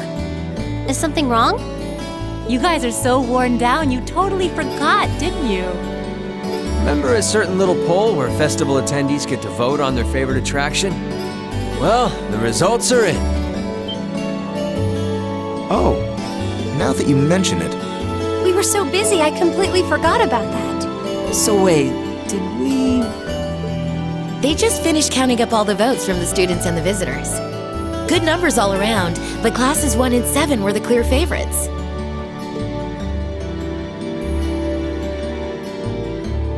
And this year's winner, with 1,512 votes, is Class 7's concert. Oh! Huh. Congrats, guys. Well, at least that's over. Aw, come on, is that it? That's all the enthusiasm you can muster? Well, after seeing all the other attractions for myself, I feel almost as proud of the other classes as I do us. For what it's worth, my brother and Charles seem to have had a great time. Mishy Panic was an unsung gem. Now that it's over, it feels a little unsportsmanlike for us to be the only ones boasting about our achievements. Agreed. If anything, seeing everyone having a good time feels like a victory for the whole academy. Yep, every student should feel proud about these last 2 days. Anyway, I'm here to shake you desk potatoes out of your listless post-festival comas. Or have you forgotten that we still have the after-party to enjoy? Oh yeah, there's that. I totally forgot. It's a tradition to close out the festival with a big party for the students, their friends, and their families. There's gonna be bonfires, right? And dancing? Well, don't just sit there. Everyone's waiting for you. All the bonfires are set up too, so just make your way over whenever you're ready. Okay, I think we can muster up the energy for one last event today. What do you say we head on over and enjoy the party? Right. Woo! Party time!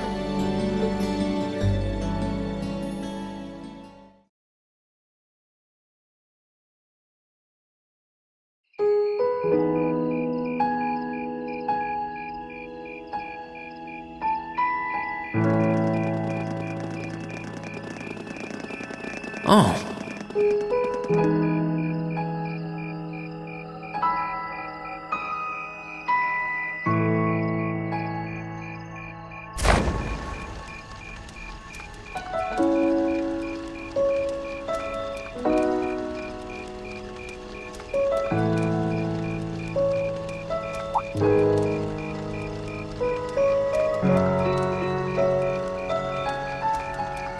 Oh, Mother and Grandfather are still here. My dad, too. And my brother, though I can't imagine why.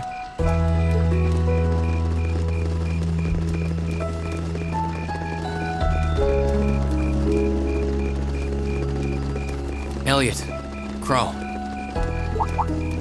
I just wanted to thank you for everything you've done for us. You mean for the concert? What brought that on? You got so serious there, I was getting kind of scared. It's just that our performance today never would have been possible without the two of you guiding it along. I wanted to make sure that you knew how much I appreciate you doing that. Damn, man.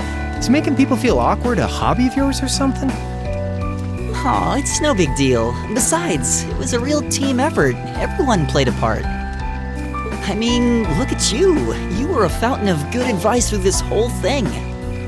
And honestly, I should be the one thanking everyone. Huh? You all helped me rediscover just how much music means to me. Because it's not just about performing by myself. It's about performing together, playing off each other's strengths to make something wonderful. So I should be the one thanking you. This never would have happened if I didn't come to this academy. Elliot. Holy hell, are you guys trying to see who can make me cringe the hardest? Elliot, my boy! Your father's arms are ready and waiting for you to leap into them!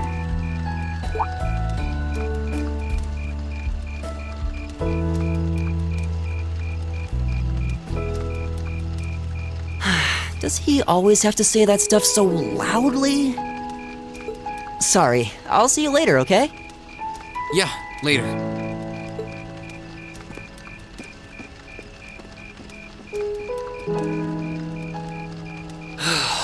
This year's festival's been a blast. I'm kinda hoping we can do the same thing next year, too. Though, who knows if Class 7 is even going to exist next year? Crow? Oh, yeah. Generally, people stay in the same class from their first day to their graduation, but Class 7's basically one giant exception to everything the school's ever done, so who knows? I guess that has its pluses and its minuses. But no matter what, it's not going to be the same. We won't have you. If I manage to graduate, at least. Barring any nasty surprises, I'll be in Class 7 till the end of the month. Which means our time as classmates is almost up. Now that you mention it, yeah. We'll have to see if we can throw you a farewell party around the end of the month then. Can't let you off easy. Come on, it's no big deal. Trust me, you're still gonna see more than enough of me next year. Sure, I'll have moved out of the dorms, but I'll be sure to stop by once a week to steal some of Sharon's cooking.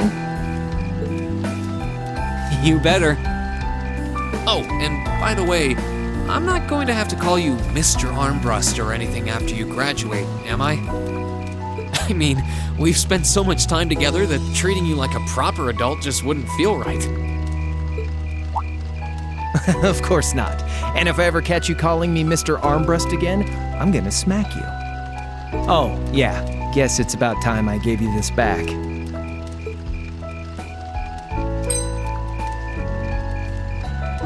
Isn't this...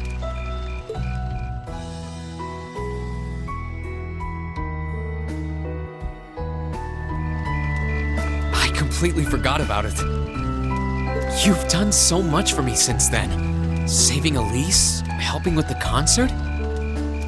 Compared to all that, 50 Mira is nothing. The feeling's mutual. Besides, I never return the mirror that I borrow. Makes that coin extra special. So go on, take it.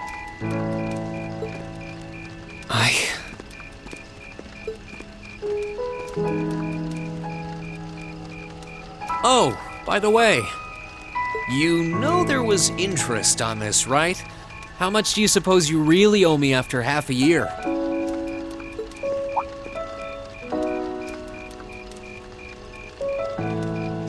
Oh man, what kind of racket are you running here anyway? I thought you were supposed to be a good kid. Well, there's this one second year who's taught me a thing or two about making money. To be honest, it feels kind of lonely to think that everything between us is completely settled and done with.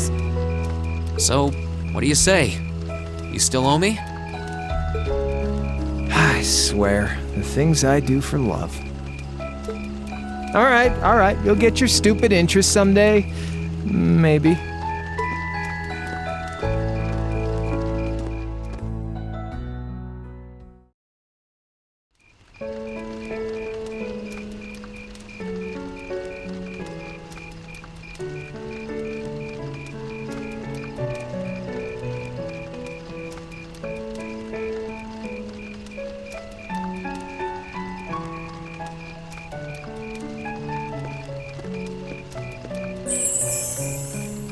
Alphen, I am drawn to the party before us like a moth to a flame, like a starving man to a banquet, like beauty to me. What say you we grace the dancers with the gift of our company? It's as though you read my mind.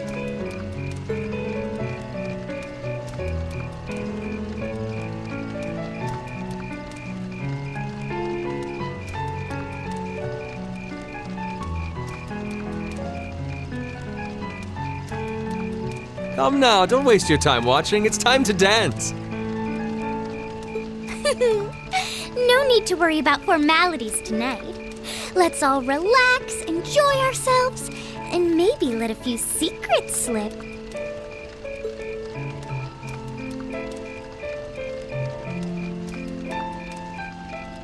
Allow me, Sharon, before every red-blooded boy in this school lines up for a chance. It would be my honor. Madam Chairman, might I have this dance? Of course. Given that our former partners left the dance all too soon, we seem to make for an appropriate pair. I suppose you're right. Instructor, I cannot thank you enough for all you've done for my daughter. I can, however, ask you for the pleasure of this dance. Really? Ooh, he's just my type, too. Oh, just talking to myself. Well, I'll be dancing with all my little kittens by the end of the night. But I suppose I can let you take the first dance. Well, I don't mind. But seeing you in that dress is enough to make any guy feel intimidated. They waste no time, do they? It's no surprise that my grandfather made a beeline for Sharon, but I never expected to see Mother dancing. In some ways, it seems as though they're younger than we are.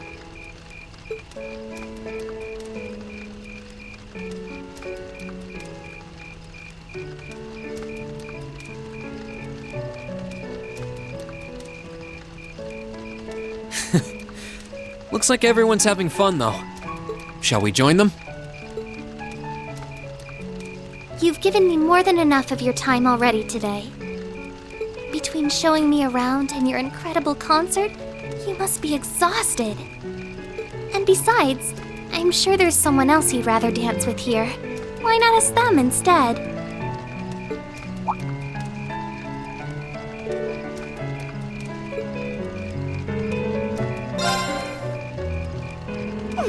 I knew it. So I have a potential sister-in-law now, do I? Let's not get ahead of ourselves. Still, maybe you're right. Maybe I will go ask her. I do feel kind of bad leaving you here on your own, though. I'm fine, really. Besides, if you spend all this time worrying about me, the music will be over by the time you ask. Well, okay.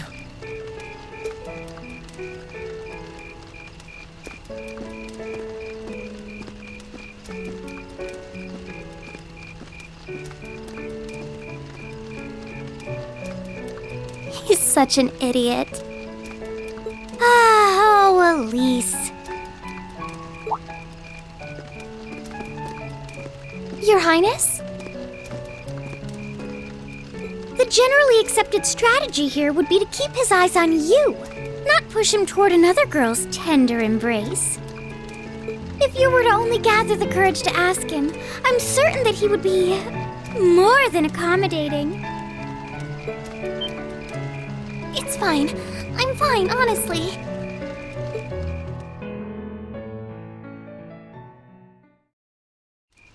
Emma.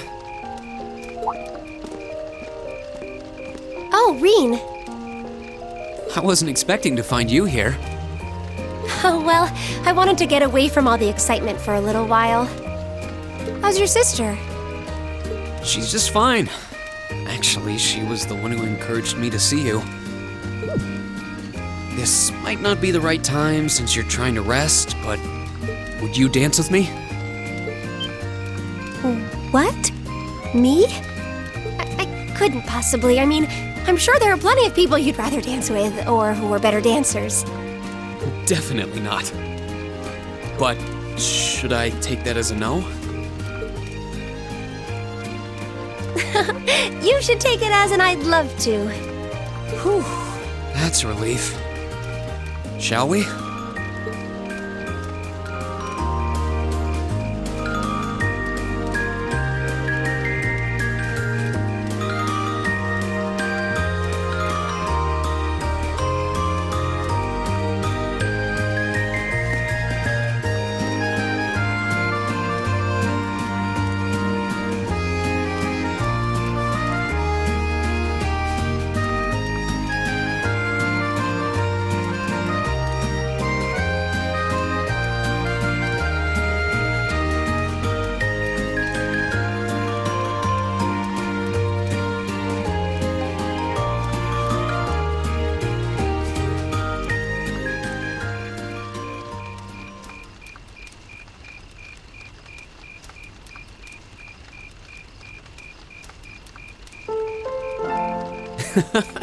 Everyone's still having fun. It makes sense. This festival is practically the culmination of everything we've done since the start of the year. I'm sure everyone has plenty of things they want to talk about with each other. You're probably right. I'm really sorry. I feel like I've done nothing but keep secrets from all of you since we first met. You don't need to apologize for that. It's not like you were doing it to hurt or trick us or anything, right? Of course not. But I still feel so guilty about having to do it. Even though we've spent so much time together, I feel like I'm not really one of you. That I don't belong here. That's not true. You do belong here. You're an important part of our class, and every one of us cares about you. Really? Everybody has their secrets. You don't need to share every little detail of your life for someone to understand you. But if you ever feel like your secrets are too heavy to handle alone, I'm always willing to listen. It doesn't matter what it is. We'll be there, ready to accept it, and whatever it might mean about you. Rean. I'm sure that someday I'll be able to tell you the truth. So, will you be willing to hold on until then? No matter how long it takes. Thank you.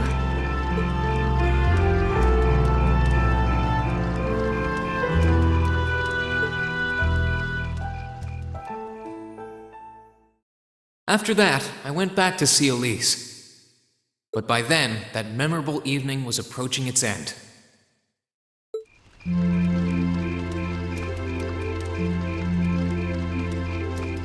Rean? Elise? Claire? Good evening, Captain. You must be exhausted. Oh, well, it's not as though I performed on stage in front of an auditorium full of people or anything. I really enjoyed your concert, by the way. That's the kind of thing that makes me proud to be an alumnus. Wait, what? You're a student here? That's right. I was part of the Academy's 216th graduating class. And since you'll be part of its 221st, I suppose that makes me 5 years your senior. I had no idea. Why didn't you mention it until just now? Given that we only ever met while you were on your field studies, it didn't seem pertinent. Besides, once people graduate, they tend to leave their ties to their school behind. Especially here at Thors. Because it's a military academy? Exactly. Roughly 40% of the graduates here go on to join the military. Not always the same branch or even the same army. About 30% join the Imperial Army, and 10% go to a provincial force. Students who are best friends one day might find themselves enemies the next. Rean. I'm sorry. I didn't mean to kill your happy mood like this. But I'm sure you're well aware of what may lie ahead. That we're teetering on the brink of an era of upheaval. I'm aware. Does this have something to do with the issues in Crossbell I've been hearing about? Yes, amongst other things. It seems as though everyone on the continent is ready to go to war with everyone else. But that's why it's so important that we're able to stand strong no matter what happens. Though, judging by how well Class 7 has performed on their field studies, I'm sure you'll all be fine in that regard. Here's hoping that I get the chance to help you out again sometime. Even if I'll have to be careful not to draw the ire of that instructor of yours while I'm doing so. I'm just glad to know that you have her back. Thank you for that. You're quite well. Please, excuse me a moment. Yes, Revolt speaking. What? What's going on? And you're certain of this? Understood. I'll return at once. Yes, I will escort them back to Valflame Palace myself. I'm afraid I have to excuse myself.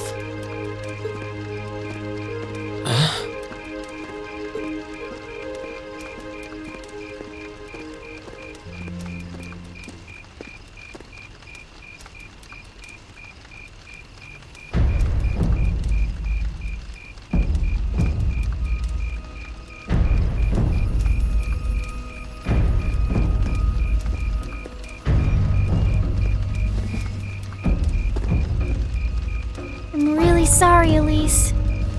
My brothers requested that we return to Heimdall right away. But as we're going back by car, I thought I'd offer you a ride home. But... Elise, I think you should go back with them for now. I'll call you later to make sure you're okay. Well, all right. Sorry to drop this on you so quickly, Rean. I'm sure someone from the Academy will fill you in shortly. Fill me in? On what? If you'll excuse us. Don't worry. We'll be sure to get Elise back to the Academy safely.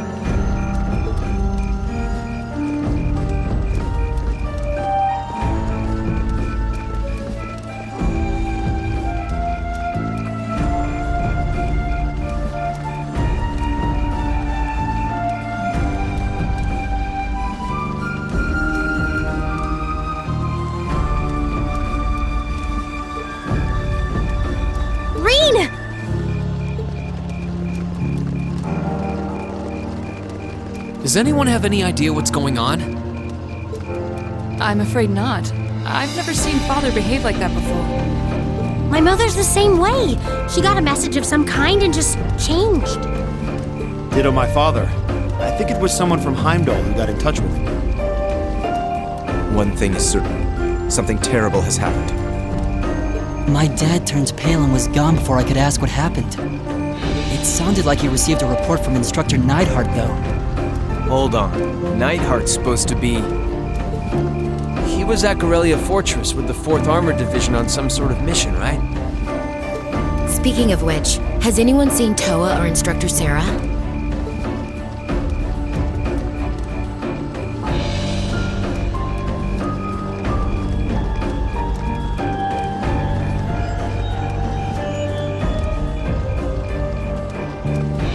Students and visitors, I cannot thank you enough for your attendance today.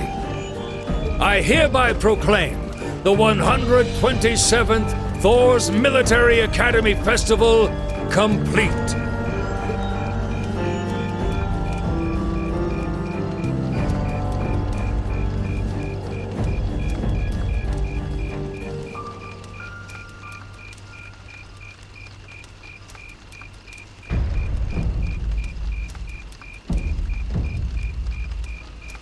But I am afraid I must announce this with a heavy heart, as we have just received word from the Imperial government that this evening, Garrelia Fortress, which rests on the eastern border of the Empire, has been destroyed.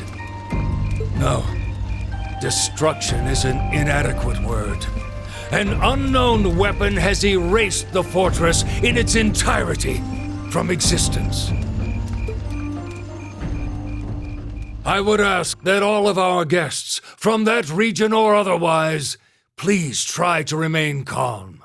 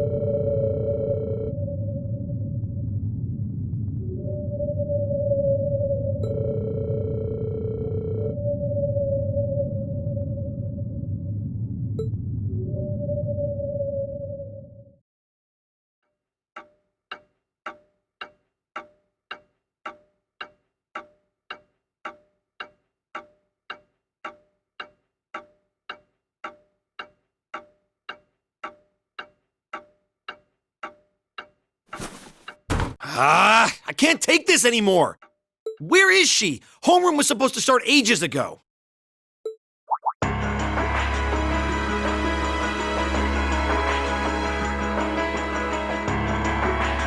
not surprised she's late. The instructors are probably all busy trying to figure out what to do. That seems more than likely. This morning's meeting has already blown past its normal ending time. It's still hard for me to believe all of this is really happening. Having been there, the idea that Garrelia Fortress just vanished is difficult to comprehend. Not all of it, I heard. There are still some parts left and almost untouched. But Instructor Neidhart making it out of there alive was nothing short of a miracle there. Those huge railway guns were part of the section that's gone too. If I hadn't seen the pictures, it'd be kind of hard to believe. What kind of weapon is even capable of doing something like that? I find myself doubtful that any human could create something so powerful. We just don't know. All we do know is that it's impossible to make a weapon that powerful even with today's most advanced orbital technology. And yet here we are, with just such a weapon in the hands of what's always been seen as a mere vassal state. The Imperial Army has their work cut out for them, I'll say that much. I'm worried about what's going on in the capital, too. It sounds like there have been even more demonstrations going on there these past few days. Down with Crossbell, they say. Point our guns towards the east. Is there even any truth to those rumors that Calvard's planning an invasion? I'm pretty sure it's all nonsense. But considering how there have been tensions between us and them for years, people are just more inclined to believe it. Rumors are just that. We need to be careful not to be misled by half-truths and speculation. If possible, we should find out exactly what's happening for ourselves. Yeah. Over the year, we've seen how things are across the Empire with our own eyes. Now's as good a time as any to put that knowledge to use. Well said.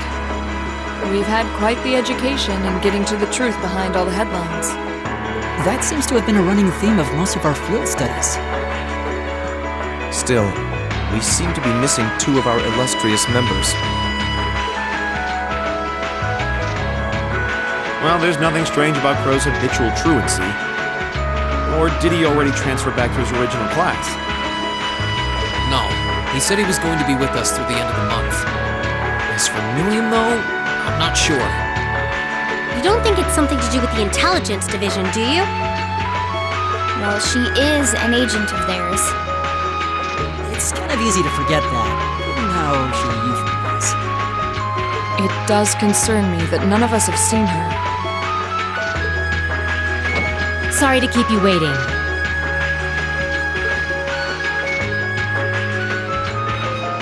Oh, instructor. Are we starting homeroom? Not today, I'm afraid. All classes have been canceled. You can either stay here in the building and study until school's out, or go back to the dorm. So wait, Has something happened? Not yet, but it will. Chancellor Osborne's going to be addressing the nation from Dreikel's Plaza at noon. It's set to be broadcast across the entire Empire. A national address? Sounds pretty serious. And given the timing. Indeed. It's not hard to imagine what's on his agenda. Come on, guys, straighten up. You're students of Thors Military Academy, and that makes you all cadets.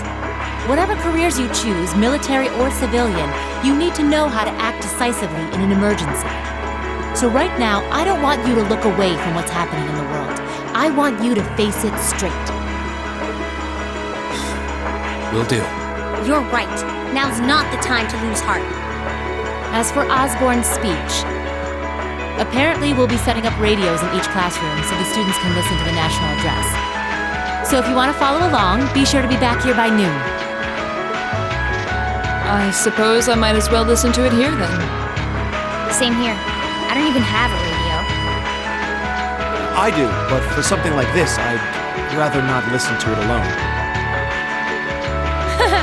Well then, we can all share in the joy of hearing the melodious voice of our esteemed Chancellor. Maybe I should haul in some beer and snacks. That's the only way I'll stay sane through the entire broadcast.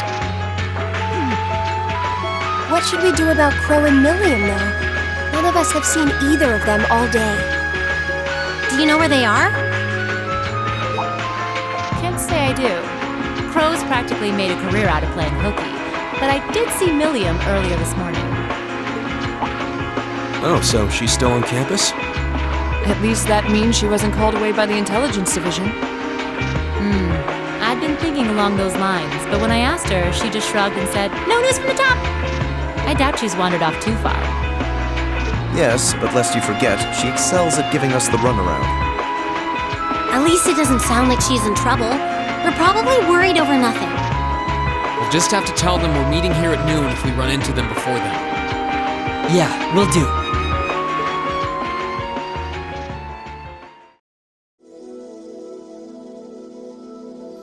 I guess everyone's going to check in with their clubs. Looks like I have some free time. Might as well see if I can track down Crow and Milliam. At least it sounds like Milliam is probably somewhere on campus. Crow, though, he could be anywhere. Probably best to check with Toa and George first. Maybe they know something.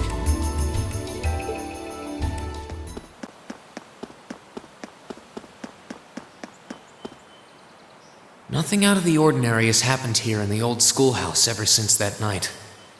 We kind of ended up pushing it to the back of our minds, what with the way things have been going in Crossbell. Huh? It's unlocked. I wonder if someone's already inside. If any of the students just idly wandered in here, they'd be in real danger. I should probably take a look inside, just in case. I checked around inside of the old schoolhouse, but there didn't seem to be anyone around. But all the same, I didn't want a chance leaving anyone down there, so I decided to check the 7th floor.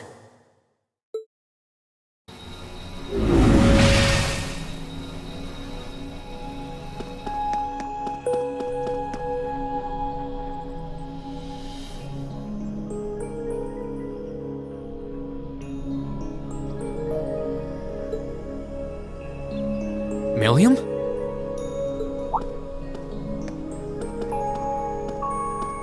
Oh, Rean! Come to take a sneak peek too? Is this where you've been the whole time? You do know we have class, right? Oh, dang, I knew I was forgetting something. Honestly.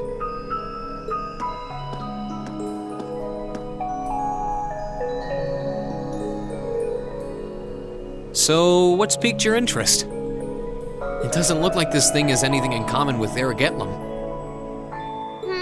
I don't know. I can't shake the feeling that it might, at least a little. Not the same, but like they share some kind of underlying principle. I've got no idea what you're talking about. I guess you wouldn't really understand without being connected. But now it makes sense why Gramps asked me to keep an eye on this place, though. I had no idea there'd be something this cool down here. Wait a minute. Are you talking about Chancellor Osborne? Did he know there was something like this here? Not really sure. He just asked me to keep an eye on the building itself. And said to let him know if anything unusual happened. Whoopsie! That was supposed to be confidential. So, the Chancellor has an interest in our quaint old schoolhouse, does he? We did just find out that Captain Claire is a Thors graduate, but... Hey, what you thinking about? Say, Milliam, was investigating the old schoolhouse the reason you enrolled at the academy? Well, sorta, but it was more of a side thing. There was a more important reason, but that kinda stopped being a concern. So I guess it's just this now. Something more important than this? Not sure what she's getting at. Doesn't sound like she's trying to hide something important from me, though. Oh yeah! It's almost time for Gramps' speech, isn't it? I guess I should head back and listen to him drone on. Oh, so you already knew about that. We were all planning to listen in the classroom. Sweet! I'll just listen with you guys then. What are we waiting for? Let's go! Nothing keeps you down for long, does it? Oh yeah, you haven't seen Crow around anywhere, have you? Huh? No? Is he cutting class too? Well, he's probably just hiding out somewhere on campus. Guess it'd be a good idea to ask around. Mind if I come with you? Be my guest. I still can't believe there's a weapon out there powerful enough to level Gorelia Fortress like that. I didn't think you could get much more powerful than those railway guns. Yeah, having seen the railway guns in person, I can hardly believe it myself. There are rumors that whatever that weapon is, it's managed to fend off the armored divisions several times, too. Still, can't help but wonder what the Chancellor's gonna say in his national address. Whatever it is, I have a feeling that it's gonna shake up some things around here. This is a military academy, after all. Who knows? We might even see active duty. Even as an engineer, I doubt they'd make an exception for me. Could be that my lazy days tinkering with orbital bikes are numbered. Oh, don't say that, George. Well, no point stressing out too much about the future till we're there. Didn't mean to be a downer about it. Go on and listen to the broadcast, but don't worry yourself too much. This country may go through a lot in the coming years, but ultimately, we have a say in our future. That's a good way to look at it. I don't want to look away from what's happening. We have to be aware of our present to take charge of our future. But anyway, you wouldn't happen to know where Crow is, would you? He hasn't shown up to class today. Crow? Can't say that I do. He came by yesterday with a box of things he borrowed from me, but he never mentioned having any plans today. Dang. Anyway, I'll keep asking around to see if anyone else knows where he is. Well, knowing Crow, he's probably just wandering around somewhere. Just keep looking around and I'm sure you'll run into him. Righto!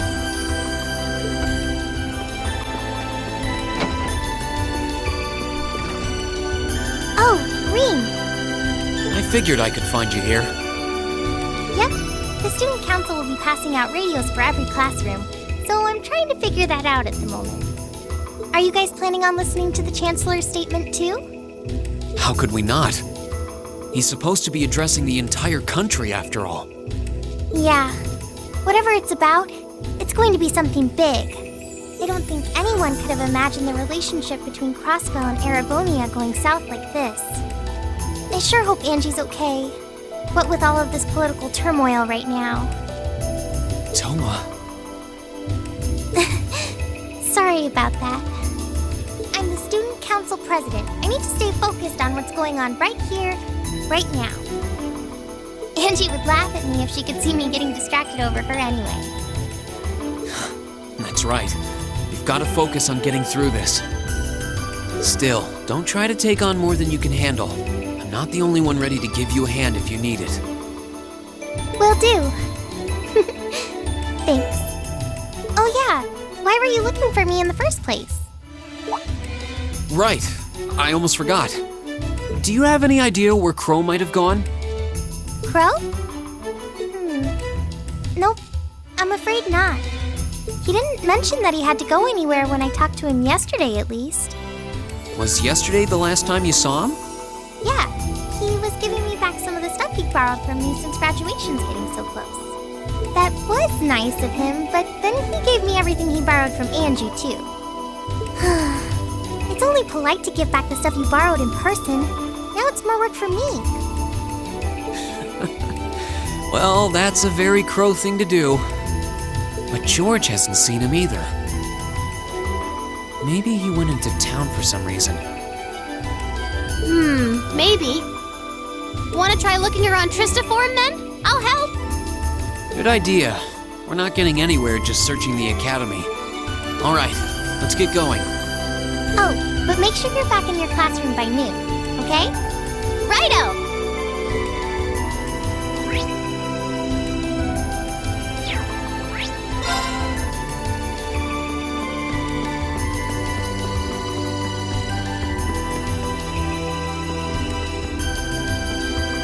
Okay, so are we gonna track down Crow? Might as well. I guess we should start with the dorms first. Maybe Sharon knows where he's gone. Okie dokie! Oh, I wasn't expecting to see either of you back so early. Welcome home. Hello again, Sharon? We're back! Oh, it seems all of your classes have been cancelled today. I heard from Lady Sarah that you would be remaining on the campus, though. Well, that was the plan.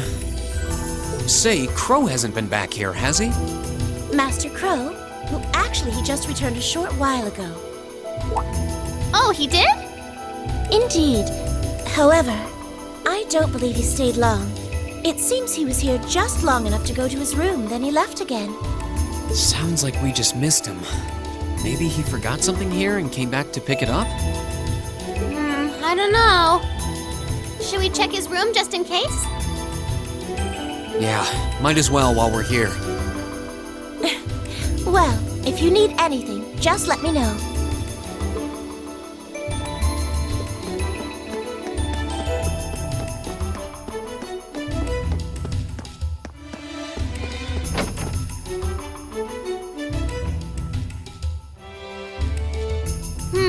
Looks like he did go out then.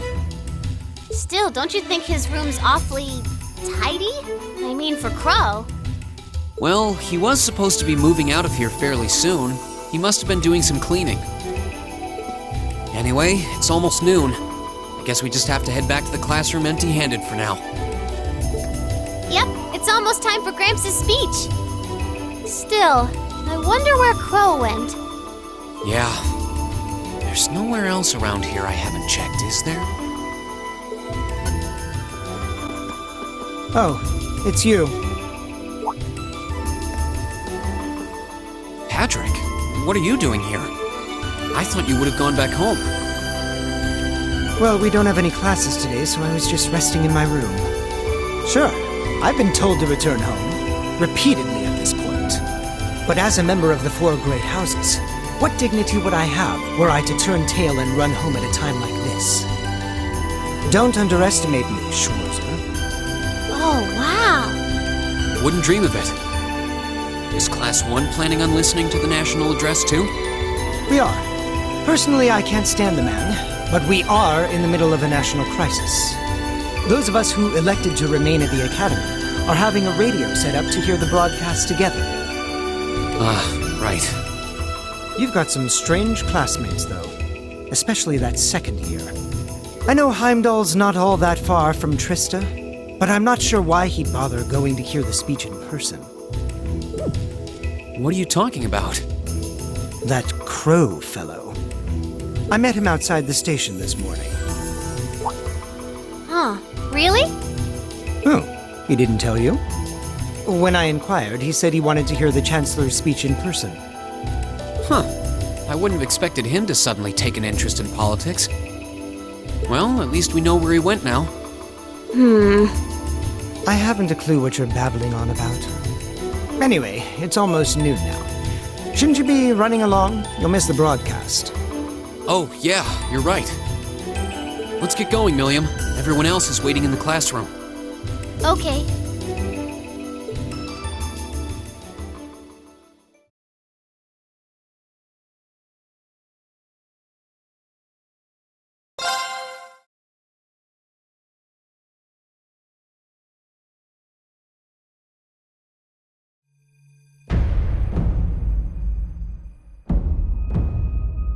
The clock's about to strike noon in Heimdall, with the Chancellor set to take the stage for his national address. With the situation in Crossbell and the destruction of Gorelia Fortress still fresh in the national consciousness, the message he has today will undoubtedly shape the future of Erebonia and with it, our lives. Our reporter is joining us now, live from Dreikel's Plaza. Sounds like he's about to start. Oh, I hate this. I've got butterflies in my stomach. This is Misty, coming to you live from Heimdall. Huh? Why is Misty... Oh, it's the host from Abentime. At least that's a reassuring voice to hear at a time like this. How? Emma? What's wrong? The woman talking on the radio, she's... You all know her? Who, Misty? Of course. She hosts the radio show Abentime every Sunday night at 9. I've seen her out and about in Trista, too. She always looks so fashionable. Though, considering Abentime is broadcast by Radio Trista, it makes sense that's where she'd be. Huh? Do you know her or something? The Chancellor's standing at the podium, and it looks like he's about ready to begin. Let's hear what he has to say. Citizens of Heimdall, fellow countrymen, Erebonians far and wide, I thank you for your attention. I am Gileath Osborne, your Chancellor and the acting representative of the Imperial Government.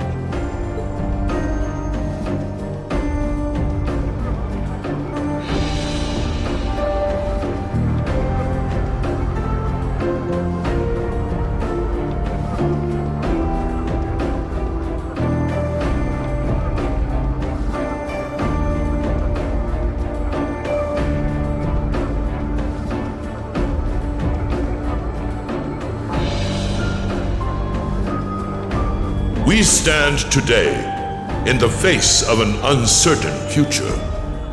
All of you, I'm sure, are aware of what has transpired in recent weeks. Crossbell, our erstwhile province, has defiantly declared its independence. And as its parting shot, frozen the assets entrusted to them by the hard-working men and women of Erebonia. As we have moved to safeguard our national interests, armed conflicts have broken out on our borders. Our enemies point to this as an example of Erebonian aggression, but nothing could be further from the truth. We acted in accordance with our duties as a colonial power. All we have done as is our sovereign right. The imperial hand may be firm, but it is fair. These traitors, however, have shown the world that they are neither.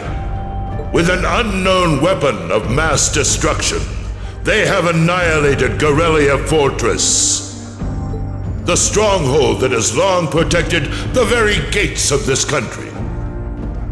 I ask you, brothers and sisters of the Empire, do we allow such an odious act to go unpunished? Do we sit idle as the pride and dignity of our great nation is spat upon and trampled underfoot? We cannot, we must not, and we will not. With blood and with iron we shall mete out justice.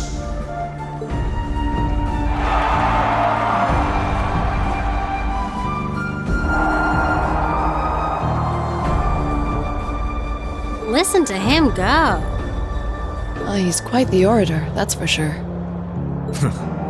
Well, he's certainly not out to upend my expectations. Milliam? What are you doing? Nope, can't get through. No surprise there, I guess. Who are you trying to call? What is all this about? Oh, it's part of my mission. The most important part, actually. If only I'd caught on a little sooner. But considering he managed to outwit Claire, Lecter, and even Gramps, I suppose Crow's earned this victory. What?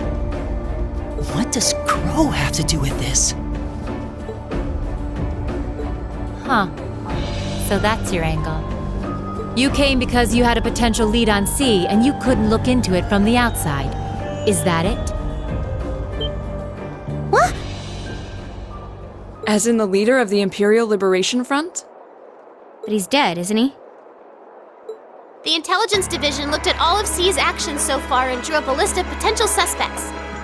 And one possibility we couldn't dismiss was that he had ties to this academy somehow. But after C and his cronies got blown up aboard their airship in the mine, we thought it was a moot point. Looks like we spoke too soon, though. I can't believe how bad we screwed this up.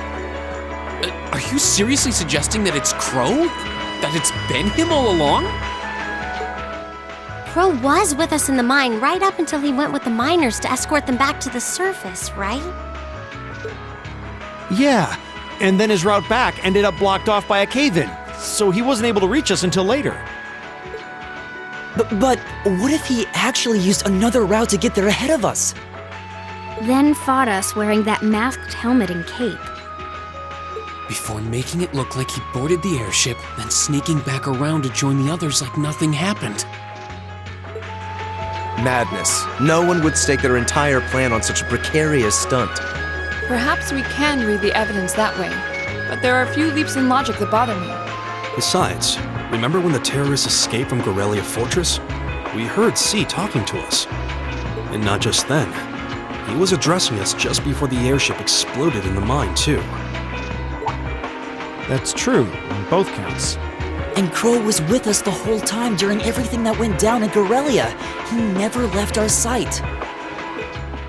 Right. No mistaking it. My name is C, leader of the Imperial Liberation Front. The hammer of judgment shall fall again. I'm ready. Are you? Yeah, there's no way he could be... He could have recorded a message in advance and played it back. Oh. And the airship that exploded? It could have been controlled remotely. His alibi seems airtight, but once you account for things like that, it starts looking pretty questionable. Yep. And if C's still alive, that means the other ringleaders probably are too. Then right now, Crow is... Oh no. He said he was headed to Dreikel's Plaza, didn't he? If a skilled sniper has their eye on you, you let your guard down for even a second and bang, you're dead. If he's the one who shot down the airship in the mine, Then it's checkmate for the Chancellor. Crow's already won. We stand at the brink of nothing less than a national crisis. In such tumultuous times, we must set aside our differences. We must look past the ideologies that divide us. I will not deny the rift that has grown between the reformist and noble factions, especially in recent times. But how childish, how insignificant such squabbles seem when the enemy marshals its strength beyond our borders. I have met with His Majesty the Emperor, and have secured permission to embark on the course we now must. Thus, in the name of the Emperor, and as the representative of the Imperial Government, I hereby proclaim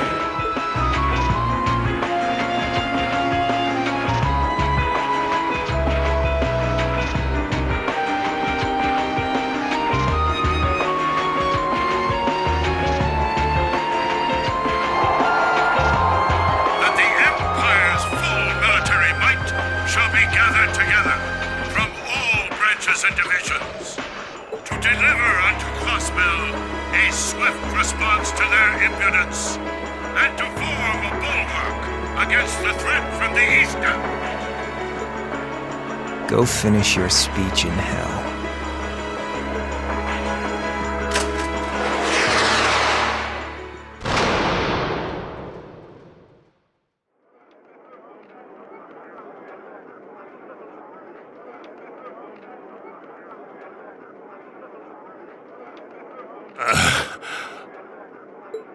Well played, Armbrust.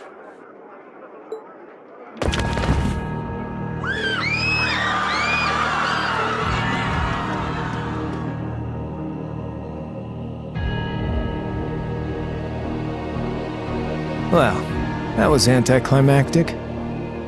And there's our coup de grace. Now, just have to add the finishing touches. Hands in the air!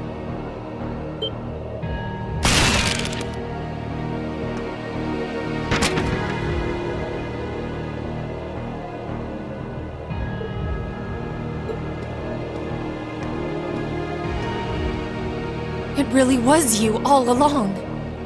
To think, all the time we spent searching for the leader of the Imperial Liberation Front, and he was right under our noses. Crow Armbrust from the Jirai SEZ. Oh, and here I thought I'd managed to cover my tracks like a real pro. So, who put all the pieces together? I bet it was Arundel, wasn't it? We just received confirmation a short while ago. If you hadn't been so difficult to pin down, we would have had this investigation finished up already. How could you? How could you? You know, this really brings back the memories. It's a lot like when Jirai was annexed by the Empire 8 years ago. You let your guard down, you lose. That's how your boss's favorite little game works, isn't it? Well, he lost. And now he won't be playing any of his games again. Ever. You! Get on the ground! I don't know how you managed to plan all of this, but you'll tell us eventually. I'll see to that. Yeah, I don't think so. What?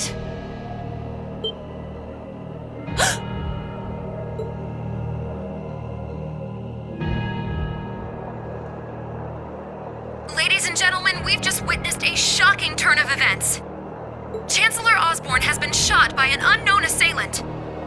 He's currently being rushed into urgent care. We'll bring you more on the situation as it develops. What is that? It's coming closer! It looks like we may not be out of the woods yet, folks. A large silver craft has been sighted in the sky to the south, and it seems to be headed toward the capital. But hearing a radio broadcast just isn't the same as seeing it unfold yourselves, is it? So how about I give you Thor students a special treat? Just my way of saying thanks for the fun I had at the festival. Wait, what's she talking about? Was she speaking directly to us just now? Resound, resound, O voice everlasting! Rend night's silent veil and reveal unto all the beautiful world!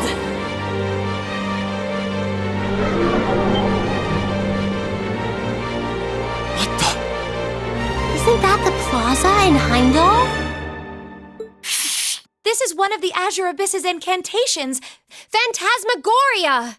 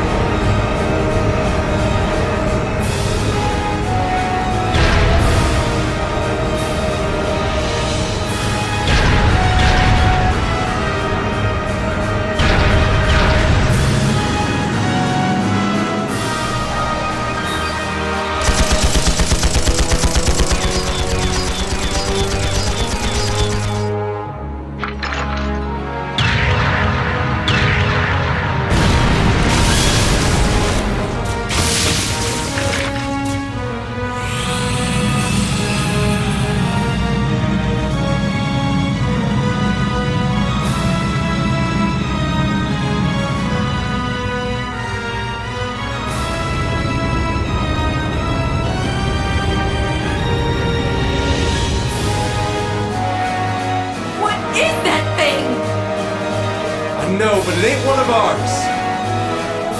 It's time to avenge His Excellency.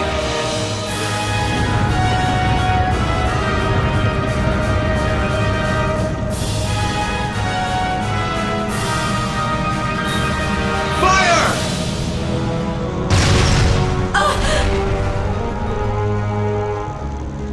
Where did it...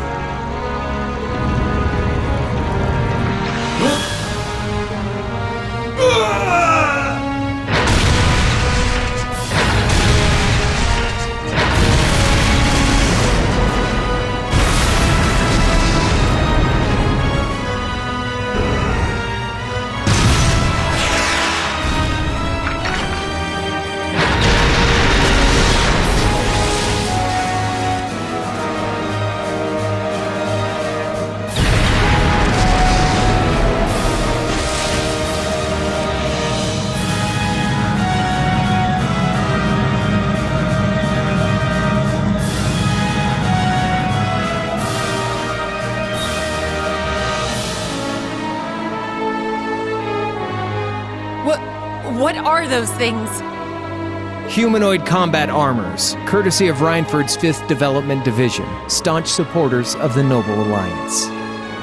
Knights for the modern age, modeled after a stunning historical example and made of hardened steel from toe to crown. We call them the Panzer Soldats. But how did... Don't move! Sorry, I don't take orders from you. Zephyr should be able to secure Valflame Palace just fine on their own. But I've got my own score to settle. No! What?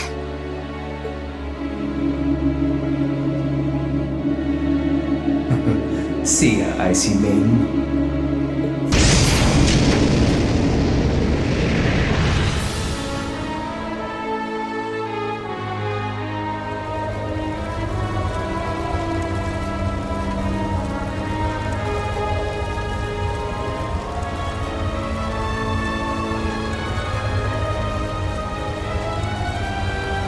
Man, that was a bit of a letdown, huh? I'll give him an A for effort. But we're talking about the Imperial capital here? Is that the best they could muster on their home turf? The hard part's still ahead. Most of the Imperial army's putting out fires across the country. But they'll be back soon enough now. And who knows? They might have some anti-Soldats countermeasures up their sleeves. Hey, anything can happen. Guess the ones to watch out for are the 3rd, 4th, and 7th Armored Divisions, huh?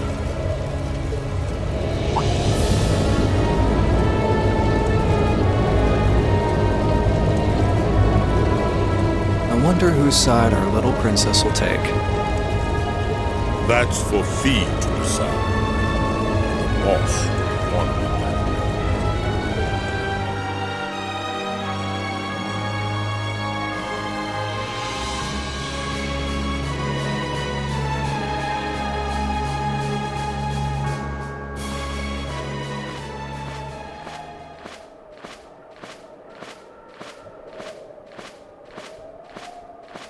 Splendidly done, Grianos. I see you were able to share the sweetest notes of my aria with our little friends.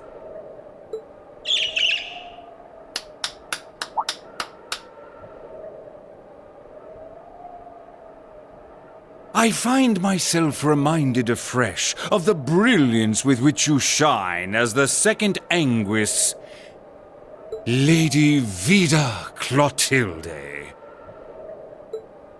Vast is the stage, and beauteous the performance of the Azure Abyss.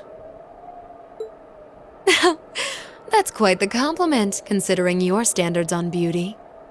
Still, first the Burl, then Crossbell, and now here in Erebonia. Don't you think you're getting a little too greedy for your own good?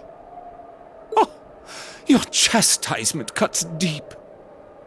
We'll be proceeding with the next step of the Phantasmal Blaze plan, I presume? Yes, indeed. The bells are tolling for Crossbell, and preparations here are complete. Still, even this grand an undertaking is but a jewel in a greater crown, the second stage of the Orpheus final plan. The symphony awaits us. Let the second movement commence.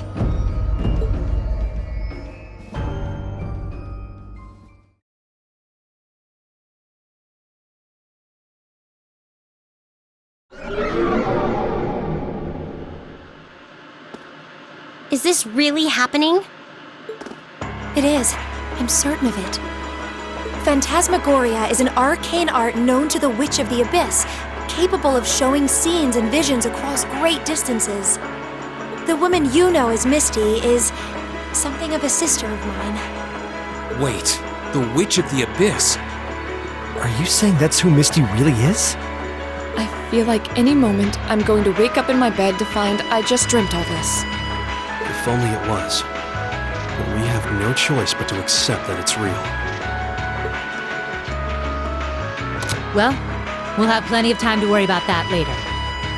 Right now, we've got two more pressing concerns. The Chancellor's been shot, and Heimdall's been occupied. Oh no! I hope my father's alright. Damn. Please, let Saint Estrella be safe. That gargantuan airship, those Panzer soldats. I have no doubts that they were bankrolled and manufactured by the noble faction. I saw them there. My old family. All this time I never knew what happened to them. Now there they are. Fee. So you know those men? I remember meeting them briefly in the Gray. They're former members of Zephyr. Used to be one of the continent's strongest Jaeger Corps. It looks like the Noble faction hired them to do their dirty work, just like the Imperial Liberation Front. On top of that, It looks like our guess about C's identity was right on the money. But I don't know what that cool blue thing was he flew off in. Crow, why did you do it? On behalf of the Student Council, I'd like to ask all of you to remain calm. I'm sure you all experienced that strange vision during the broadcast. And the principal has an announcement he'd like to make about it. Good afternoon, everyone. This is Principal Van Dyke speaking. I'm sorry to say there's a strong likelihood that what you just saw is really happening in Heimdall. However, it's important to note that we don't yet have confirmation or any official word on the situation. I'm doing all I can to find out what's going on, but in the meantime, I ask for your patience and understanding. So all the other classes saw it too. How could she use a national radio broadcast to show something to just us and no one else? Is that even possible? For her, it is, with little difficulty at that. Yo, Sarah here. Who's... Neidhart? An emergency meeting. Right away? What? Of course, I'll be right there. Yeah, understood. I'll meet you in front of the main gate. All right, class. I've got to step out for a bit to take care of some business. But no matter what happens, you are not to leave this building. Is that clear?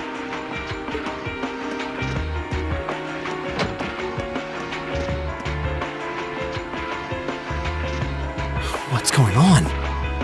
I'm not sure, but it's obvious something strange is happening. Can this day even get stranger than it already is?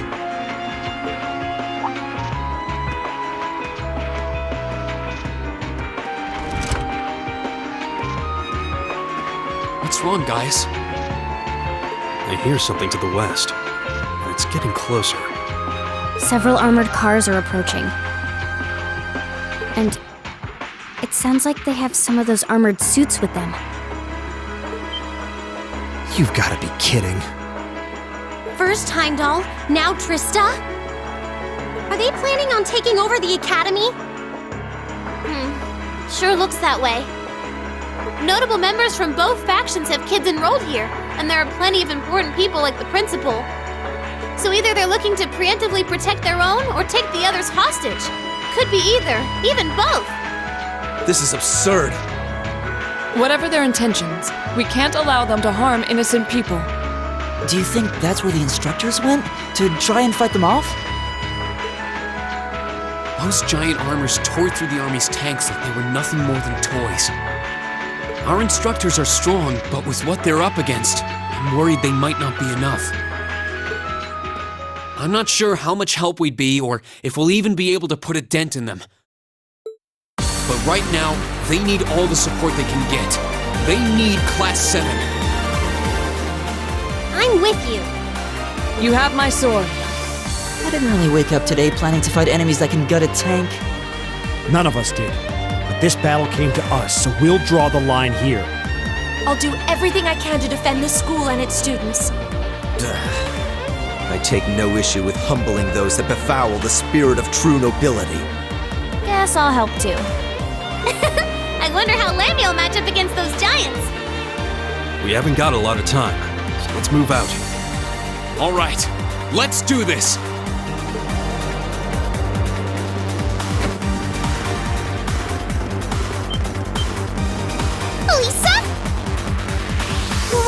so flustered? What's going on?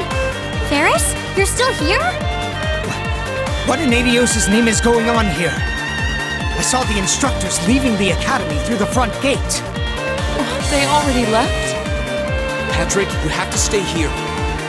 You can't let them take over this building. Work with the other students as best you can. Schwarzer? What are they?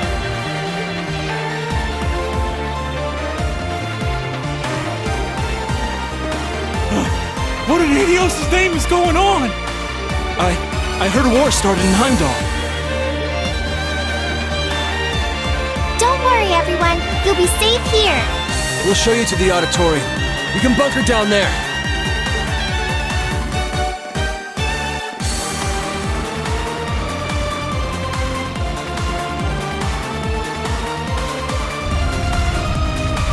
Toa! George! Rean! What are you doing here? You aren't... You're not planning on going to help the instructors, are you? That's exactly what we're planning. I'd bring shame to the Arcade name if I were to willingly allow such insolence and dishonor to fester. We're not gonna push our luck, but we want to give them every little bit of support we can. You can't be serious.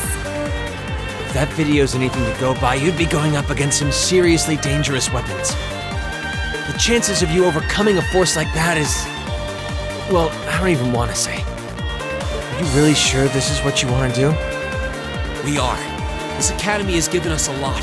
We've made friends here, learned to better ourselves. And we'll be damned if we're going to let them just take that away! You guys... Oh boy. The instructors told me not to let you past if you tried to come through here. All right. As student council president, I hereby grant you permission to head through. But don't forget, you're still students. This may be a military academy, but that doesn't mean you're soldiers. If you ever feel like your lives are in danger, even a little bit, you get out of there, okay? Run away, surrender. I don't care what you do, just please don't die out there. Promise me.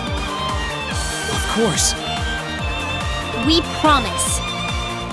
At least make sure you've got everything you need before you go, then. I've got my tools on me, so if you guys need any last-minute modifications to your Arcus units, I'll take care of it.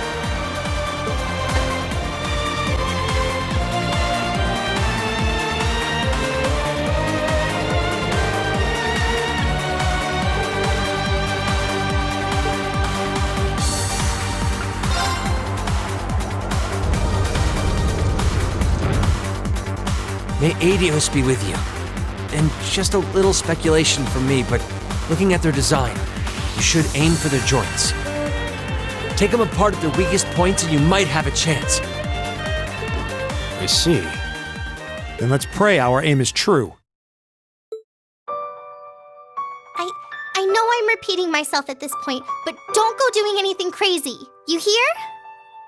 Still, I know in my heart how much you want to protect this school. So do what you think you have to do. Not just for us, but so that whatever ends up happening, you'll know you gave the best you had to give. Understood.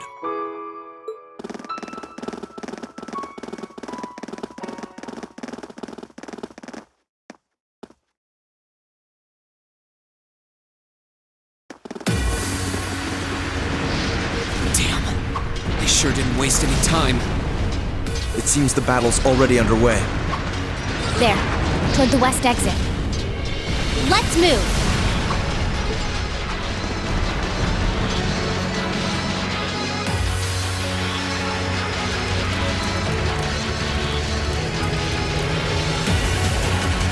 Impossible!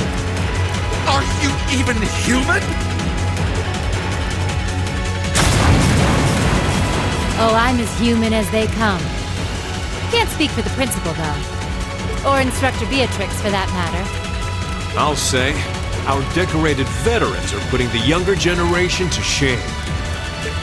Now, there's no need to go around flattering old ladies, Nightheart. No need to be so modest, Beatrix. I don't know of any other old ladies who could reduce an armored car to a smoldering wreck that quickly. Says the man who cut one in half. Always nice to share a little outing with my wonderful colleagues. And while we're at it, since when were the two of you such whizzes with all those high-level arts? Especially you, Thomas. When did you leave the library long enough to become so disturbingly proficient with an orbital staff? Well, you know me. I've always been rather taken with the mages of the Middle Ages. They're monsters! Sir, we don't stand a chance against them! Stop your whining!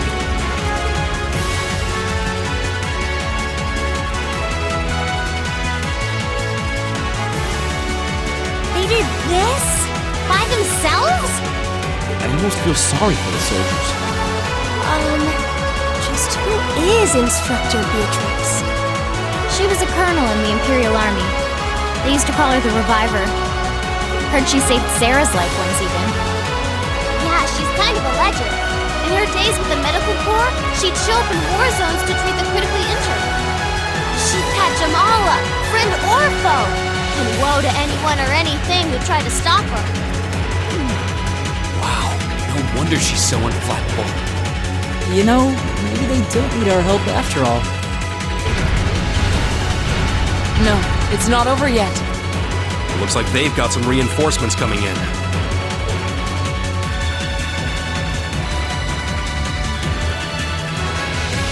Cease your fire!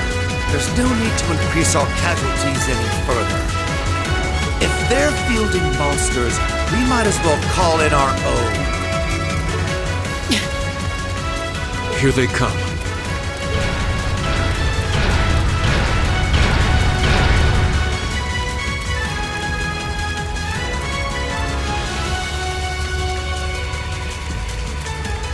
My, they've certainly brought quite a few of those. They're boasting some impressive armor. Looks like they've been designed with integrated arts resistance, too. What to do? You think we can really beat all these things? Well, I don't see another way out of this, do you? We need to hold this location until the Imperial Army's reinforcements arrive, no matter what. Time to see if the Army's finest up-and-coming officer has it where it counts. Same to you, Miss A-Rank Bracer. My! You two really do make quite the dynamic duo. Shut up, Thomas.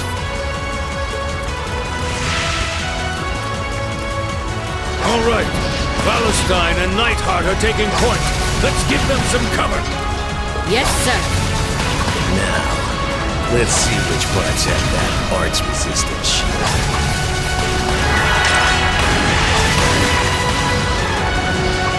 They certainly seem to be holding their own. Yeah, but look how many they're up against. And the enemy's still got strength to spare. But the instructors don't have anything to fall back on if the enemy gets the upper hand. Let's go. They need backup.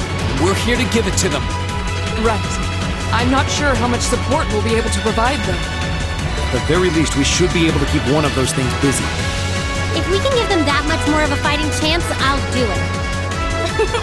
That won't be necessary. What? Sharon? Allow me to handle things here. I'll be sure to give Lady Sarah and her colleagues the opening they need to clinch their victory. Huh?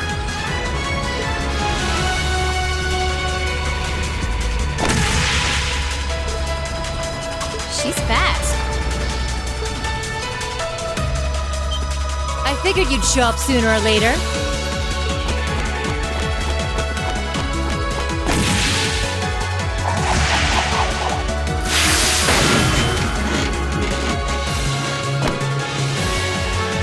Oh my! Steel wires?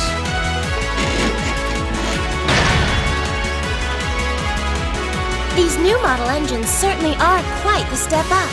I'm impressed. Still, all the power in the world doesn't mean much if you're all tied up. The pleasure of being bound, vulnerable, and exposed is a thrill like no other. Would you care for a little demonstration?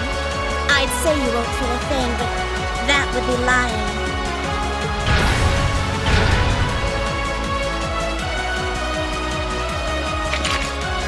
So you finally dropped the act, huh?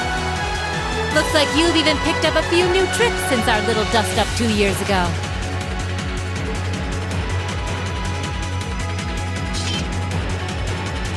But I guess I wouldn't expect any less from Sharon Kruger, Ouroboros' Enforcer number 9. Or should I just call you the Severing Chains? I'm currently on leave from that position. Right now, I'm but a humble maid in the service of the Rhineford family. And no matter who's pulling the strings, anyone who tries to harm Lady Elisa or her friends will have to get through me first. That's fine by me. But I think you and I need to sit down and have a nice long talk after all this is over. I'll bring the snacks. Oh, look at them go! Are you just going to stand there and let the ladies run laps around you, Major? Of course not. I was just about to say we should focus our assault on one and hit it with everything we've got.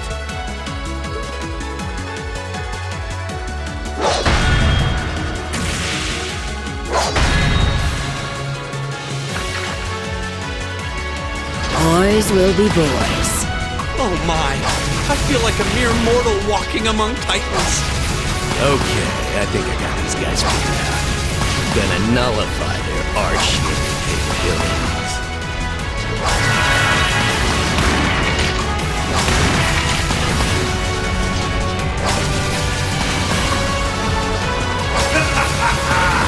You sure know how to show a guy a good time.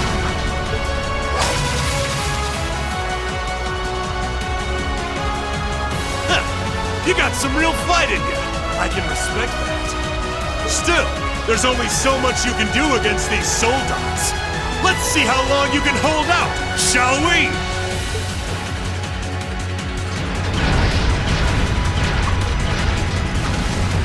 Your military academy. Let's see how much fight you've really got in you.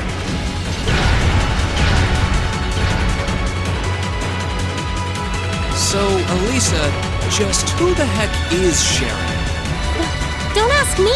I want to know just as much as the rest of you. I'm pretty sure my mother knows her background, but she never told me. Still, now they may have at least a chance of victory. Though not a great one by any stretch. Still, we've seen those suits demolish battle tanks in just a few hits.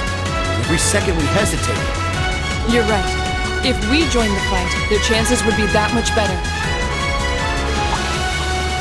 That sound. It's faint, but I can hear it. No way. But that's coming from the opposite direction of the capital. Lemmy!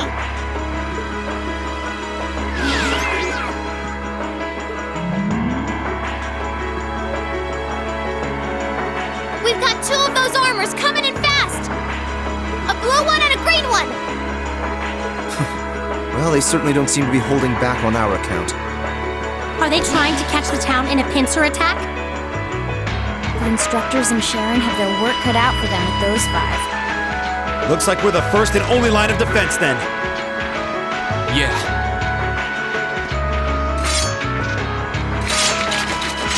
Get ready, everyone!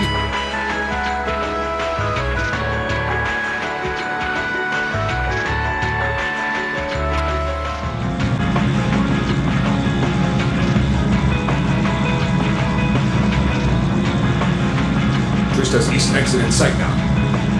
No hostiles visible. I hear they've rounded up quite the posse to defend this little town. But I'm sure they've got their hands full dealing with Vulcan.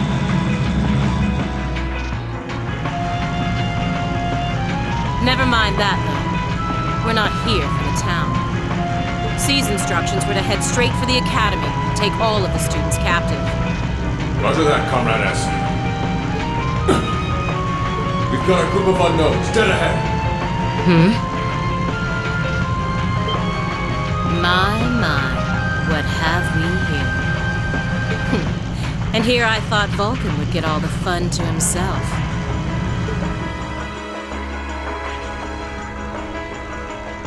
But you didn't let me down, did you, Class VII? You managed to turn up every single time.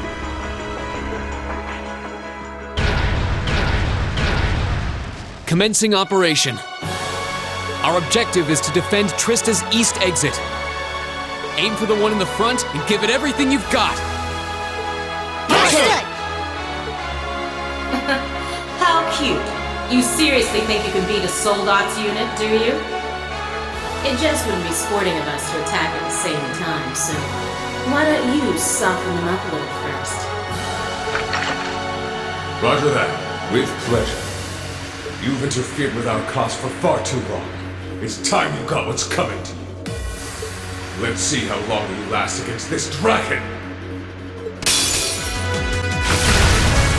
Damn it! How? How could I have lost to a bunch of kids? They're only students. We did it! Looks like George was right about aiming for the joints. I should have expected that C's classmates wouldn't go down easy.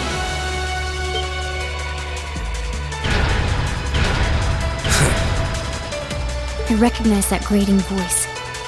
Scarlet? You're in there, aren't you? Oh, did you miss me? I'm sorry you didn't get a chance to play at mine. But I hope you haven't forgotten that I owe you for getting in my way at Gorelia Fortress. You managed to beat one Soldot's, but once is just enough. Let's see how you fare against a Spiegel. That one's not like the others. It must be a command unit. So it has weapons the regular suits don't? Oh, believe me, you'll find out. Sadly, I doubt we'll survive the demonstration, but at least try to put up some token resistance.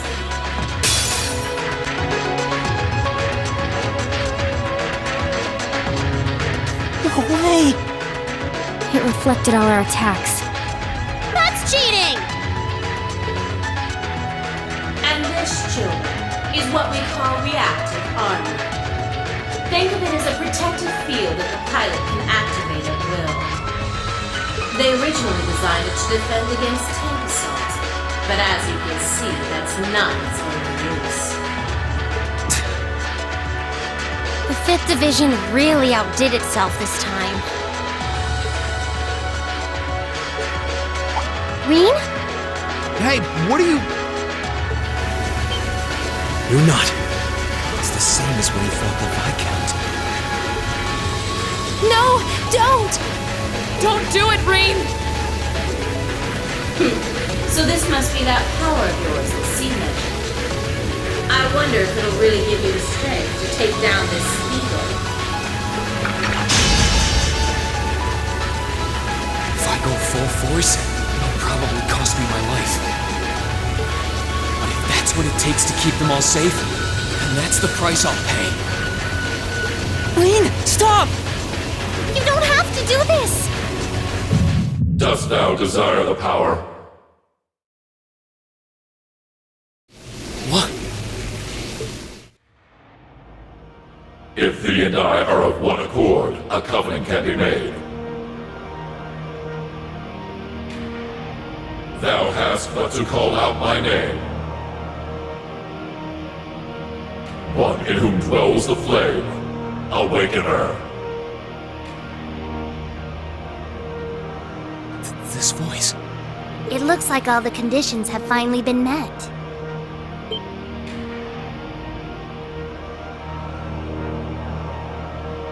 Celine, you can talk? Yes, quite eloquently too. But that's not important right now. Right now, you need to stay focused. You should know his name already. You saw it deep within the realm of the Great Shadow.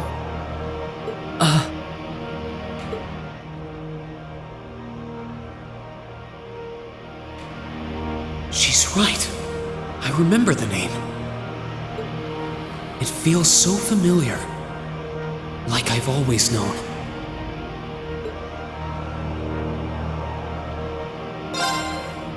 Heed my call. Valimar, the Ashen Knight!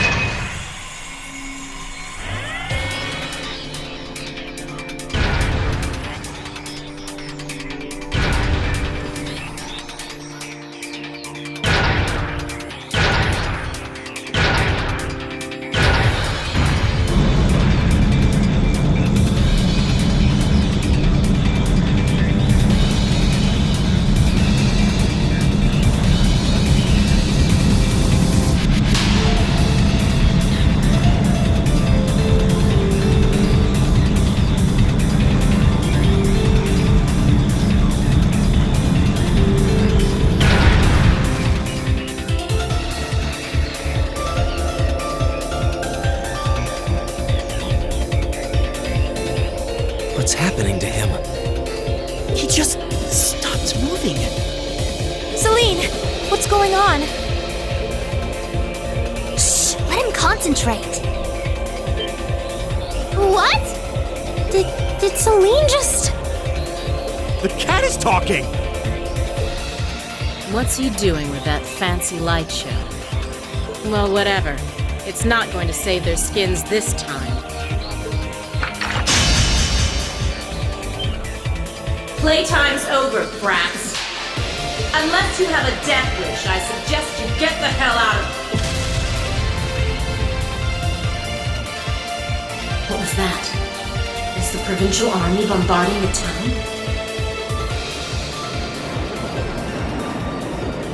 Wait!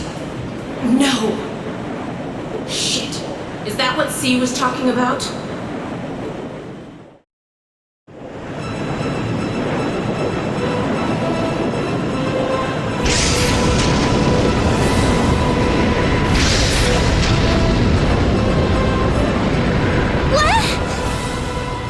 What the?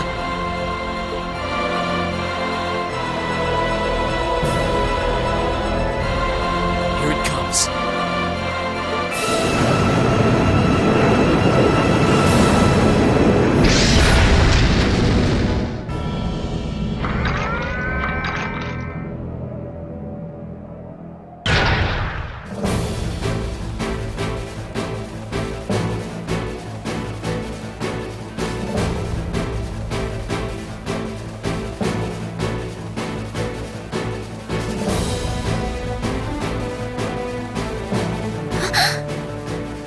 Rean, how did you...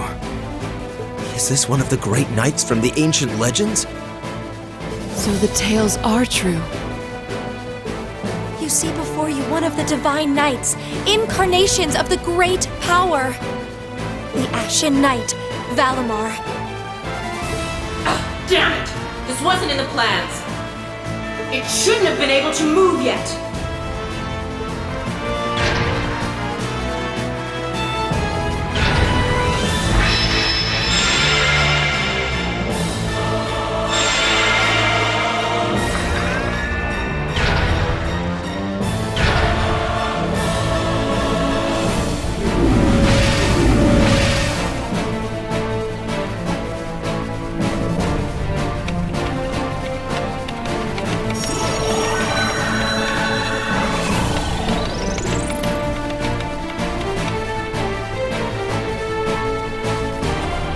How am I even doing this? It's like my body just knows. The moment you accepted the Awakener's Covenant, all the fundamental knowledge was granted to you.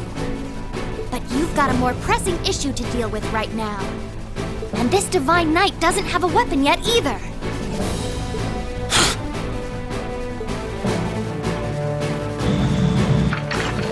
You're mine!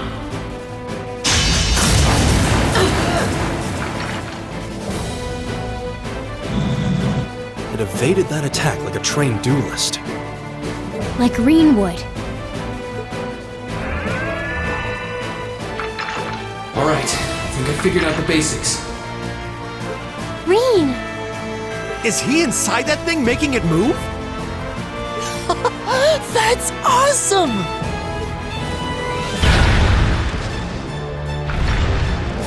I recognize that stance. The 8 leaves, 1 blade style's unarmed form. You're just full of surprises, aren't you? Huh. Looks like you might be able to handle this after all. The 8 leaves, 1 blade school has a form we use if we're disarmed or have to fight without a weapon.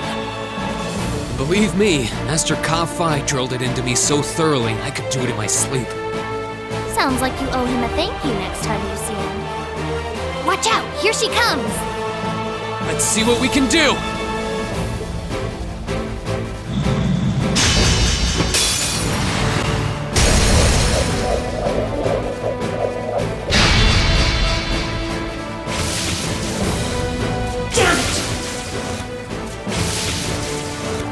If Reinford had finished my Templar sword in time, I'd be the one still standing. This battle is over. There's no reason to keep fighting. Now get out of Trista, and take the squad by the west exit with you. Rean! Yeah! Beat it and don't come back! Alright, this should be all the backup they need at the west exit and then some. Damn. Whoa, hold up just a sec. Aren't you forgetting something? That voice. Something's coming.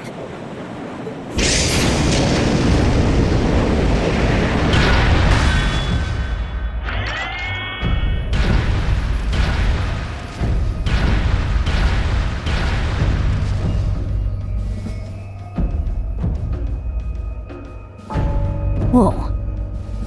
A blue knight? Then Valimar wasn't the only divine knight that was awoken. See? Am I ever glad to see you?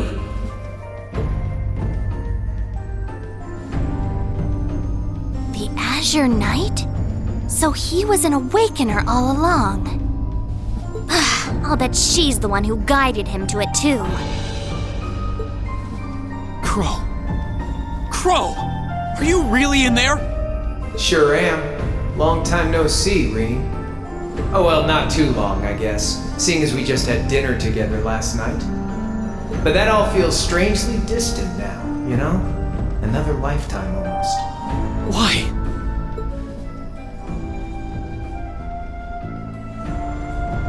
Why are you doing this? Are you really the one who shot the Chancellor? And where did you even get that thing?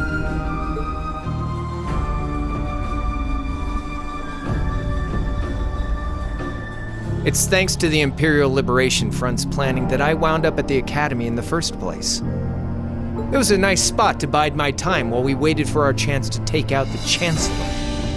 Gotta say, though, the whole school thing was a lot more fun than I expected. Almost makes me sad to leave it behind. But at the end of the day, I'm C. That's the real deal.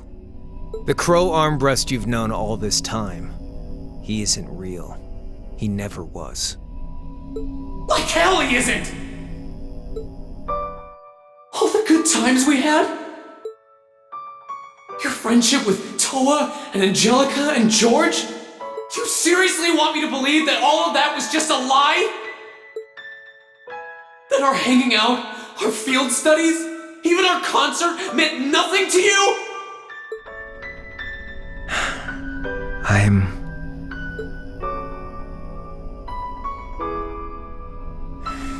Yeah, I'm afraid so. Oh no. Crow, why are you doing this?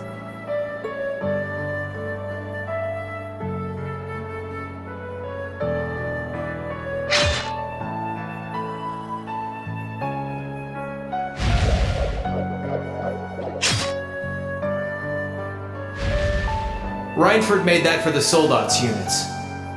I know it's not the kind you're used to, but it's the best you're gonna get right now.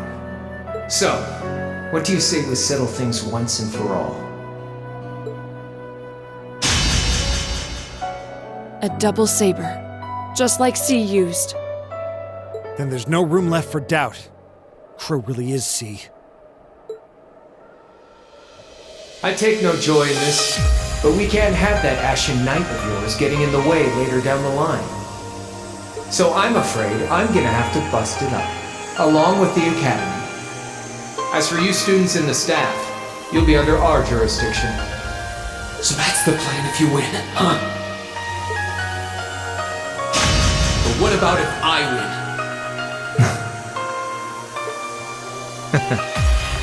If you win, I'll pay up the interest I owe you on that 50 Mira. Hell, we could even trade places. I'll babble on about friendship and dreams, and you can have fun for once in your life.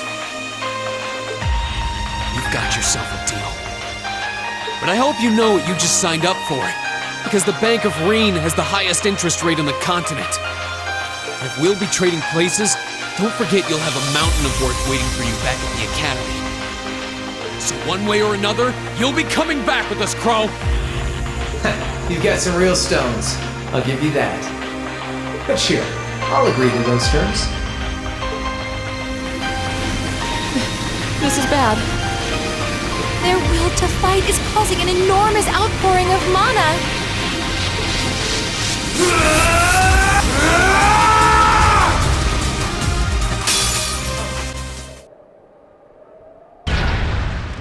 Yahoo! He did it! Thank goodness. That means... This can't be happening! You really don't do anything halfway, do you?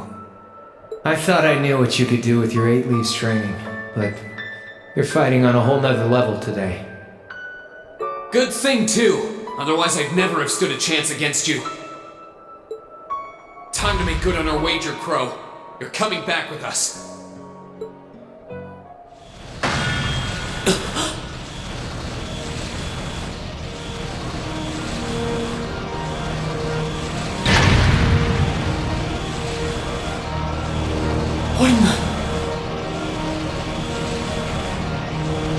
You've been piloting a Divine Knight for 1 day. I've been using mine for 3 years. Did you think I wouldn't have a trump card to play?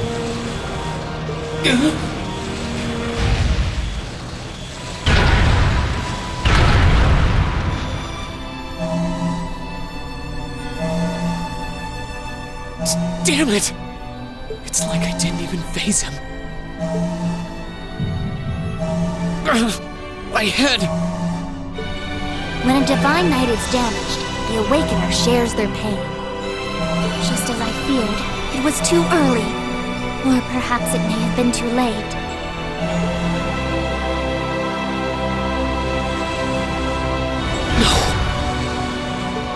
No, you don't!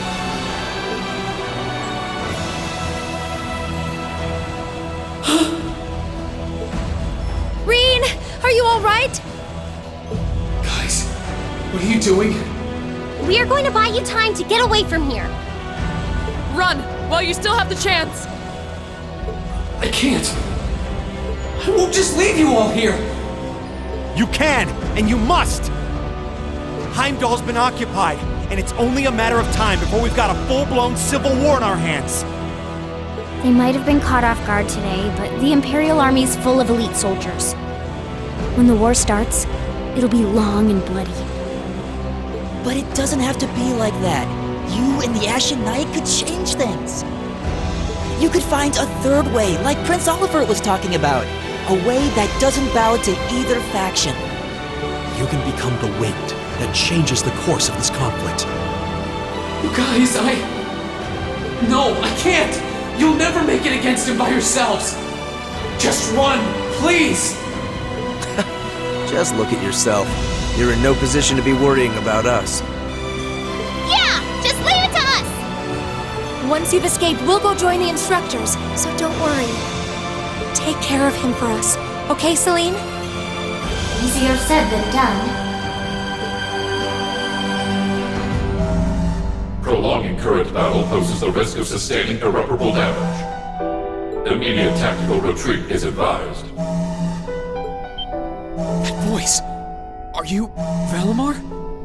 So, you've gathered enough power, have you? Well, we may have lost this battle, but at least we'll live to fight another day. Alright, get us out of here! As far away in Erebonia as you can take us! Command acknowledged. Charting course. Wait! No! That's my call to make!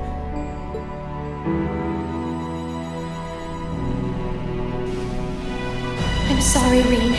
I wanted to tell you everything, but it looks like I won't have the chance after all. But you accepted me, in spite of it all, and made me happier than you realize. I've watched you all this time, and this I can say for certain. You can get through this. I know you can. Emma!